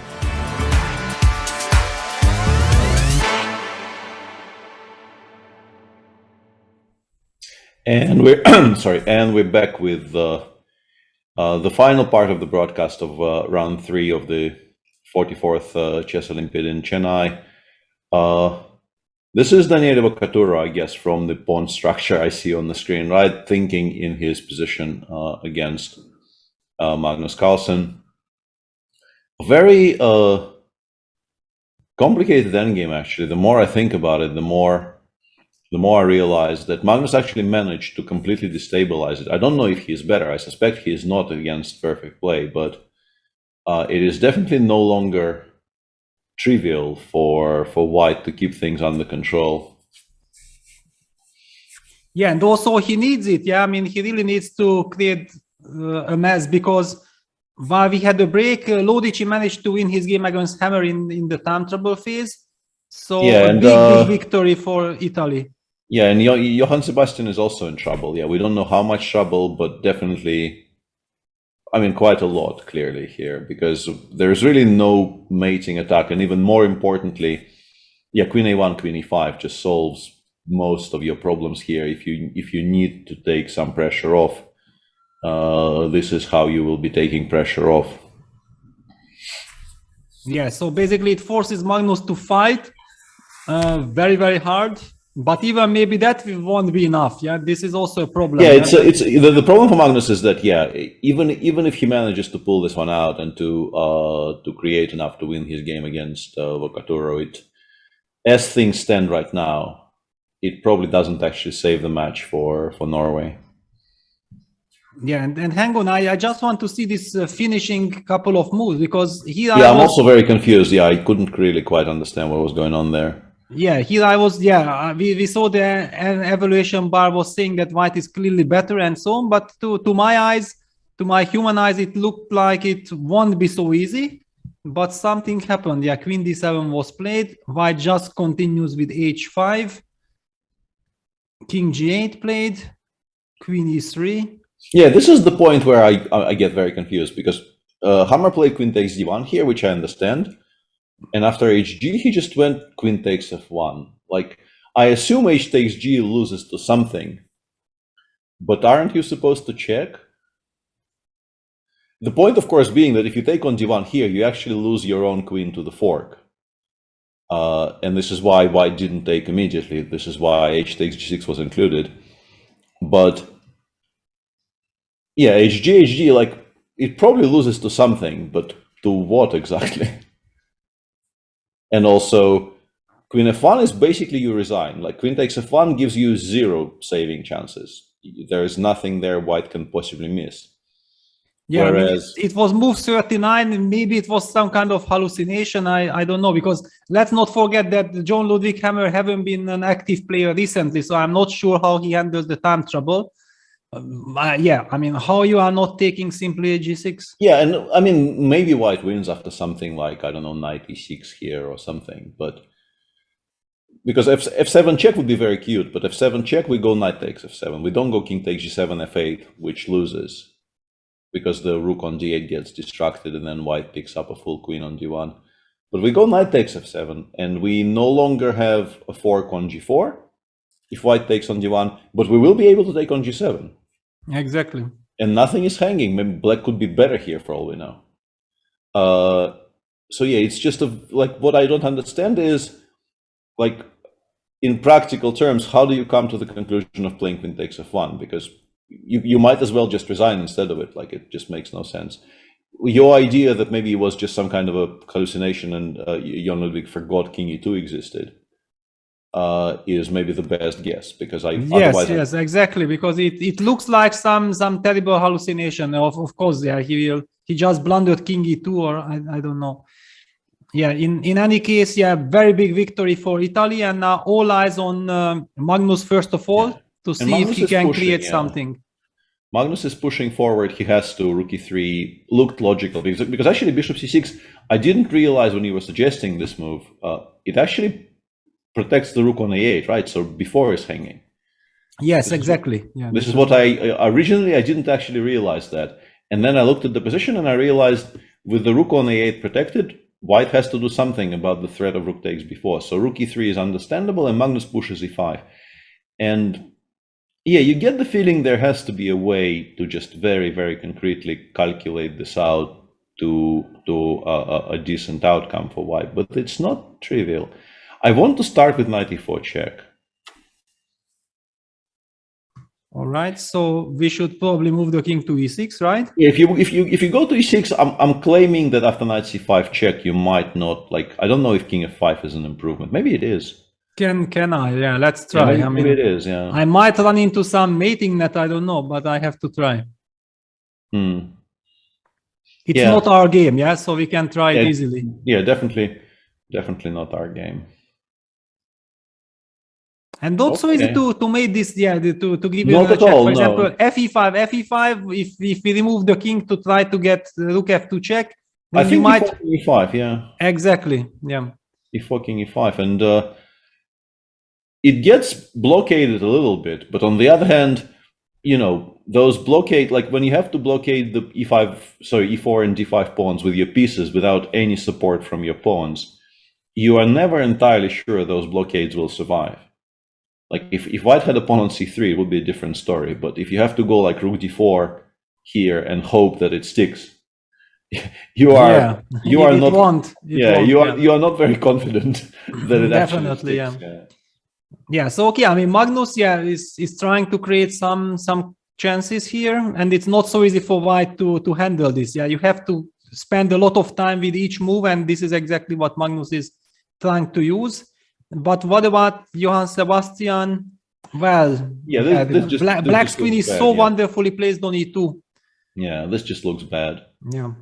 So basically, the match is probably lost. Yeah, seemingly over. But yeah, Magnus will. I mean, even if the match wasn't really, in question, or other alternative, if it was still very much in play. I mean, Magnus plays his own game anyway. Magnus is, he has never met a chess game he didn't try to win or thereabouts. Like these days, he's a lot more pragmatic, but still, I think under normal circumstances, he wants to win every game he plays. So. Yeah, so we will be moving. Yeah, let's take a look. First of all, a very big surprise to my eyes that Levon actually pushed a5 and he's also pushing e5 together. Yeah, this is confusing to me. Yeah, it's confusing, but the evaluation bar loves it. Yeah, that's the even more confusion. So we put the king on. I don't understand. In particular, because he just played king e4 d3. Is he planning to put it on c4 now? Like, what are we doing? Why is this so great? Okay, black was just waiting with king e7. Yeah, king d6, king e6.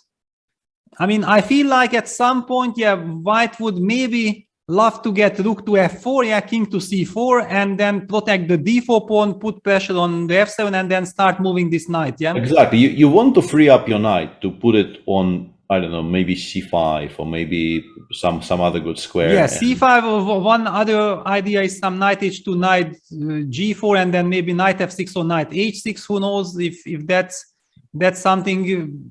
This is what disturbs me from black side, that yeah, white has all these options. And will be very, very difficult to sit tight and defend this. Yeah. Okay, so Levon has things under control. Sam, I think also it's looking wonderfully now. Yeah, looks like he might just be winning because things are just kind of falling apart. You would like to go knight f8 here, but I think it just straight up loses to queen f7, king h7, and then knight g6. And you get this this queen ending, which looks completely hopeless.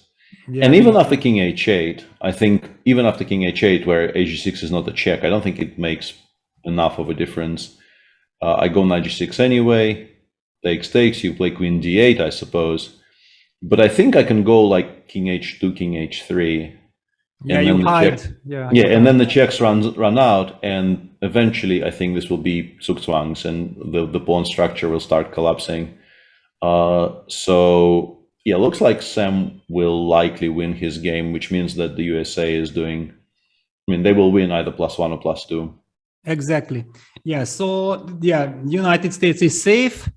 India. Let's take a look. So first two games ended. India is leading by 1 point. Erigaishi against Master Vasilis, looking good for white. Yeah, it's a real winning chance. Pawn up. Absolutely. Yeah, it looked even better at one point. It looked like it might end. Fairly soon, but even now, it like the black king is clearly less safe than the white king, and it's going to be very difficult defending this.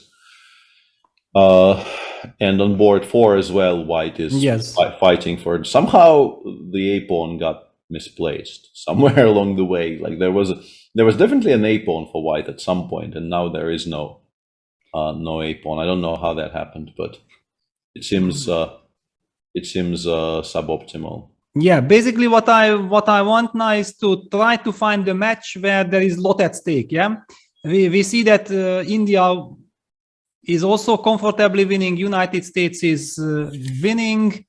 Yeah, we haven't actually today. We really did not spend almost any time on the women's tournament, so maybe we should go have a look. Yeah, well, I mean, we spent little time and we noticed that India was actually in some kind of a trouble there. Yeah, let's take a look what happened. Absolutely correct. Absolutely correct. So here we go. Okay, Harika managed to draw. Okay, knowing how unpleasant it was, I think this is a very, very good result. Yeah, this is Charlie's pawn up. Okay, yeah. She has everything under control. Tanya is better.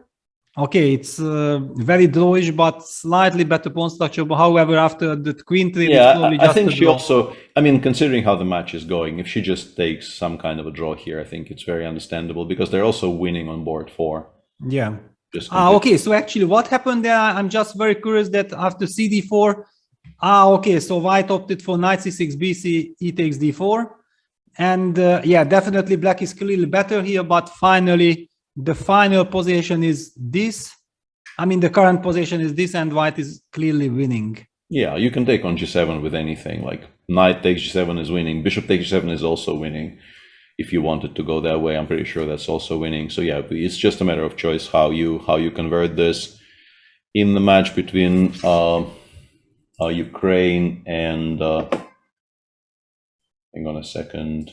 Yeah, they are also having everything under control because Anna Muzichuk has won, Natalia Buksa has won, so they are leading 2-0 and 2 more games in progress. Also, Maria is probably winning. Yeah, much better at the very least. And yeah, and Osmak Yulia also, yeah, so it might be even 4-0. Yeah, they could win quite big. The next match is Czech Republic against Georgia, a draw on board 1. A win for Georgia on board 2 by Nino Batsiashvili. So they are leading, and two more games in progress. Melia Salome is kind of pressing. It's a very drawish position. Yeah, but not. Yeah, hard to imagine this actually being a full point. And Georgia is actually worse on board 4.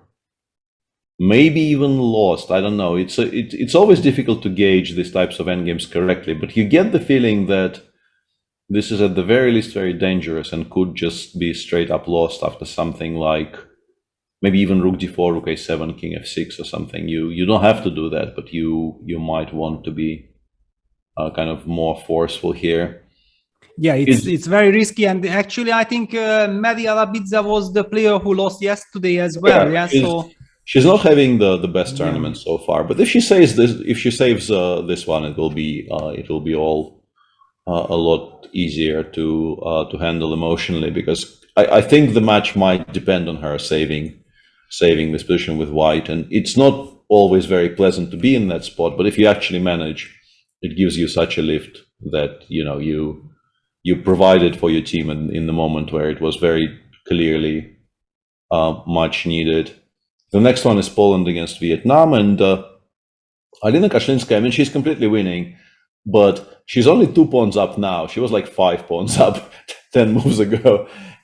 This is actually a downgrade compared to the position she had earlier, which is saying something.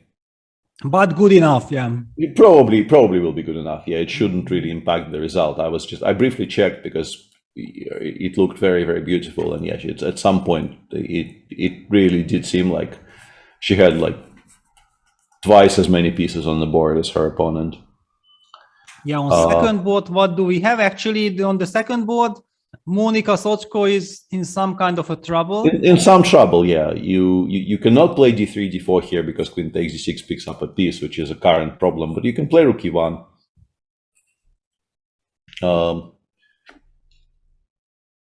Yes, but on the other hand, I realized that the g2 pawn is missing, so yeah, it might not be so simple. after all. So okay, Yeah, let's take a picture. Yeah, that Alina on board 1 is winning, kind of winning. Monica in some kind of a trouble. What do we have on board 3 and 4? Okay, here white cannot lose, white can only win, yeah, in Olivia Kolbasa's game. But probably draw. Should be a draw. Yeah, I don't know why you're so optimistic about this for white. Like, but no, I guess I only optimistic that white cannot lose, not because of. Yeah, I guess. Yeah, no, I'm not optimistic. And, yeah, and what about the last board? This should be a draw, I suppose, right? But I mean, maybe it's in fact white's H pawn and then this pawn structure. I mean, black is definitely not playing for a win. No, but you should, like, as long as you're not trying to win this position, you will not lose it, right? Like, exactly. Yeah. The way for black to lose here is to continue pushing way past the point where the draw is still available, and people sometimes do that, but you obviously don't have to. Yeah, but basically the overall picture is that the match is not so clear. Yeah, it can be a comfortable victory, but it can also be 2-2.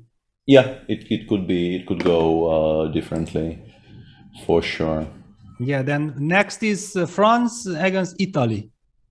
I mean, we have a draw on board 1, yes. France 1 on board 2, and also on board 4. Yeah. It's like, so France is winning very comfortably here. Next. Azerbaijan-Greece is currently very unclear. There's a couple of draws on the first 2 boards, right? Yeah, but white is, the rest is decent. Although, I mean, the Azerbaijani player is completely winning on board 3, but on board 4, you can imagine white actually winning this. And then Greece will save this this match against on paper, a much stronger opponent. Yeah, we also see that Greece has a very tough day 3, right? I mean, playing against India and against the Azerbaijani team. Mm-hmm. 2 very tough oppositions, and those are the games that we have from the women's section. Yeah, and I can read out some scores which I have on my screen. Looks like all 4 games are still in progress in the match between Mongolia and the USA. Also 0-0 after the first time control in Germany versus Switzerland. Estonia beat Armenia. This is maybe like the balance of power must have shifted quite a bit in women's chess, because I would assume Armenia is a large favorite on paper in a match against Estonia, but Estonia won on board 1. Actually, Lina Danielian, somebody both of us know very, very well. I've known her, Elina, all my life, and she lost on board 1 and 3 draws. Kazakhstan, Peru so far 1-1 with 2 games in progress. India too seems to be in control against Indonesia. Hungary is 2-0 up against Colombia, and then there's plenty more action in the women's section, of course. But without being able to show you the positions, I don't know how interesting this is. So let's go back to the men's. And unfortunately for Jan, our hopes for the Dmitry Kolar's game were kind of short-lived, because and this is actually something that often happens. You get to the time control, and then you kind of relax, and you make an immediate decision, and everything collapses. He played h6 move 40. H6 is a very strong move, and he made it on move 40 when he was still in severe time pressure. And then after g5, he just autopiloted g takes f4. And after that, he is completely lost again. Yeah, because after gf, there was this incredible knight g6 move. Yeah, and the knight comes out of f8 and gets to f4, and your position starts collapsing. And yeah, his position right now is just completely and utterly hopeless. And even after g5, just as it was the case after g6, you still had to play knight e7, knight e6, and b5. And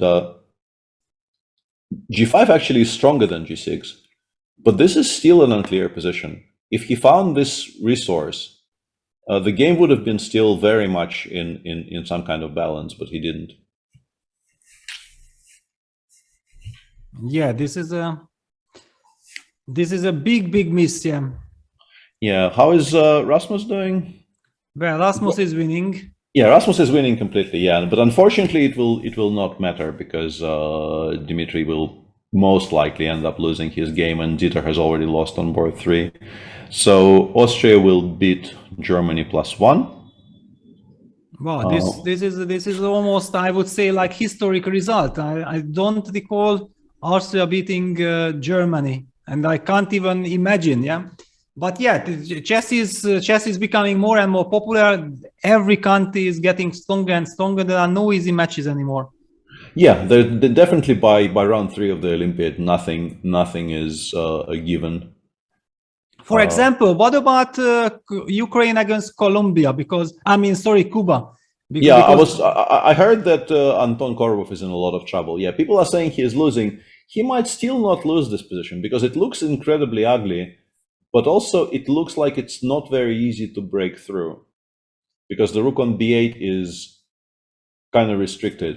And if you play like knight f7 and rook d8, I think he quite happily trades rooks. Yeah, well, let's take a look, because I think they are already for a couple of moves playing this position, just to see if one of the side had made... okay, so the knight has rerouted itself to e5. Okay, this is a big progress.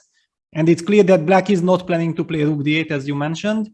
So knight e5 and g6. That's what I wanted to say, that g6, rook g8 break is possible. Yeah, you can open up an additional source of problems for white there. Yeah, I think it's a yeah, so Anton in some kind of a trouble. Second board is a draw. What is Shevchenko doing? Shevchenko is pressing now. Pressing a little bit, yeah. It became kind of sharp, but it seems like there is only one check from h1, and then there's no real follow-up. So white is probably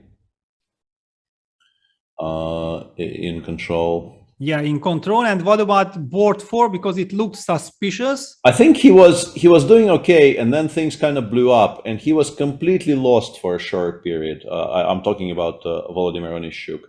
But he might be able to maybe save the game now.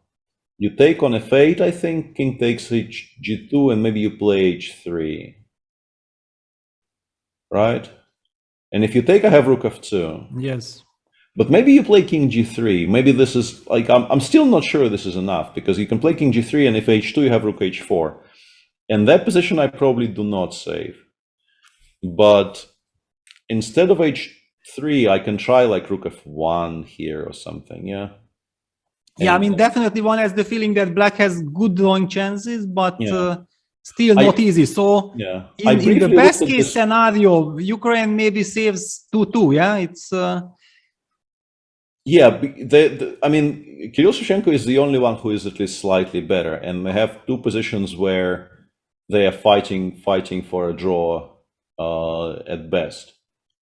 I mean, Anton is in a lot of trouble, and obviously here, you know, we are trying to save a rook ending, which is often, at least temporarily, will be 2 pawns down, not even 1 pawn down, 2 pawns down. So yeah, the Ukrainians are seemingly in trouble against Kuba today, but maybe they make a draw. Yeah, finally, actually, the Netherlands, the Dutch team is in total control, as it seems. Yeah, Anish is much better. Looks like just a full pawn up for... Where did the pawn go? How did this happen? Well, it actually disappeared quite quickly somewhere. Yeah, it's takes, queen c7, bishop e3. He lost the e5 pawn, then okay, he lost the b2 pawn. Mm-hmm. Yeah, and then Niels was trying to hang on in this position, or he is still trying, but okay. I don't really believe that you can hold this against Anish. Slowly, step by step, yeah, it's total control.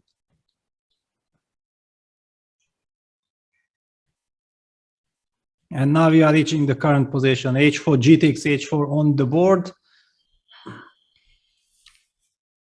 Looking very, very good. So, okay, Anish is pressing. Second board, Jordan Van Forest has delivered checkmate. So the team is he finally got there, yeah. Yeah. So and also Max Varmadam on board 4 delivered checkmate. So basically, then the Dutch team just wins very smoothly.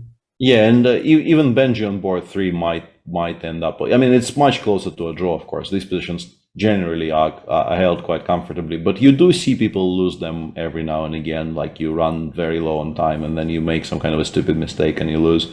But of course, it's objectively this has to be quite a comfortable draw. So yeah, the Dutchies will win very comfortably. What's happening in the... Well, Azerbaijan has also delivered a crushing victory by Shakhtar Mamedov. Yeah, so Shakhtar started with a big win.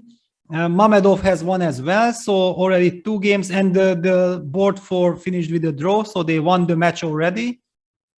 And the only game in progress, they are also pawn up and probably technically winning. It still requires a lot of work, but with this knight trapped on d8, it should. So you think, let's say, if you go knight d3 and I go knight e6, you think you take on e6 and you will win this position, or? Yes. I mean, because I'm an optimist, yeah. I'm not sure. Because I think, like, I will just go in the corner. Like, I will give you everything. I will go. Let's say I even go king g8 here, and next move I go bishop a1. I'm not sure. But I mean, can't I sacrifice on h6 or put my knight on f5 and then push f4 and then take, and then the 3 pawns win or not? Maybe, yeah, maybe. I've kind of ignored that idea. Yeah, I thought you have to do it with pawns. With pawn breaks. I think pawn breaks don't win. But hang on, no. So knight d5, f4, f5, f6, and then... that might also win. Yeah. No, okay, it should be winning. But okay, it's not important anyway. Yeah, it's a wonderful situation for the captain of Azerbaijani team. Yeah, absolutely. Yeah, and what else do we have? I mean, we have the Poland match. Okay, because of Duda's big win with this terrible blow with queen takes g2, they were in total control. But hang on, Kuibokarev Temur is having a wonderful position, probably technically winning position. Yeah, this has to be winning, actually. Yeah, he seems to have completely outplayed Radek somewhere along the way, and at some point Bobby Cheng was completely winning as well. So this could have been very, very dramatic. I think, at least I saw that the evaluation bar was like screaming that white is winning somewhere on move 30. I'm not sure exactly where. Yeah, Bobby was the player who really had this very nice position, and both 4 lost. Yeah, so Bartel won. Okay, this is very good news for Radek. So basically, even if he ends up losing, nothing really happened. This is what we are speaking about. Yeah. Everything is under control. Yeah, they're +2. They're +2 up with 1 game to go. So yeah. This is the moment when you can digest, and it won't cause you sleepless nights forever. And look. Once again, this endgame doesn't hold. The one in Santos Latasa against Mkhitaryan. Wow. Okay. Yeah, but this endgame just doesn't hold. Yeah, and again with bishop, they always their bishop takes f7 in Wesley against Jan, and now bishop g6. Yeah. Yeah, it's quite amazing how this just does not seem to work for people. Yeah, but I mean, you know, for me I mean, I never like 0-0s. I look at the positions. This is a plus-minus position. I would never ever go for something like this, because I noticed that Leela, for example, says like almost flat zeros. I mean, come on, maybe for a computer it's flat zero, for a human it's a loss. It's yeah, I mean, I was also very, very surprised, in particular when a player like Jan, who is a fantastic dynamic player, like one of the best in the world in messy dynamic positions, and then he subjects himself to having to defend this. I was kind of shocked, and I wasn't that surprised that he didn't draw it against Wesley, because I think specifically, like, when you put Jan against Wesley in this endgame, Wesley is very happy and Jan is kind of desperately unhappy. No, I mean, definitely, if you play this line with black, you have to know your stuff all the way till the end, not to end up in such position. It's exactly but in order not to do so, you have to remember so many things. So yeah, it's a big challenge. In any case, yeah, white won, and I'm very happy to see that. Of course, you just can't give up a pawn like this and then hope to survive. You get punished for it. Alexei drew, Paco drew. And on the last board, black is winning, so they have. Well, yeah, I mean, it's actually because the king on h7 is not very safe. It takes some work. You're not guaranteed to win this, but he doesn't need to, because they're +1. And he obviously will never ever lose this being an exchange up. So yes, Spain will beat Brazil.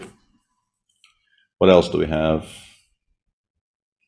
Johann Sebastian is still... Oh, okay, Johann Sebastian can resign now. So yeah, this is just gone. Yeah. And then the match is gone, basically. This is just gone, yeah. And wow, but what a change of structure in the Magnus's game, yeah? Because now this blockade might hold, yeah? Because the f-pawns are on the board. Yeah, it's a lot harder. It's a lot harder to get to that rook on d4 now. I think you just kind of play h3, h4 more or less immediately here, just to stop the break, right? To never have to calculate h5, h4.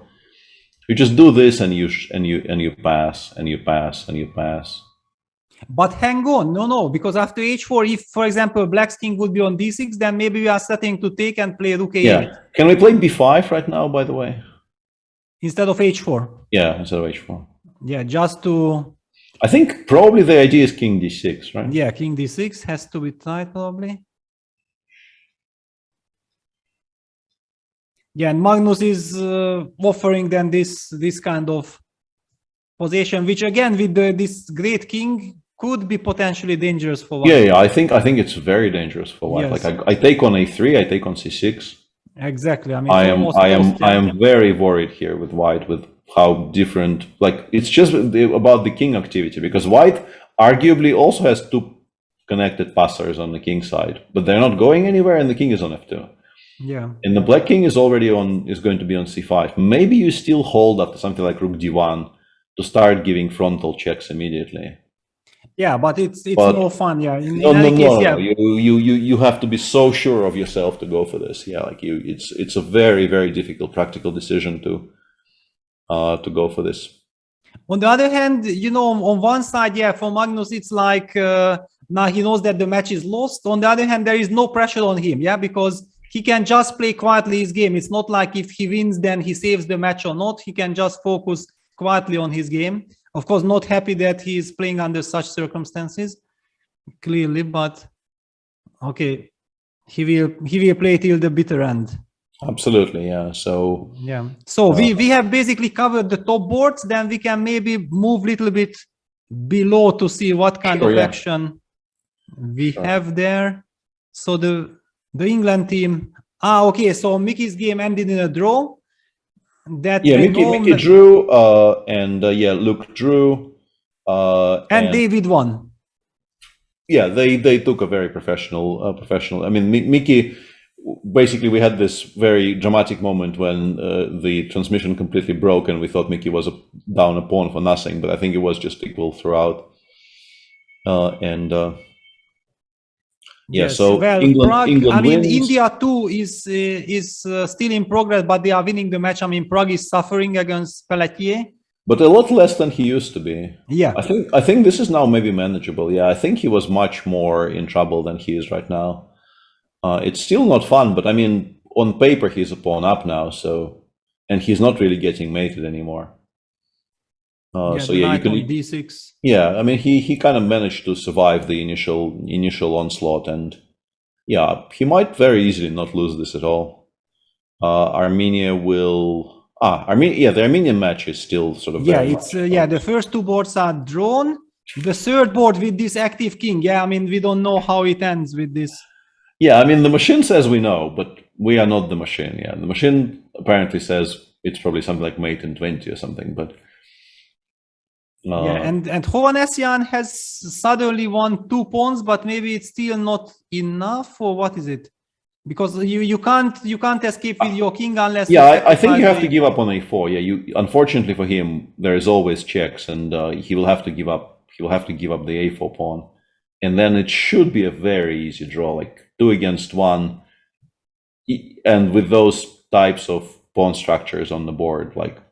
Black will struggle to even, trade g6 for h3.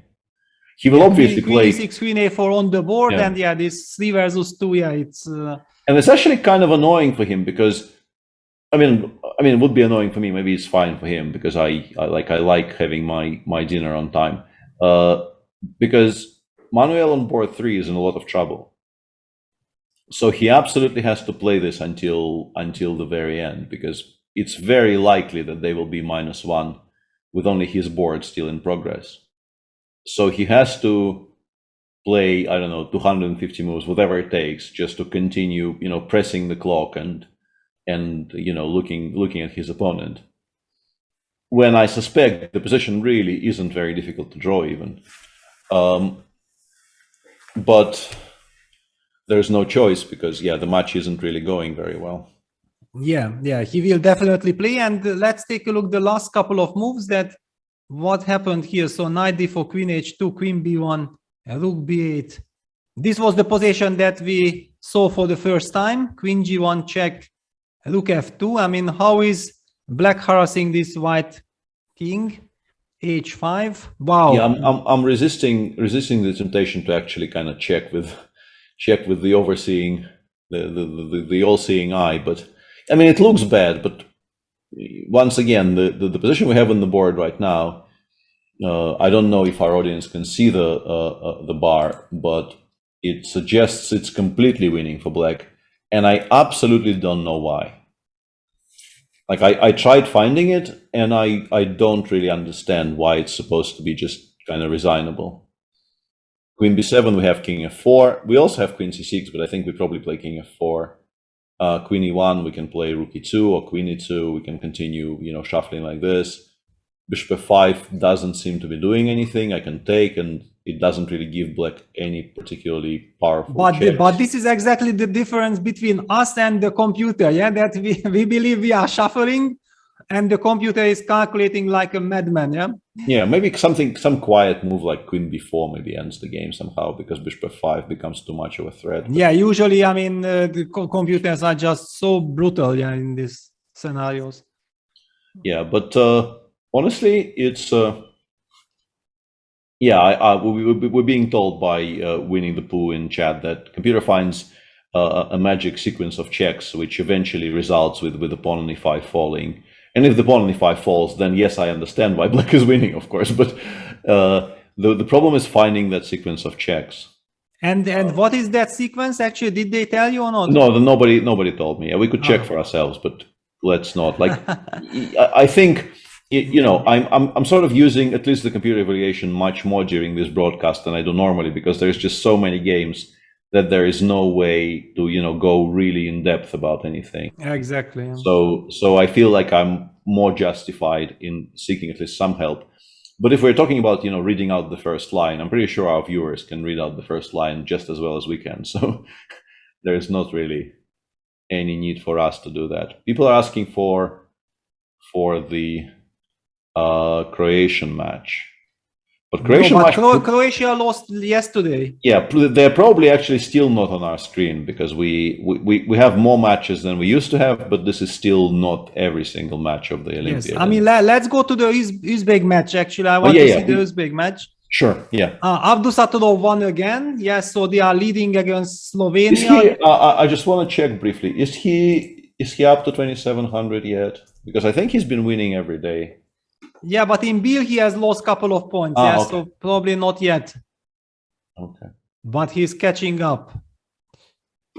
And besides, I mean, I know that I played with him in 2019 Bill, and then the organizers were saying like he was 2590 or something like this, that when he will break 2600. I told them just forget about this. The question is when he will be 27, Yeah, pretty much. He'll get there, you just don't know exactly when.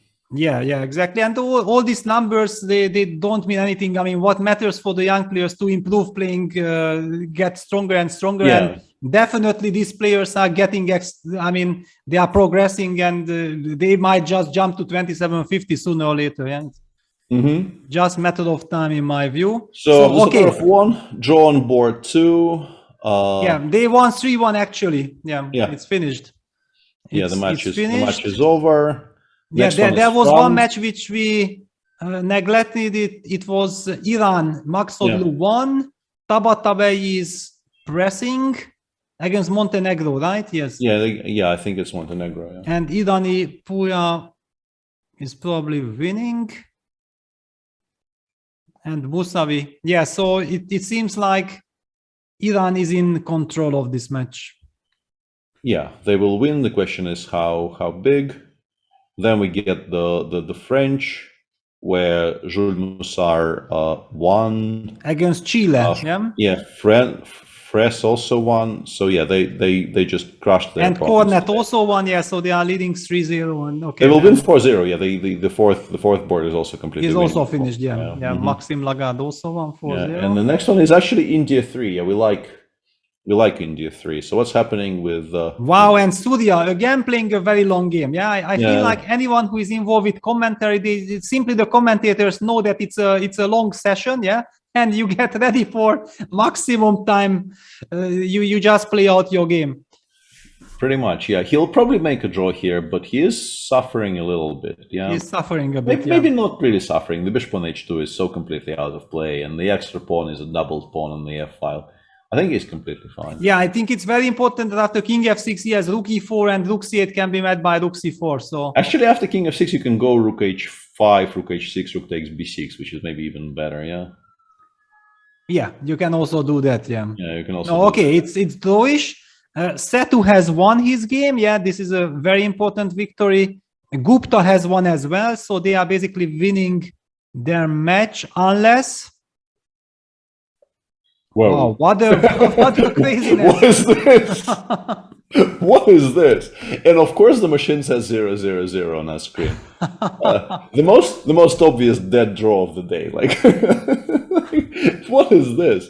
This looks like some kind of a, I don't know how you feel about those things. I hate them with a vengeance. Like those, mate in 3 positions where nothing looks right. Like not the study, but the what are they called? Helping mate or what? No, but like my English kind of always fails me on this point. The studies are where it says white to win, and then there is the other kind where it says mate in 3, right? Yes. And in Russian those are 2 different words. Compositions, yeah. So this looks like a composition, but some of them look natural, and some of them look like somebody took like a bag of chess pieces and just threw them out on the board, and they landed randomly. And it says mate in 3. And this sort of looks like that a little bit to me, It just, how is this equal? Somebody should be giving mate, like, I don't know who, but somebody should be giving mate here. But actually, if we count the pieces, it's only, it looks like somebody is winning big material. It's only 2 pawns up for white, right? Yeah. And we are getting the message from Sotiris, which actually I have known myself, that Helgi Gretarsson board 4 for Iceland was in fact a world junior champion in 1994 in Brazil. I didn't know if it was in Brazil in 94. I remember that he won one of the championships. I'm not, maybe under, I don't think it was under 20. Maybe it was something, maybe it was. In any case, he retired from professional chess, returned not so long ago. In fact, 2019, when I played in the European Club Cup, I faced him. And he was like 24-50 or whatever. But in my mind, I remember that in my childhood, we were thinking that Helgi Gretarsson is incredibly strong. And, I wasn't even sure that I'm a favorite or not, and the game ended in a draw. Afterwards, I also had a training session with the Nordic countries, and Helgi was there with us in a couple of trainings. I know that he's a very passionate chess player, so he's definitely enjoying himself in this position. Yeah, no, but this is, I'm also sort of enjoying it, in particular because I don't have to calculate. I just, apparently the only move here that doesn't lose is rook takes d4, and unfortunately, like I gave up when I looked at the solution, and unfortunately, it's like the most boring thing ever. Everything loses if you don't take on d4. Black just takes queen takes d4, and then once again everything loses, but you can take on f2. And because the rook on f7 is pinned, you don't have more than a perpetual. You just take on f2, queen g3, queen f2, and it's just a draw. Yeah, but look at this. Yeah, Helgi is done to 2 minutes. I'm not sure at all that he will find it, because if you haven't been active player. I think one of the and he goes bishop takes f7 check. Yeah, what I wanted to highlight that if you haven't been professional chess player for quite some years, your strategic feeling remains, but your calculation abilities drop dramatically. Yeah.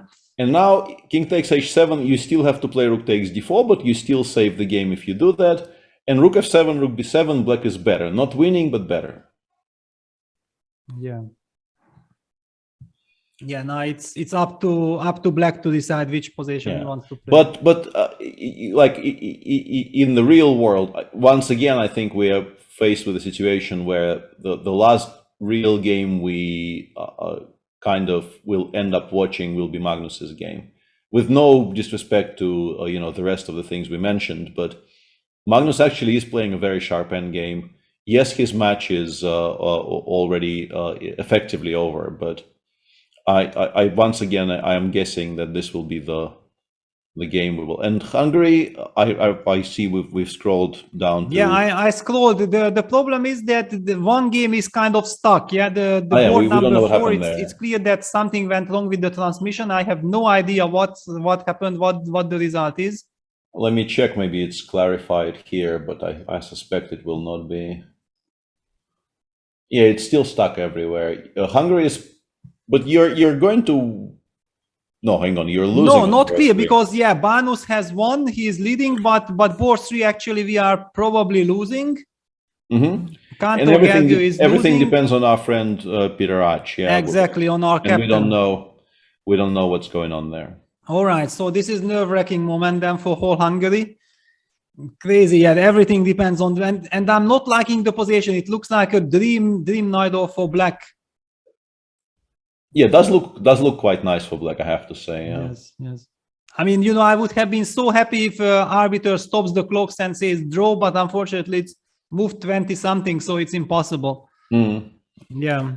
And Magnus apparently is repeating, so this might be over soon. We could potentially just watch that game being. Yeah, I think there we have it. They are just signing the score sheets. The game is over.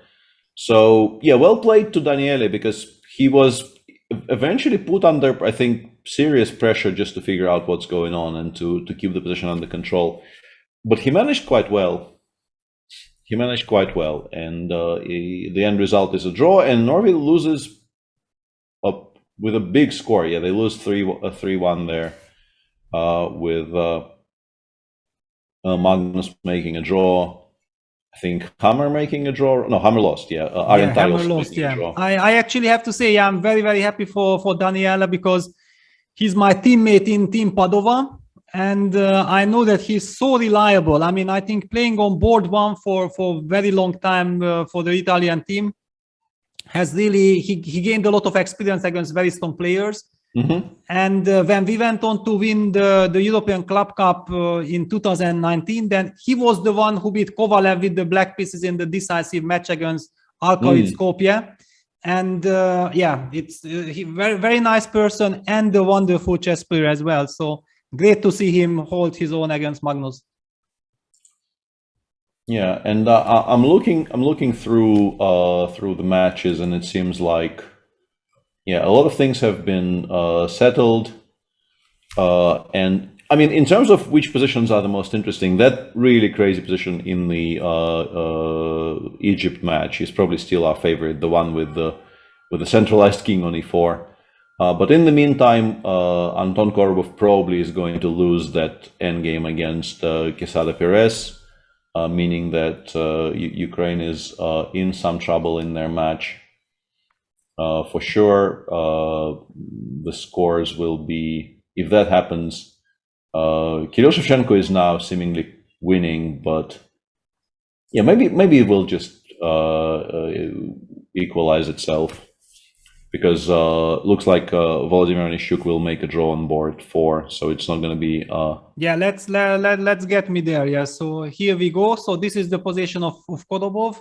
Still, this looks not over. Yeah. No, it's not. It's not over. But strictly speaking, this should not be savable. You can take on e4 with the rook even, and I think you can't really recapture because the a pawn is not running fast enough. So you actually have to go with your rook somewhere.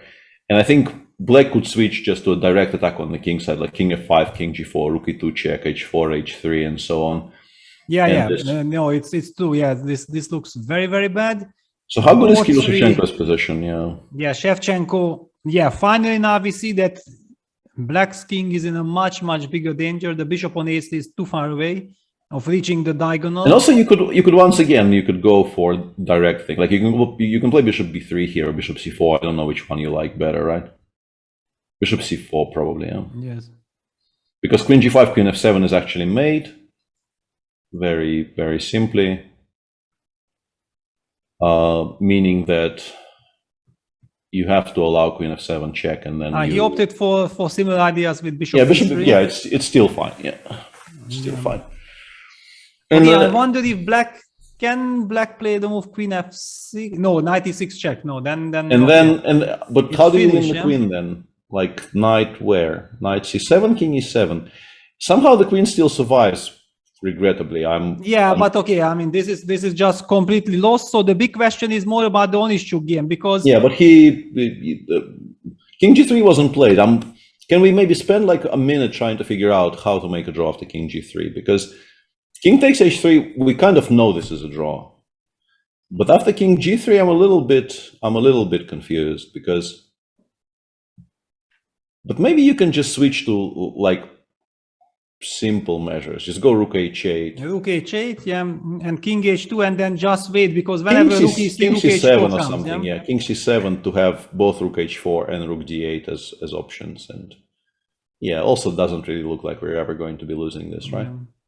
So he opted for capturing.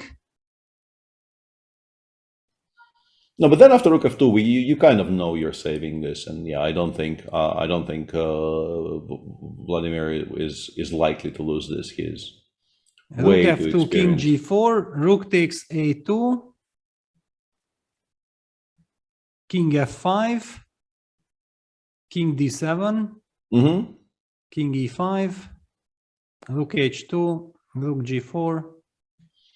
Yeah, and then you just and now you can very safely just even go back to the back rank, because I don't think there is enough.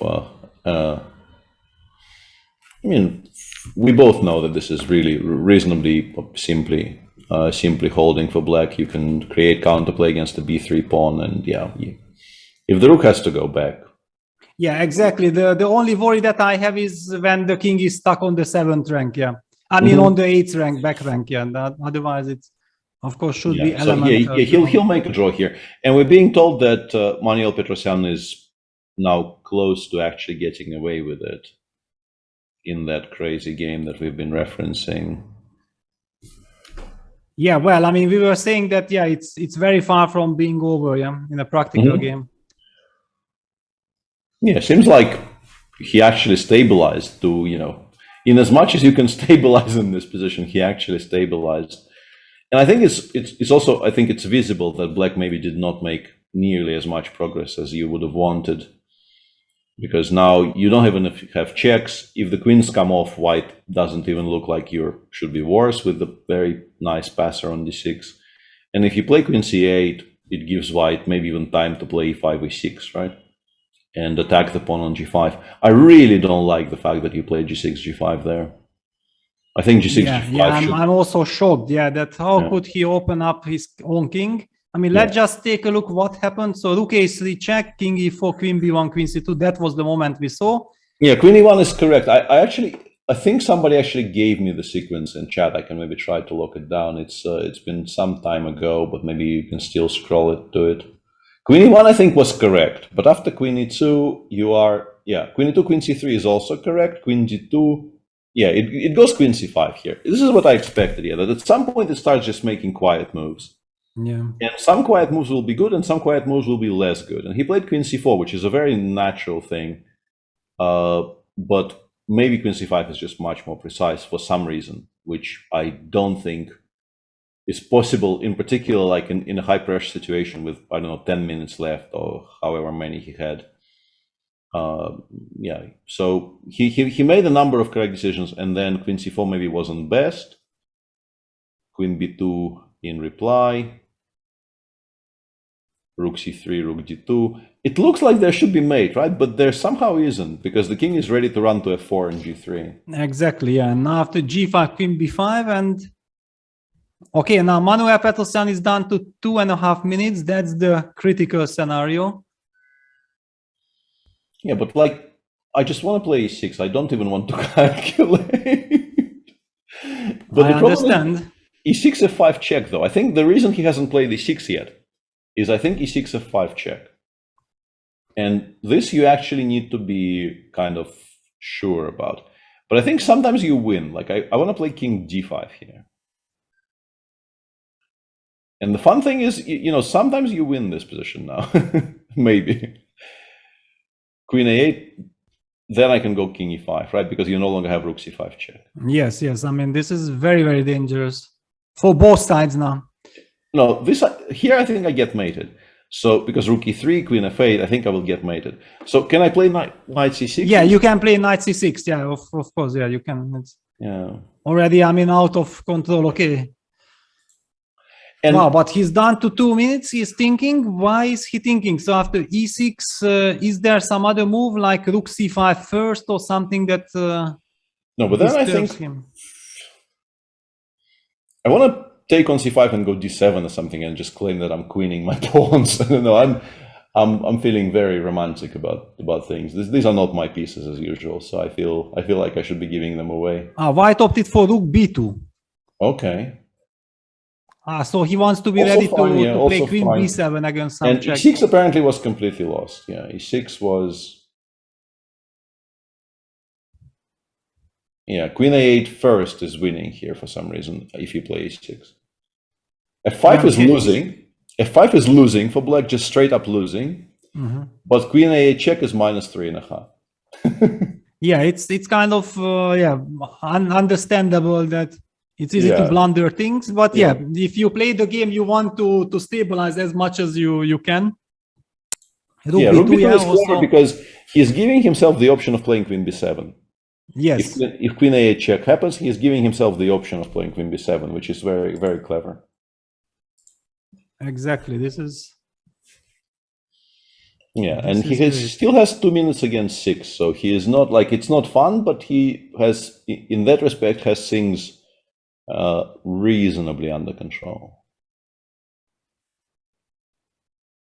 Yeah, if there is no way to have a force win now for black, then it's even not so easy to find the move. Yeah, because every move is random. Yeah, nothing comes natural, nothing is logical here. In fact, anything can happen. And in the other board, yeah, as expected, this will be a very, very long torture. Of course, depending on how this.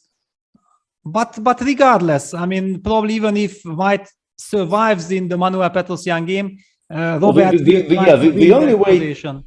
the only way this queen ending doesn't go on for like 175 moves is if Manuel somehow wins. Exactly. Then you might see a draw offer, just to, you know, save yourself some nervous energy. But in case of both of the other two results, you continue until there's nothing left.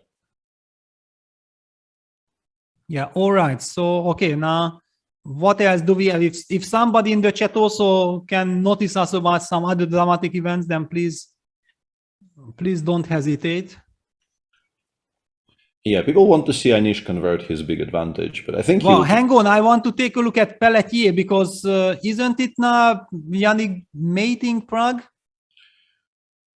Somehow not according to the machine for some. There was also my reaction, but the machine seems not as impressed. One thing I will say is that if all else fails, I can go rook e8. I'm not happy about it, but this is not mate. You can win the e6 pawn with check, but you have to trade rooks for it. And if you trade rooks, I mean, my drawing chances will be, I mean, not nothing. Yeah, but a very sad position. Yeah, and Prague down to a minute. Yeah, it's a very, very sad position. Yeah. Because he wants to hang on to his material for the bad position. It's also understandable. Yeah, he just doesn't want to let this happen so easily. Apparently, how many matches do we have in the women's section? Because there's a lot of potential upsets there. I'm being told that, for instance, Mongolia has beaten the United States. I think we only have 6. We only have 6, then let me check. So the cutoff is just before the Mongolia match. Okay, that's something. Yes, Azerbaijan versus Greece is the last. Yeah, and the Polish women, I assume, are winning because, I mean, Alina should be, yeah, Alina will win now, yeah, because Black had to give up the bishop for one of the pawns, and yeah, I mean, this really should not be very difficult. Yeah. Yeah, so all eyes here, and look at this. Suddenly after queen e8, queen b7, computer screams that maybe white is the one who is better. Yeah, it's yeah, this is gonna be a fun one. Yeah, queen a1. And now maybe you can start pushing, right? Maybe like it actually gives white a significant advantage now. Maybe you can just go d7 or something. d7, bishop d7, and then queen d7. Queen takes b2. Ah, sorry, yeah. No, I mean maybe you are winning with queen a8 check. That's exactly what yeah, maybe this is winning. Yeah, I mean it's definitely at least a draw for white, and maybe it's winning. I mean, let's just take a look, because against any check, then we suddenly created a luft for our king. Yeah, and also like we have rook e2. All the checks are from the e file, so we don't really. Yeah. So now queen e8, king g7 definitely is mate. So you go king h7. Yeah, but then okay, this should be winning because okay, we just collect all the pawns with check, yeah, and then we have everything. these two. We collect everything, and then yeah, it feels like it should be very close to white winning. Yeah. And in the meantime, returning for a bit to the Polish women, Monika Sochko is in trouble, but might be okay. Yeah, this is the position. Yeah, it's yeah. Okay, still some hope. Yeah, and white is down to 33 seconds. Anything can happen with this little time. And yeah, the position that we talked about, it's yeah, this really, yeah, there's really not very much here to discuss.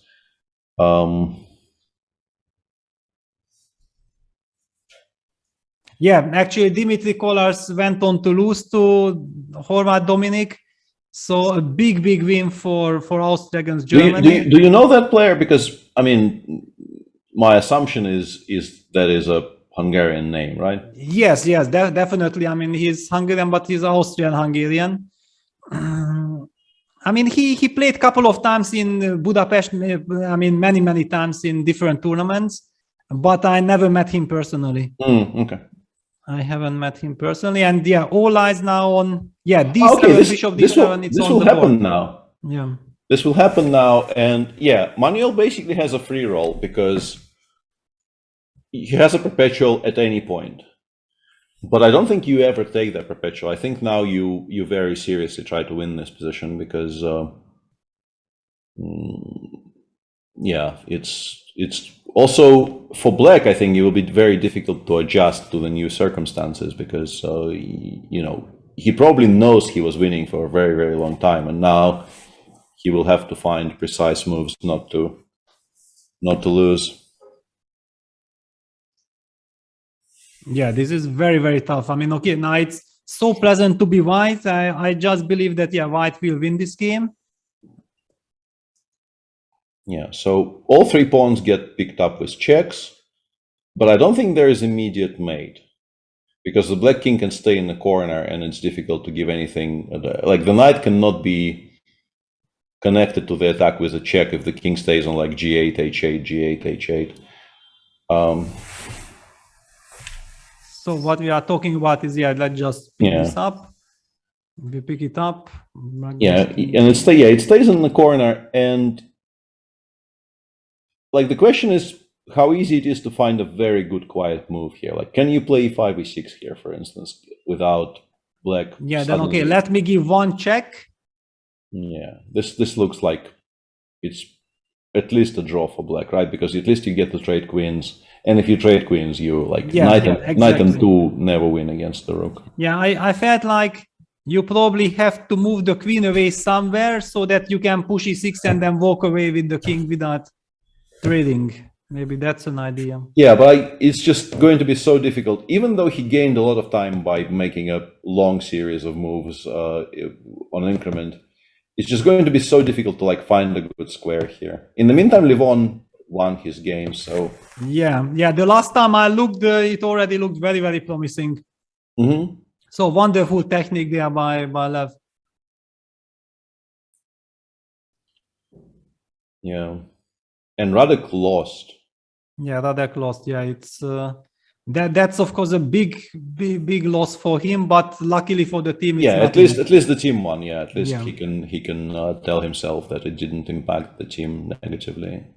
I also want to highlight one thing which I find very interesting, that Diego Flores from Argentina is now board 4. I feel like this is okay by ratings. He's also like now low rated, but he was a 2600 player at some point plus. Yeah, and he was also often playing the first board. Yeah, so it feels like some kind of a strategy to put him on board 4.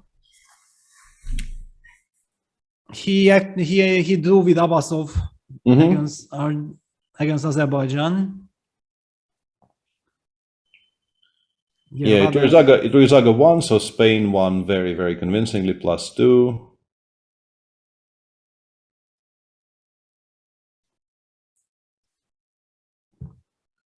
Yeah. So what did Sam do? No, he's still playing, but it looks like he should be winning with his pawns. Yeah, the king on a3 is completely safe, and the a pawn is just going to cost like too much here. Yeah, it's winning. What else do we have? So yeah, 11-1. There's really not much running, right? Ergaisi won, so India 1 is going to win quite big. Sassi is also better, so they are 2.5 half up and might win 3.5. Yeah, okay, it says that they already won 3.5. Satiris confirms, because the Sassi broadcast seems to have been derailed at some point. Yeah, it's the typical scenario that, yeah, when you are still a favorite, if things go smoothly, you can win very comfortably, but it's already in the air that if suddenly something goes wrong, then you might drop a point immediately. Yeah.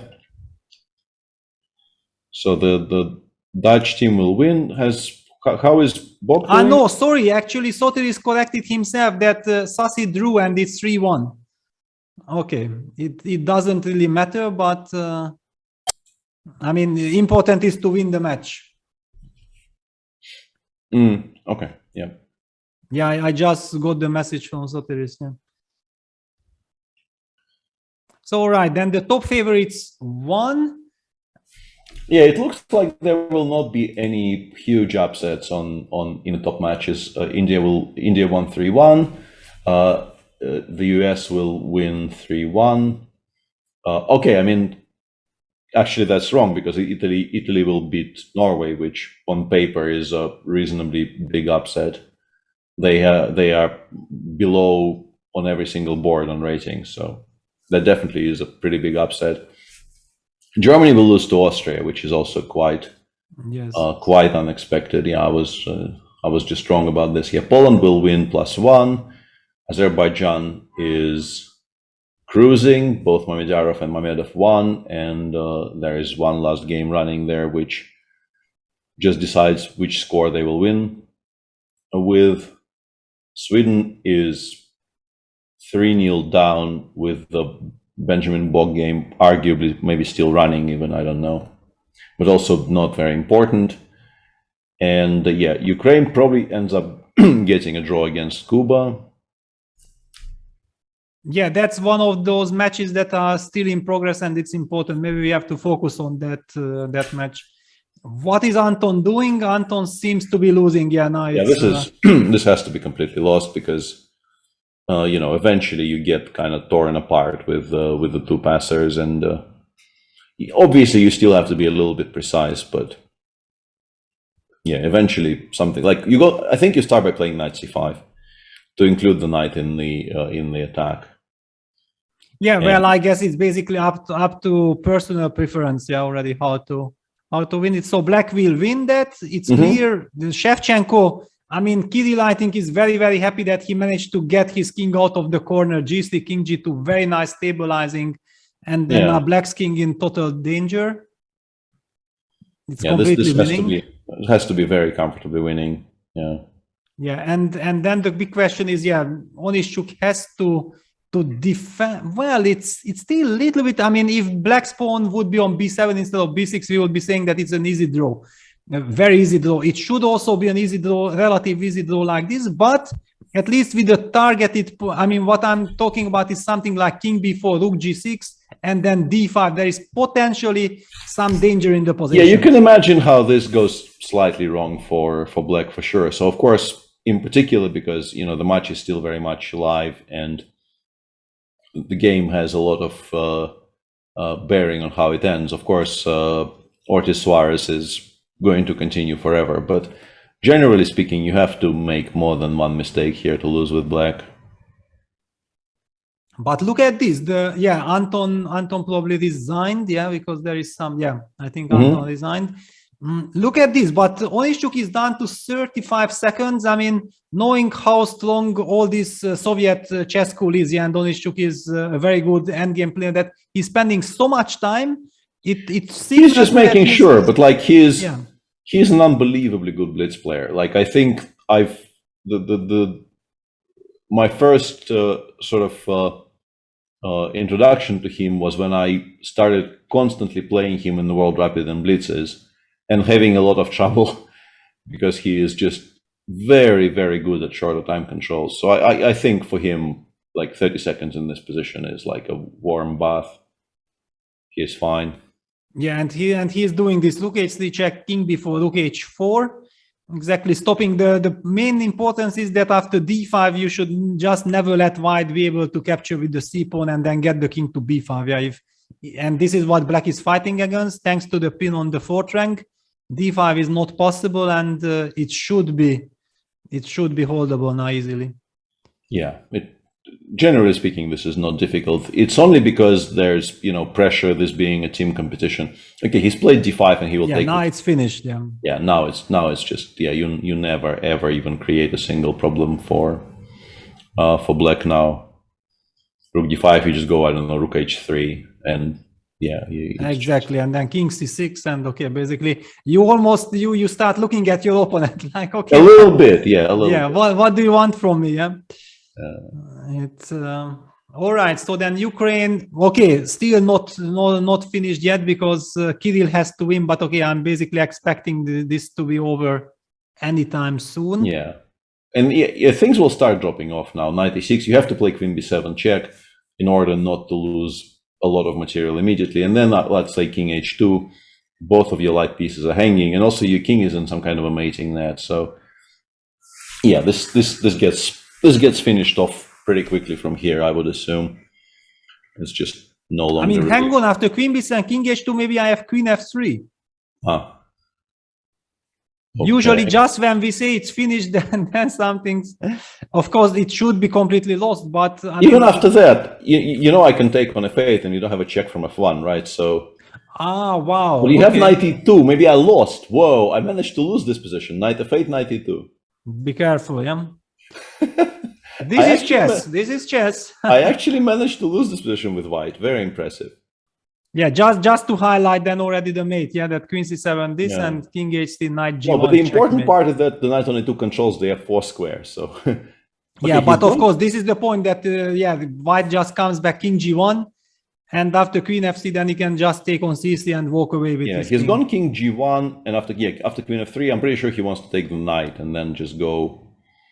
Just as Peter was saying, just go f1. Just walk, and besides we are setting queen h8 checkmate as well.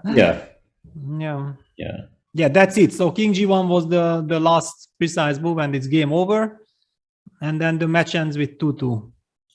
I mean, bishop g7 you can still play right here, but you have to assume this is somehow like Black gets mated somehow. Okay, Kirill is down to 38 seconds, which means that king g1 was played with 8 seconds on the clock. Yeah, there's still some intrigue here, but Not a ton. Yeah, bishop g7 on the board. Yeah, it's kind of disgusting that, let's say, queen f4 and then knight g5 is not actually made. The king can even go back to h6, and I don't see any mate there. But there should be a way just to win technically somehow. Yeah, it's kind of really shocking that why is this game still not over? Yeah. Yeah. Exactly. It's unbelievable. Yeah, knight d8 is played. Trying to provoke queen fc and then knight f7, knight g5 fork. Yeah, that's okay. And actually, if you don't have a good square, we will play queen g8 ourselves next move and give a mate with knight f7. So you have to play queen b8. Probably. Queen b8 probably, yeah. To attack at least something, yeah, to create some kind of a threat. So how do we win this? This is somehow still alive, fantastically. Yeah, it's one of the most craziest positions I have seen, because really one has the feeling that it should be over already for the last 10-15 moves. But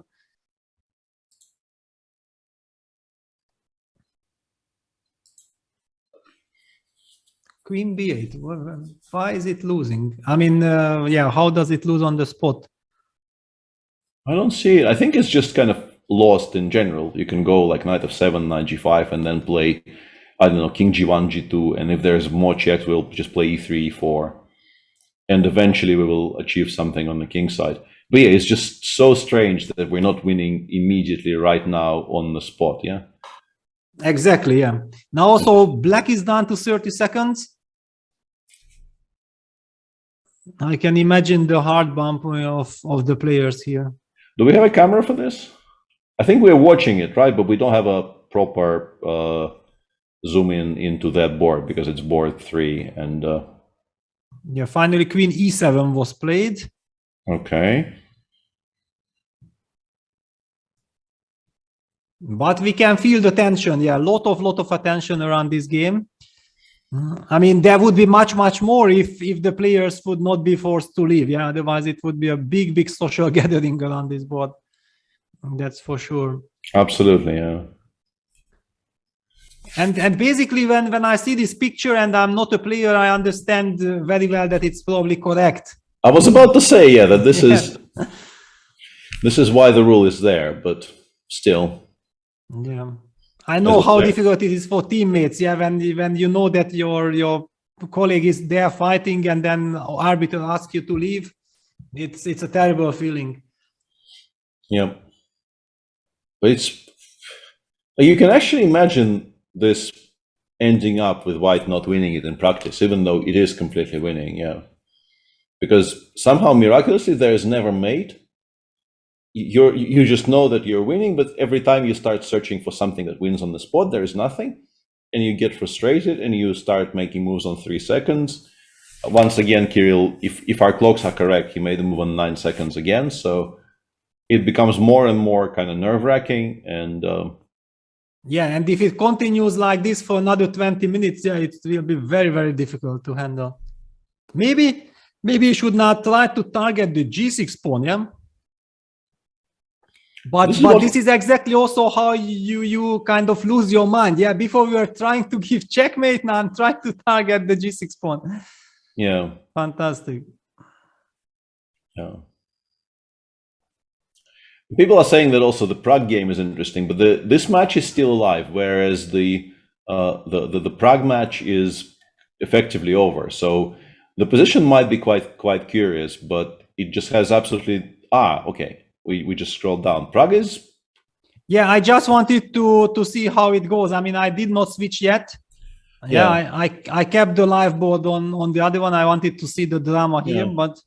Hang on a second. No, he hasn't. I was wondering if he blundered queen d3 in the current position, but no. Yeah, so we keep keeping an eye on both. If suddenly we see that there's some incredible action is about to happen, we can jump. I will open it in a different window, to keep an eye on things a little bit. Yeah, queen f6, the stabilizing move, right? I mean, now bishop on g7, queen on f6. If I would be playing from the black side, I would feel very, very unlucky if I would get checkmated, right? I mean, okay, all my pieces are... Bishop g8, right? Bishop g8, but you can Yes. play bishop f8 or bishop h8. And then settling knight f7 checkmate, basically. So the bishop has to move from g7 then. Okay, professional, get the 30 seconds twice. Yeah, absolutely. So the minute. Yeah, very nice. Yeah. Very And nice. also the move sequence that you mentioned in the Pelletier game with queen d3 did appear on the board. Yeah. And apparently Yannick, somewhere around move 60, Yannick was completely and utterly winning, even more winning than he was before. And then he just did not find the right way, and it will now be a draw. Wow. Yannick will be very, very disappointed about all of this. Yeah, I guess it's a draw because suddenly it's written white lost, but that definitely did not happen. Just the kings were suddenly put in the wrong center square. Maybe he lost on time, but I doubt it. Yeah, I don't know. Yeah, it's kind of impossible to imagine. All right, but all eyes are on Kirill. Yeah, he has gained the 1 minute extra, and he's again back to 30 seconds. This position drives me crazy. I mean, and if it drives us crazy, it means that Kirill is already about to lose his mind. That why am I not winning this? Yeah, and there seems to be some board issues. People are kind of up in arms about the Benjamin Bock game, but looks like people were like the arbiters probably did not put the kings in the center correctly, because it's impossible to imagine Benjamin actually accepting a draw offer in that position. He's completely winning in the final position. So yeah, I would assume that it's just the arbiters, you know. Yeah, and we are getting the confirmation by Sotis that Benjamin won his game. Yeah, it's correct. Yep. Yeah, we are experienced. We are not falling for this cheapo. Yeah, if it's a win, it's a win. Yeah. Yeah. But it's a little bit of that, you know, you had one job situation. Like the arbiters, very often, if the players are playing correctly, like the arbiters only come to the board to put the kings on the right squares, and even that somehow did not get done. Yeah, after all, they are not the ones who played the game. Yeah, so how should they know the result? Yeah. Yeah.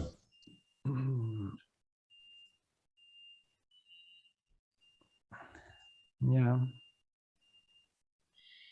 Yeah, this will now be a kind of a protracted battle because White failed to win by force. Let me check.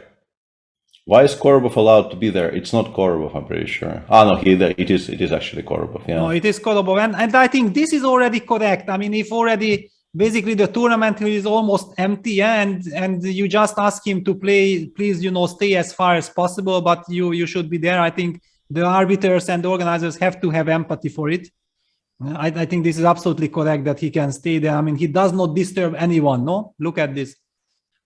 Yeah, I mean, if he's staying like this, like 4 meters away from the board, and not really, I mean, he clearly isn't going to be like giving any hand signals or anything. There's like 5 arbiters around the board.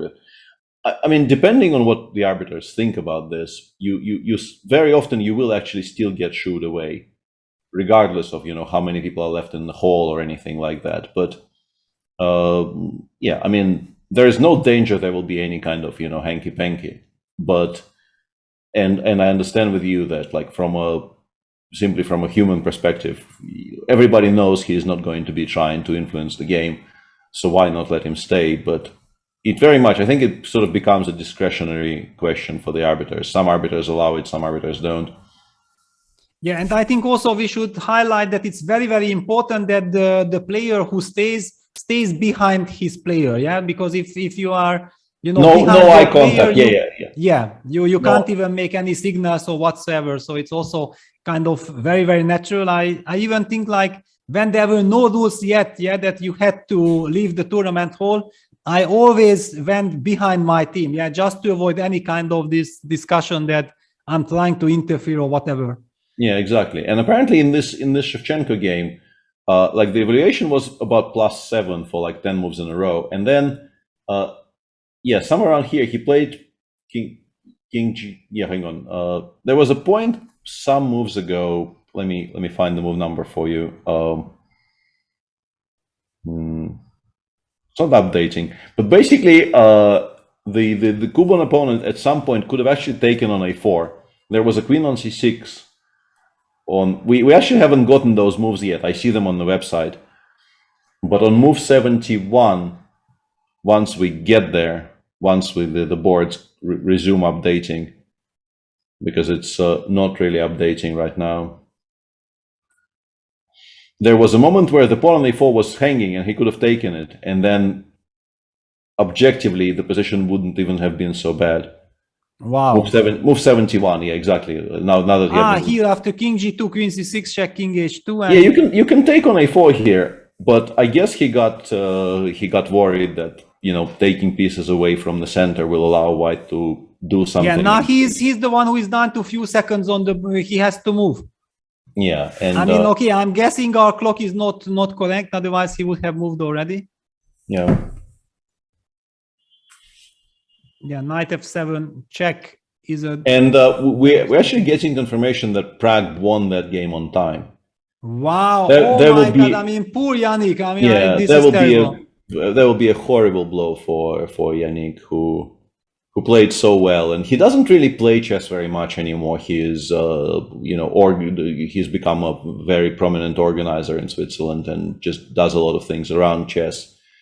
And for him to, you know, come so close to beating a very, very strong young player, and then to not even make a draw in a completely safe position because he, I guess, panicked and did not make a move in time, is just heartbreaking. Yeah, this is of course a total catastrophe for Yannick. I mean, outplaying Prague like this, dominating the game, at the end blundering away to draw, and then losing on time just when your opponent is escaping in a draw. This should be terrible. In the meantime, you can take on a4 again, and you should, because it's a pawn, and you kind of want it. Yeah, plus also you are threatening to reroute your knight. Yeah. The knight on c3 is horrible. It really needs to be on c5. Ideally, it needs to be somewhere around f8, I guess, but like start it on its way towards good squares. And he has taken. He has taken, yeah? Wow. And bishop f7? Yeah, and now for some reason, okay, I can understand the reason. You have to play queen f6, because if you play queen d6, white can take, and then bishop e8. Ah, wow. And suddenly something bad will happen to black, either this or this, yeah. Yes, so down to 14 seconds. But I mean, also, how much pressure is on Shevchenko? Because if he does not win this, and he falls for it. Oh my God, Ukraine is safe. Yeah, now they're okay, because yeah, there's no way Vladimir Onishchuk will lose his rook ending. I refuse to believe that. Yeah, and now you see that's why the player felt like I should never take this pawn on a4, because I already have my defense. White is not making progress with 30 seconds on the clock, which maybe just stay. It's objectively bad, but practically maybe just standing your defense that was holding would have been more practical. However, I'm pretty sure that the problem was that the Cuban player have seen bishop b3, knight c5, and blundered bishop e8. Yeah. That's clearly the case. Yeah. Now he wins, and look at the body language of Anton. Yeah, he knows that his mistake was corrected. The way he stands now, it signals. Yeah, what a relief for him.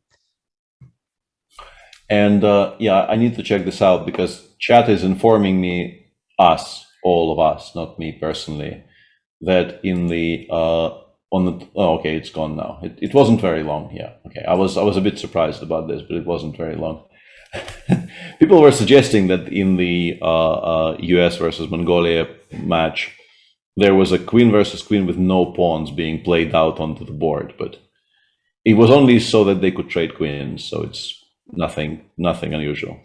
Yeah, and also one thing one should mention, that if there is a 30-second increment, then it's not about flagging, it's not about tricking anyone. Yeah, it's basically, it can, of course, you are not supposed to play it because it's pointless, but it's by no means somebody is trying to flag the No, I actually these days, I think it's very much the quote unquote fashion to end the game with an absolutely empty board, if you can. So I see this, like it happens almost every time. Even if you can offer a draw there, you just play out the game so that there's nothing left. Yes, and by the way, hang on. Is there some intrigue still in the possession or not? I was about to say that this actually is sometimes not so easy to win, but I don't think this is one of those cases. I think the pawns are too weak on the light squares, and they will get picked up. But yeah, I kind of, well, famously in my mind, I once in a World Cup in 2001. I drew some position against Boris Gelfand where I was, with this material balance, I think one pawn and the bishop against the bishop and knight. But I had an outside passer which was much further progressed than this. And it was lost objectively, but it was difficult enough that a player as strong as Boris actually, I didn't flag him or anything, he actually played it into a draw. Yeah, those kind of positions can be very, very tricky, because if you find the winning method, it's sometimes trivial, but if you don't see the point, you don't see the win, then if you start shuffling around, you can easily not end up winning. The knight d6 was very, very important because it stops g5. Yeah, that was also the moment when I spotted knight d6. I was kind of happy because now we'll be able to get the knight to e4, stop any kind of g6, g5, and then slowly convert the position.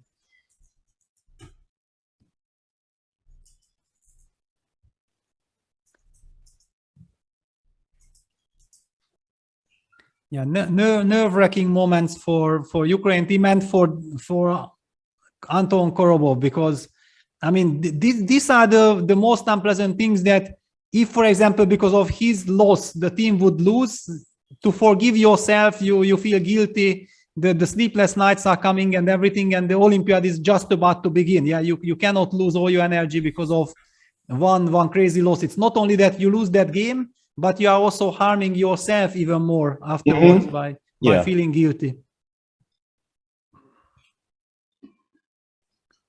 I mean, you remember, yeah, in football, whoever misses the penalty, then people are talking about his tragic fate, like Roberto Baggio back in 1994 and so on.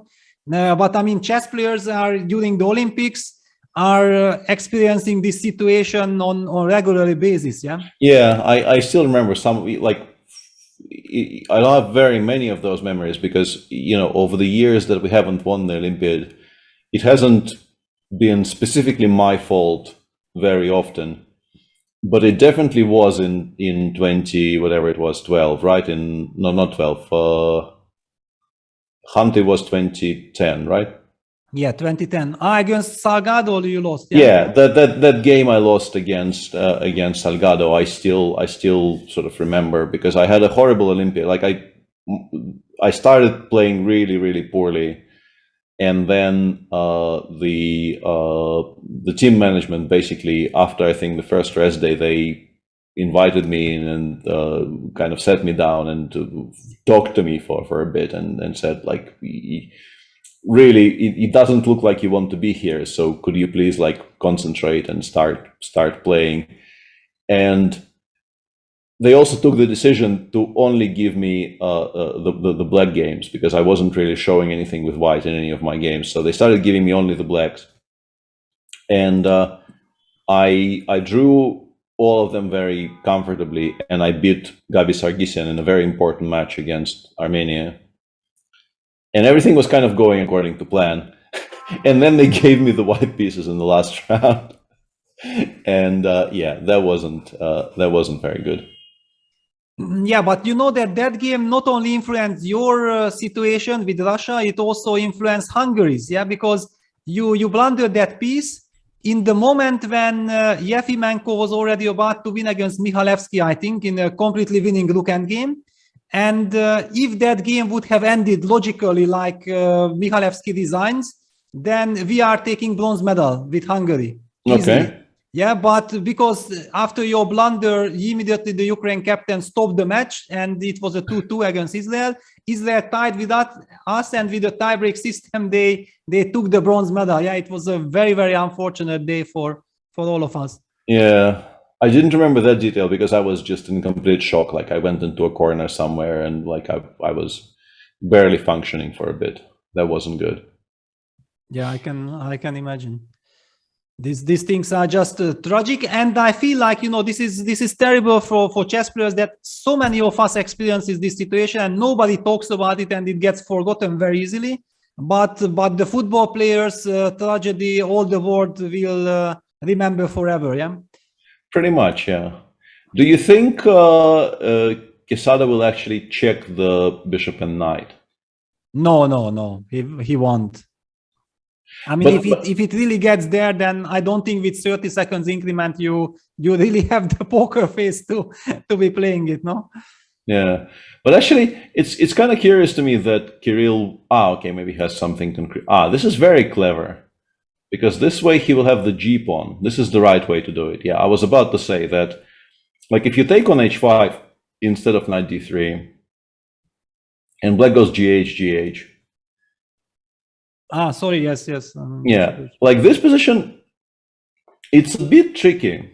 Like I played b5, I played b4, and it's always there kind of being slightly distracting, and white can never dedicate like their resources to taking on b4, because bishop and h against the king will be a draw. But he will leave himself the g3 pawn instead. Then you can actually put your g pawn on g4 and go with your pieces towards the b pawn, take the b pawn, then come back and continue queening your g pawn, and black can do absolutely nothing about it. So yeah, I'm kind of expecting a resignation at some point soon. Exactly, yeah. I mean, basically now it's simply pointless, because there are no ways to save the position. That's the point, yeah? Yeah. Even if, like people say, even if white does not want to win the game, he still will, yeah, because there is just no... pretty much, yeah. It's really, really completely hopeless now. Is there anything else running? Let me check. Yeah, well, Onishchuk game is running, but okay, this is a dead draw. It's not very exciting. Yeah, it is running, but kind of very missable. Gusainov is... What is it? It's going to be a draw, yeah. It's going to be a draw. Yes, f2, and it's a draw, yeah. So he ended up not winning that endgame that we were discussing. I don't know if he made the best possible effort, but he ended up not really. But okay, hang on, because we were like, you remember, we just put the king on h8 just to lose. Yeah, obviously it's a mistake to just give up like this and allow king g6, and he didn't do that. And without that, it seems like there was no particular chance. So he held it quite comfortably, which means that this will be a 3-1 victory for the Azeri team. Sweden 4-0, lost 4-0 to Netherlands. Ukraine will end in 2-2.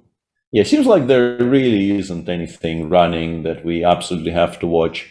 There is that, I mean, it's actually a hugely important game, but I don't know if we are up to, watching another queen ending for an hour.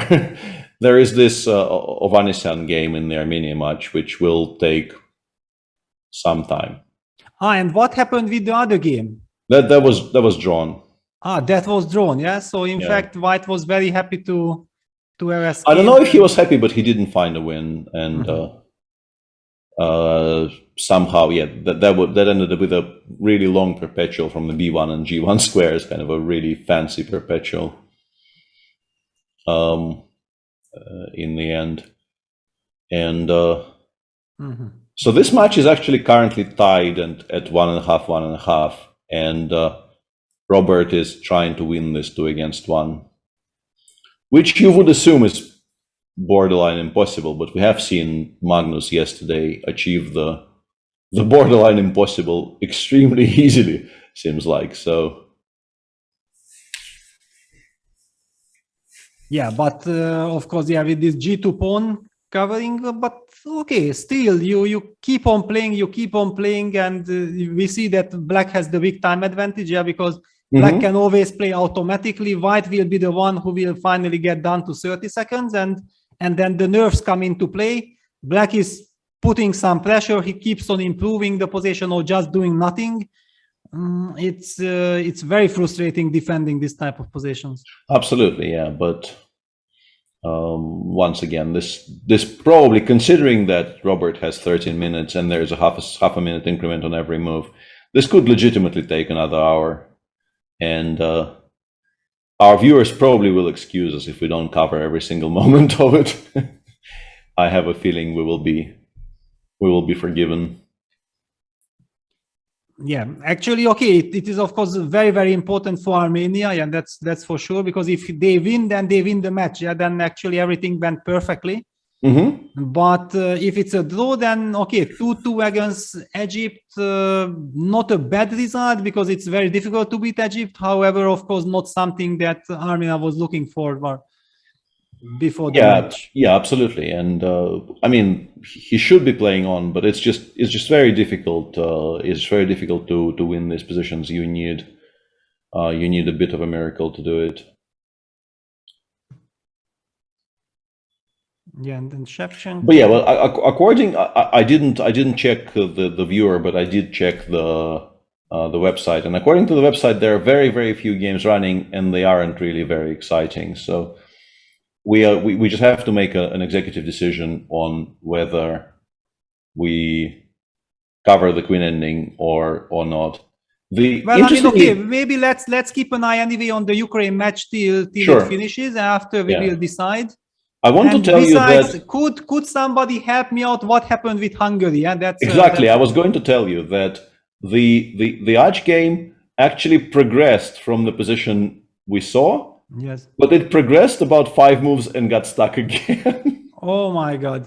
And there is no result, nothing anywhere. Yeah? I have no idea what's going on there. Yeah. But look at this. We talked about it, that no way black will play this position with 30 seconds increment, but he did capture on G3. Okay.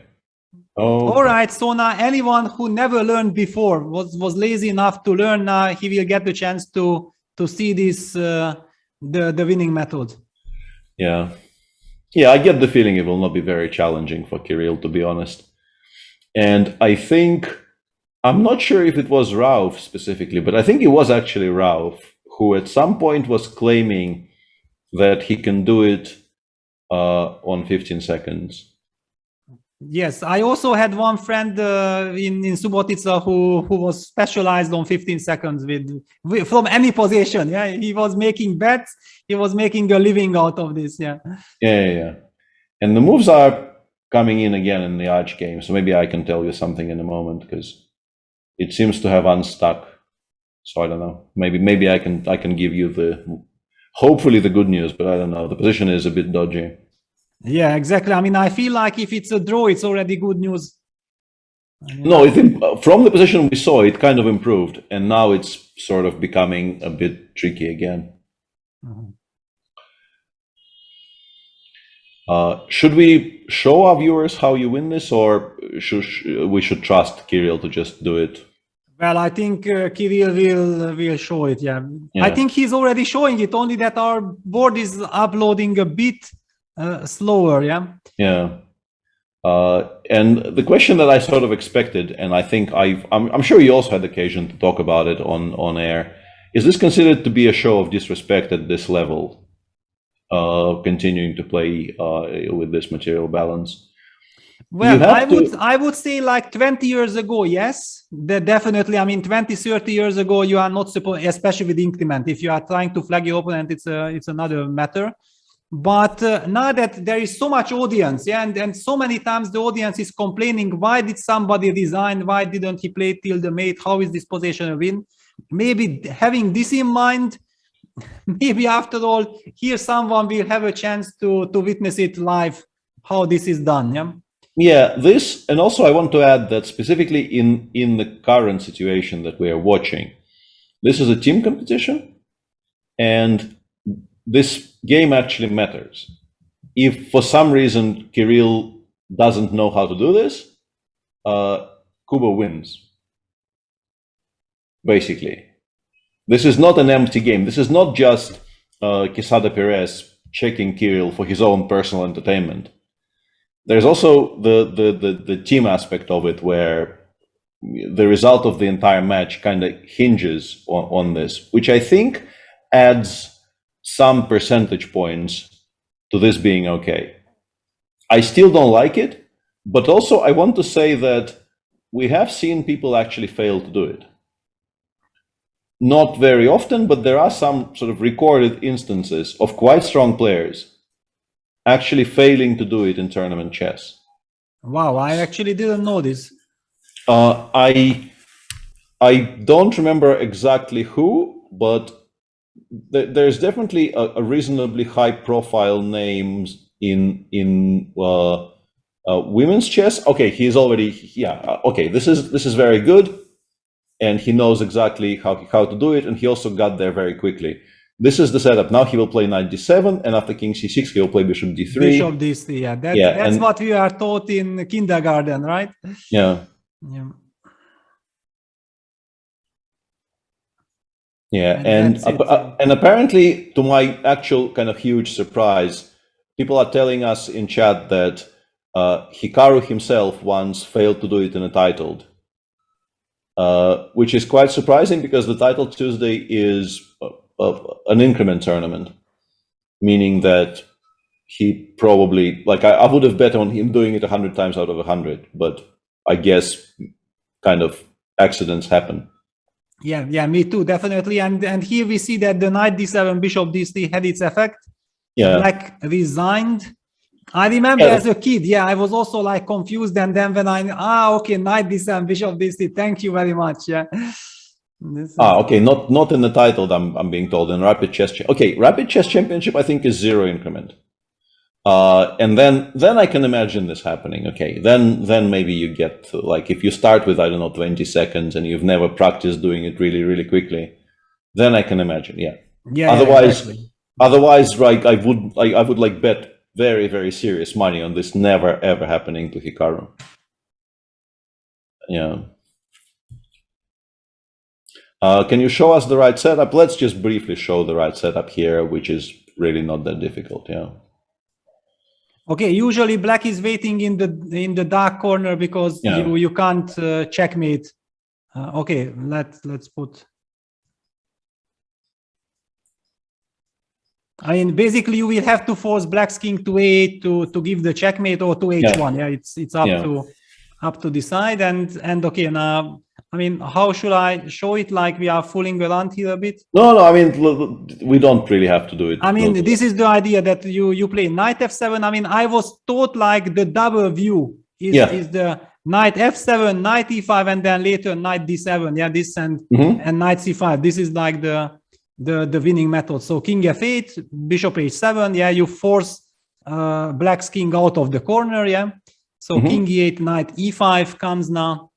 And then slowly, step by step, king f8, trying to run back, knight d7 check, king e8, king e6. Yeah, this one is even simpler because now the king doesn't even get to c6. But if you play king d8, yeah, exactly, yeah. So if black king starts to run to d8, then king e6, king c7, and at the moment when it looks like, wow, everything starts from the beginning because black's king runs out, then you play the move knight d7, taking away all the dark squares, and after king c6, the move bishop d3 stops any hopes for black because the king cannot run out. All the squares are covered, and this was the moment when black resigned. Yeah, and this is what happened in the Shevchenko game, actually. He waited to see that knight d7, bishop d3 is shown to him and immediately resigned, because from here, it's not even tricky anymore. Exactly. From here, I'm pretty sure everyone can find the remaining moves on their own. You just need to know this particular setup, because without it, driving the king from one corner to the other is pretty much impossible, actually. Yeah, this is the key motive. Yeah. So congratulations for Kirill. Wow, I mean, it was an incredibly difficult burst. Yeah, it's but we understand there was so much stake at him. Yeah, he needed to win this game at all costs to save the match, and then it's never easy. Yeah, and this is also over. We can see that no boards are. Everybody left. The captain signed the score sheet. So it's all about Robert, right? Then yeah. Yes. Any progress there? As expected. Well, he reached his king with his king to c1. Yeah, we are seeing all these checks. Well, it's a very tricky king because you kind of provoke some checks, but now you can't give any more checks. The queen f1 is met by queen e1. He's actually doing it in a very smart fashion. Yeah, he is creating a situation where you have to choose some kind of a quiet move here, like, I don't know, queen a7 or queen f5 or something. I quite like putting it on a7 because I think then it's very difficult to connect with it with a check. But I guess he goes king e2 and the dance continues. Yeah, the dance will continue forever. Yeah, what did you expect? Some 200 moves? Yeah, we are now what, 111. 112, yeah. I mean, definitely. I mean, unless the way this ends quickly is that white blunders something. If white actually defends well, it could go up to 200 very easily, I think. Yes. Because every 50 moves, you have to make a pawn move, and he played g5 on move 103. Exactly, very professional, yeah. Yeah. I mean, if we want an over-under, I will go like 171. That's your guess, yeah? Yeah, I'm saying 171, yeah. I mean, I even don't know what to say, yeah? It's well, really, I mean, seriously, we don't have to watch this. yeah, we don't, yeah. Because with 30 seconds increment, this can still go on for 2 more hours even, I don't know. Yeah. And people are asking, wouldn't 50 moves rule apply? He will wait until like 150 and then play g4. This is the point. Or f5 at some point. F5, yeah. Yes. This is just and we cannot really tell you any secrets. The secret is from the white side not to blunder the queen trade, and with black you will just try to maneuver, you will try to trick your opponent knowing that it's anyway a draw, but you have to try. Yeah. I mean, especially in this match situation when a win gives you 2 points. Yeah, it's very it's hugely important. Of course, he must play for basically forever. Do you know what exactly what the record is? I think it's like 260 in a tournament. I think the record for sure is longer because against Chucky we had something like 220 something in the blitz game, in a 3+2 blitz game. Then the classical game there should be some different record. Google says 269. 269, which is obviously quite nice. Yes. Yeah, 269. It looks long enough, and I don't feel that this game has the chance of breaking that. Nikolic against Arsovic from Belgrade, 1989, 20 hours and 50 minutes, lots of adjournments. Yeah. Sotiris is informing us. In adjourn, okay, he's gone king h2, which after queen e5 check, he will have to play king h3. What is he doing? Like, I wouldn't want to put my king on h3 here. It's, what? Doing king to h3, yeah? I mean, we're probably still fine, but I would be very nervous. I don't know.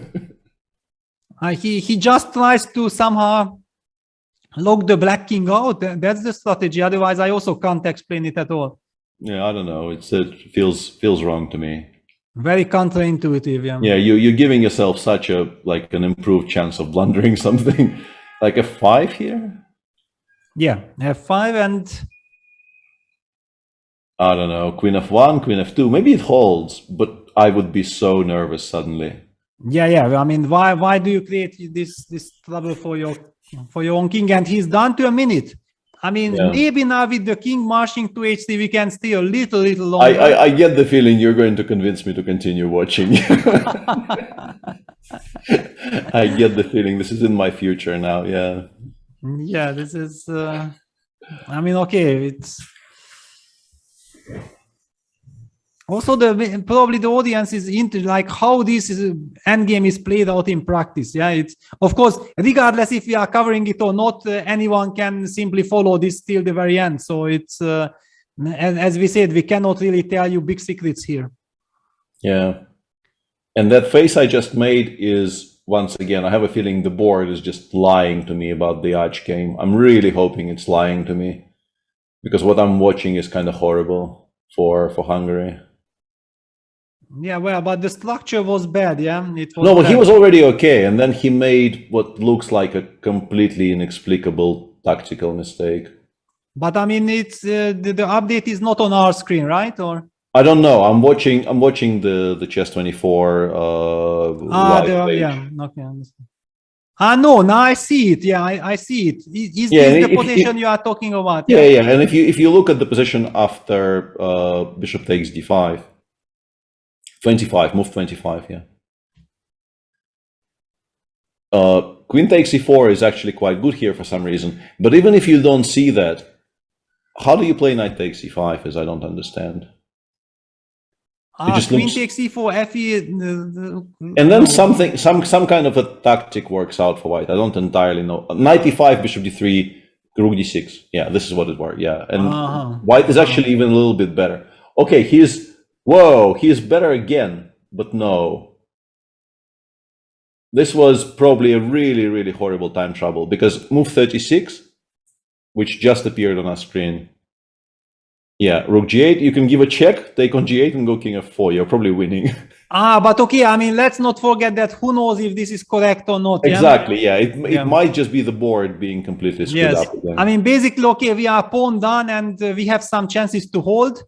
Yeah. In fact, we have some chances to hold. It's yeah, absolutely, yeah. And Satirius says most likely the entire game is just completely messed up, to be honest. Yeah, but actually I trust Peter to hold this. Yeah, if this is the actual position, he probably holds this, yeah. Yeah. We just don't know if it's the actual position or not. Wow, but actually the incredible news is that Cantor Gergő survived with the perpetual checker stunning, then everything is fine. Then you're okay. And wow, also apparently I read somewhere in chat that the position in the Tamás Banos game, the final position where Black resigned, is supposedly better for Black. Which I don't know if it's true, but I saw it mentioned in chat. Yeah, but we don't know. Maybe there are some extra pieces, yeah, on the board. It's true, yeah. Yeah, but one thing is crazy, yeah, that, I mean, this position looks like it's elemental winning. White is 2 pawns up. The pawn on g7 is about to fall. However, White was marching with his king towards the... I would go king g3 without thinking here. Exactly. I mean, just hide, yeah? Yeah, why is it on e4? I don't understand. It's game over, yeah, basically. And after king e4, king b5, and then Black is trying king c4 and rook e2 checkmate. Yeah, and he missed rook f2, I'm pretty sure. He thought he was completely winning with f5, and now suddenly rook f2, and there is this construction with knight c3, knight d1, which is like a study. This is very beautiful. Wow, what an escape, and probably we are winning the match thanks to this. I mean, okay, Peter still has to hold.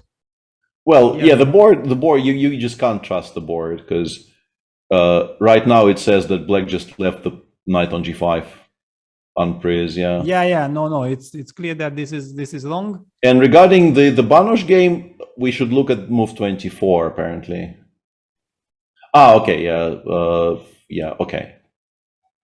Yeah. Okay. Yeah. Something is not quite right, yeah.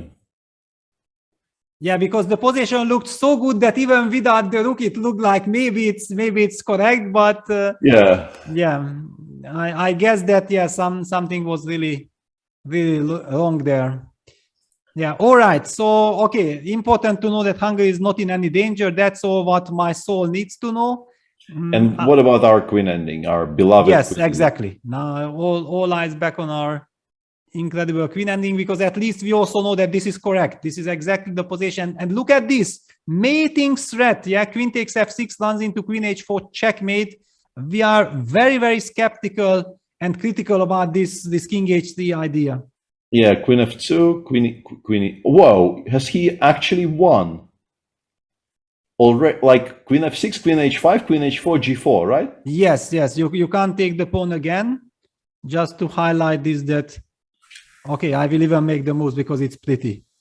check, king g3, queen h4 check, the king is forced to f3, and then g4 check wins the queen. So you have to watch out, and if you can't take on f6, you can't give a check, like, because queen d4 check, queen d3 trades the queen, so you have to be alert now with white. And down to 20 seconds. Queen f5, I thought queen f5 might be the only move. Oh, queen d3 though. Oh, queen d3, king g4. King g4, yeah. Whoa. Okay. And apparently we are providing an absolutely invaluable service, because the crew at the venue apparently switched everything off, so we are the only ones still streaming. So come join us, guys. We are Mr. Fanaticos, yeah? Yeah. Yeah, but I mean, simply we feel with the players, yeah, and we understand how important it is. Yeah, it's very easy to close it, but for Armenia and for Egypt, right now, this is a matter of life or death question. Oh, this is so great. Sorry, I can't speak anymore. One move back, I can't pronounce that word. Yeah. G4 is an easy draw here. Wow. Wow. Unbelievable, yeah. Of course, if your opponent on move 117 plays a move like G4, then you have to take the queen, yeah. Just yeah, you take the queen, of course, yeah. You have to take the queen. No, but this is just so fantastic. G4.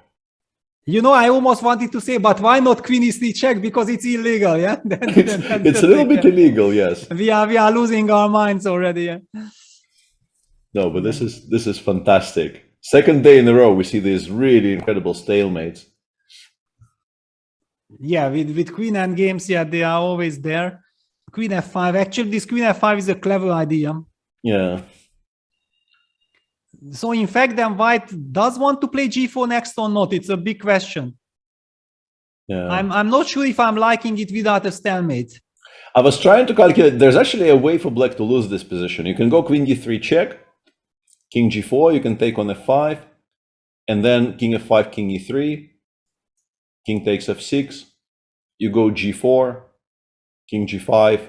It's still a draw now, but you can go g3 here, and then it's no longer a draw. Because the king gets to h3. This would hurt badly. Yeah, this would be quite painful, yeah. Yeah. But yeah, no, Robert is, yeah, I understand, Robert. Opponent is giving you some hope, yeah, with this king h3. It looks suspicious, artificial. You are trying to punish it, and then after queen e2, your opponent goes queen f5. And then you understand that maybe all my dreams that I'm making progress are vanishing. Yeah. I mean, actually, how do we continue now? I don't know. I mean, somehow. Yeah. It's not easy to even kind of keep the game afloat, right? Which is the strange thing. Exactly. Yeah, this is the. And by the way, we can't play g4 now, because now, like, if it's white to move and we play g4, we resign after queen d3 check. So exactly. Yeah. Is king e3 a possibility? People are asking. Then I guess queen e6 check is king e6, queen e6. Yeah, this is what I was calculating. Yeah. Yeah, and you have to go back. Yeah. And then again, important to retreat the queen to f5. Yeah, Robert is trying everything, but I have to say that, yeah, we were critical about this king h2, king h3 idea, but queen f5 shows that, in fact, white player, I don't say that he knows what he's doing, but I mean, he has a plan. He has a plan. Yeah, some kind of a plan at least, yeah. Yeah. And I also noticed that this younger generation is thinking completely differently. Yeah, they are big calculators. They don't play on general feelings like with that, okay, why do you go forward, just sit tight or whatever. Yeah, they calculate, they see that, okay, come on, there is no refutation. Even if you make progress, I have queen f5. So what's the big deal? Can we maybe get with the king to h1 here? I want to play king e1. King e1, yeah. Mm-hmm. And if you give me checks, I want to run towards the h1 square. Yeah, that would be lovely. But still, I will give you a check, no? Sure. King f2. Okay, so check. King g1. Ah, because you mean... I have queen f1. Yeah, I'm not kidding. Yeah, I'm very serious about this. Yes. Yes, so just to highlight that no matter how I'm giving the checks, finally you get this and you get your idea. And I'm loving this idea. And then you might start pushing somehow the pawns. I don't know what it does, but at least it's a new spice in the position. Queen. Okay, yeah. I wanted to suggest. But almost, yeah. But Queen F5 check, F5 wins. Yeah, Yeah. Queen F5 check, unfortunately. Luckily, yeah. Yeah, I think it's probably the best practical chance Robert has right now. Yeah, you have to somehow find a new angle, right? I mean, to disbalance your opponent. You know, if you would have not told me that we are the last one covering it, I would have said, okay, then let's finish it. But no, if we are the last Mohicans, then we have to go on. Yeah. Yeah, he's gone check, and Queen D4. Yes. I mean, Queen H5 check happened.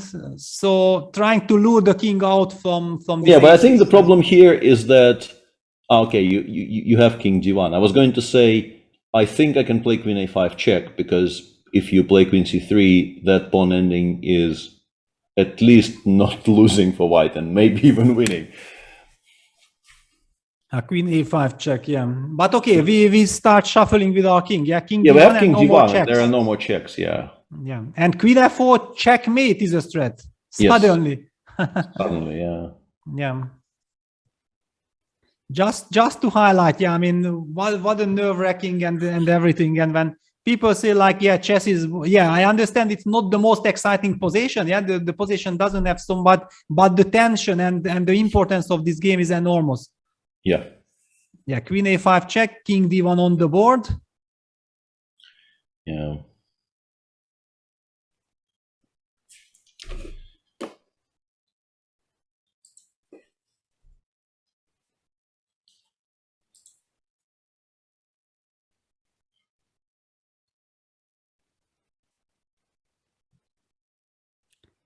So what is this?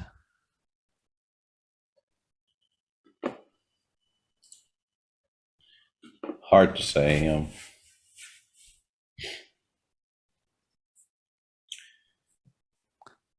Well, tough to defend. I mean, when there is no clear way of no clarity, what is my next move, and I have to suffer in this endgame, it's always the big challenge. Yeah, I was going to suggest G3, but G3 actually loses by force. Yeah, then G4 check, yeah? Yeah, G4, Queen E4, Queen E4, Queen E2, Queen E1, and we resign, yeah. Well, also Queen D2 check trades on the spot. Oh, yeah, yeah, that's also good. Yeah, Queen F5 back, yeah, this is the problem, back, yeah. The queen is wonderfully placed, and now, unfortunately, we are not able to get your king maneuver to H1 anymore. Why? I mean, with the king on F3, how should we get there? King E1? Ah, Queen B1, Queen D1, yeah. Yes. Pardon me. So what about Queen E6 check? I actually can run, I think. King F1?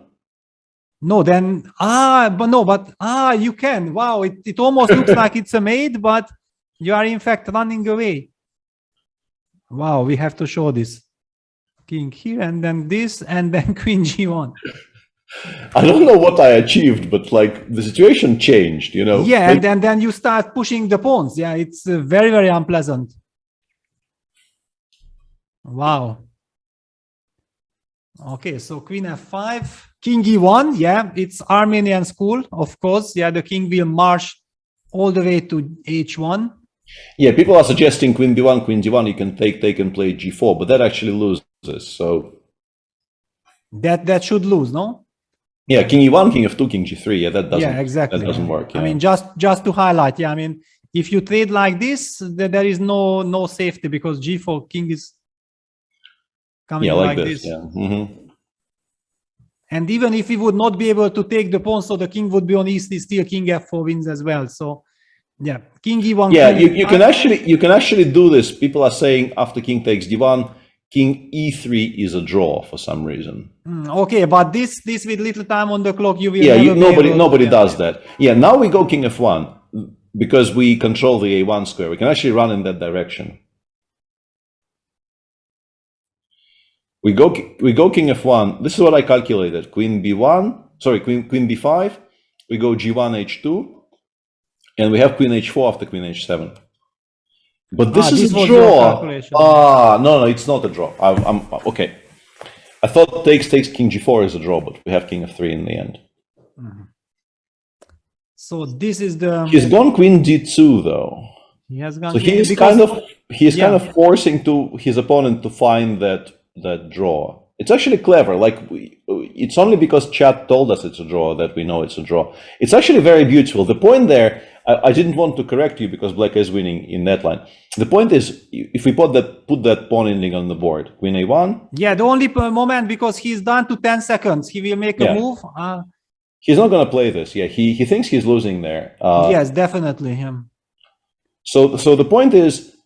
Yeah, okay, let's watch this somehow play out. Let's wait for the move to come. Yeah, but okay, we didn't, definitely white didn't lose on time. So before it comes, we can suddenly show this. Yeah, so check, takes. And the way you showed it after g4... sorry, we have to get back. Once the game, because queen f5 is played, but now it's lost. But now it has to be just completely lost, right? Queen I mean, you can just collect 2 pawns. I mean... Yeah, it's just winning. This is just completely winning now. Sadly, there is no way to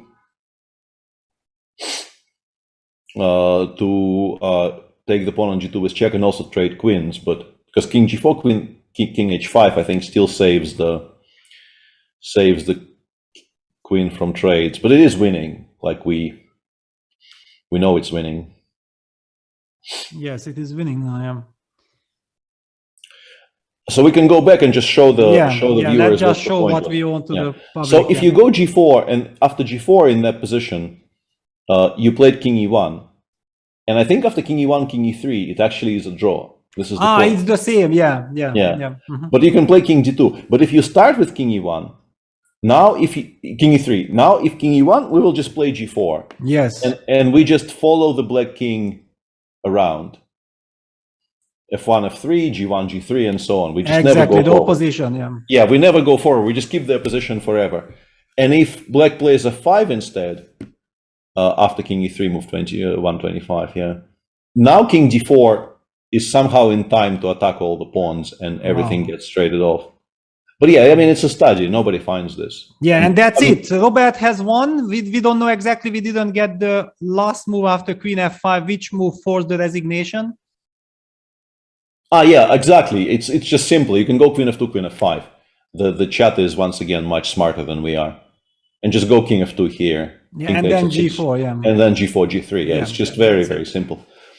You never wow. I mean, okay, this is a tragic news for Egypt. Yeah, losing this battle. But very, very big news for Armenia. I mean, getting the 2 points, the maximum points, and keeping the momentum going. That's very, very important. That's and I mean they had to really struggle because Manuel Petrosyan on board 3 was in tremendous amounts of trouble basically throughout the game, and then almost won even with white. And then Robert managed to finally confuse his opponent here and win this. So far in this tournament, we are on 100% record with claiming something is a dead draw in a queen ending, and that game not ending in a draw. Let's see if we can keep this up somehow. Yeah, but we are also always highlighting, that in practical play with all this tension, it's so easy to lose. Yeah, it's so easy to say that according to theory it's a draw and computer says it's a draw, but in practical play, if you keep on torturing your opponent and he gets low on the clock, this is what happened yesterday to Georg as well. Yeah, he was very comfortable and confident till he had time on the clock, and with 30 seconds, then he suddenly collapsed. It's very, very simple. Yeah, and once again, returning to something you said yesterday, which sounds very simple, but is actually like a very good piece of homemade wisdom. You just kind of have to make sure you're the side with the extra pawn in these endgames, right? Like, everybody makes mistakes, but it's much better to be making mistakes from a position of strength. Because your mistakes don't end the game. And you know, also there are many these discussions that, the older generation played the endgames much better and so on. Of course, if after move 40 or after move 60 the game is adjourned, then you will see brilliant endgame techniques in all the games. Yeah, with all this tension, it's so easy to finally collapse, and then I think we have all been there, that we made absolutely 20 only moves. It looks like everything, and then finally one mistake, and then you lose, and you look like a complete idiot. It unfortunately happens. Quite a lot. Very, very familiar, that feeling. All right, now we definitely are done for today. Thanks everybody for sticking with us and keeping us company and providing us with those wonderful stalemates. Just in case somebody was in doubt, I did not find that G2, G4 move on my own. I read it in chat. I am 5 hours into the stream. I'm incapable of finding those things, but I can still read. This is my superpower. So thanks everybody for being here, and we'll be here tomorrow again. So. Yeah, and one important thing, guys, if you really like our broadcast, what we are doing, please put a like to our video. We would very, very much appreciate it. And any comments are also very, very welcomed, because we are doing it for the chess community. So if we can provide as much entertainment and fun, we are very happy for it. So please like our video if you like what we are doing. Yep. What he said. Thanks a lot. Yep. Cheers and see you tomorrow. Yeah. Bye-bye. Chessable, the definitive solution for studying chess. Choose from one of the largest online chess libraries in the world, with hundreds of titles ranging from classic books through to our exclusive Chessable courses.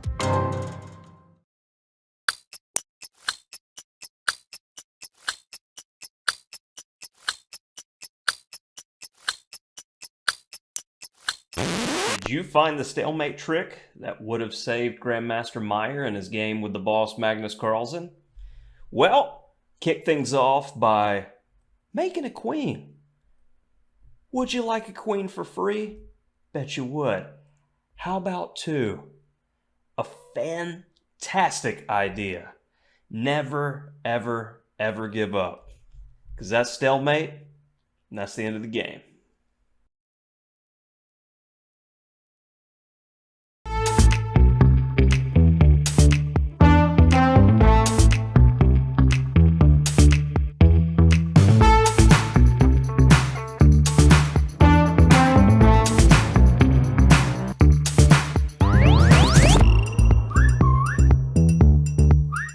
The Grunfeld is a very good opening for those of you who are striving to get a double age. In this video we're going to look at the latest developments in the 6 bishop g5 knight off. I'm gonna start with sort of my first official Stonewall game. The idea is not to fight against any opponent move, prevent everything, defend and so on. No, it's just to move.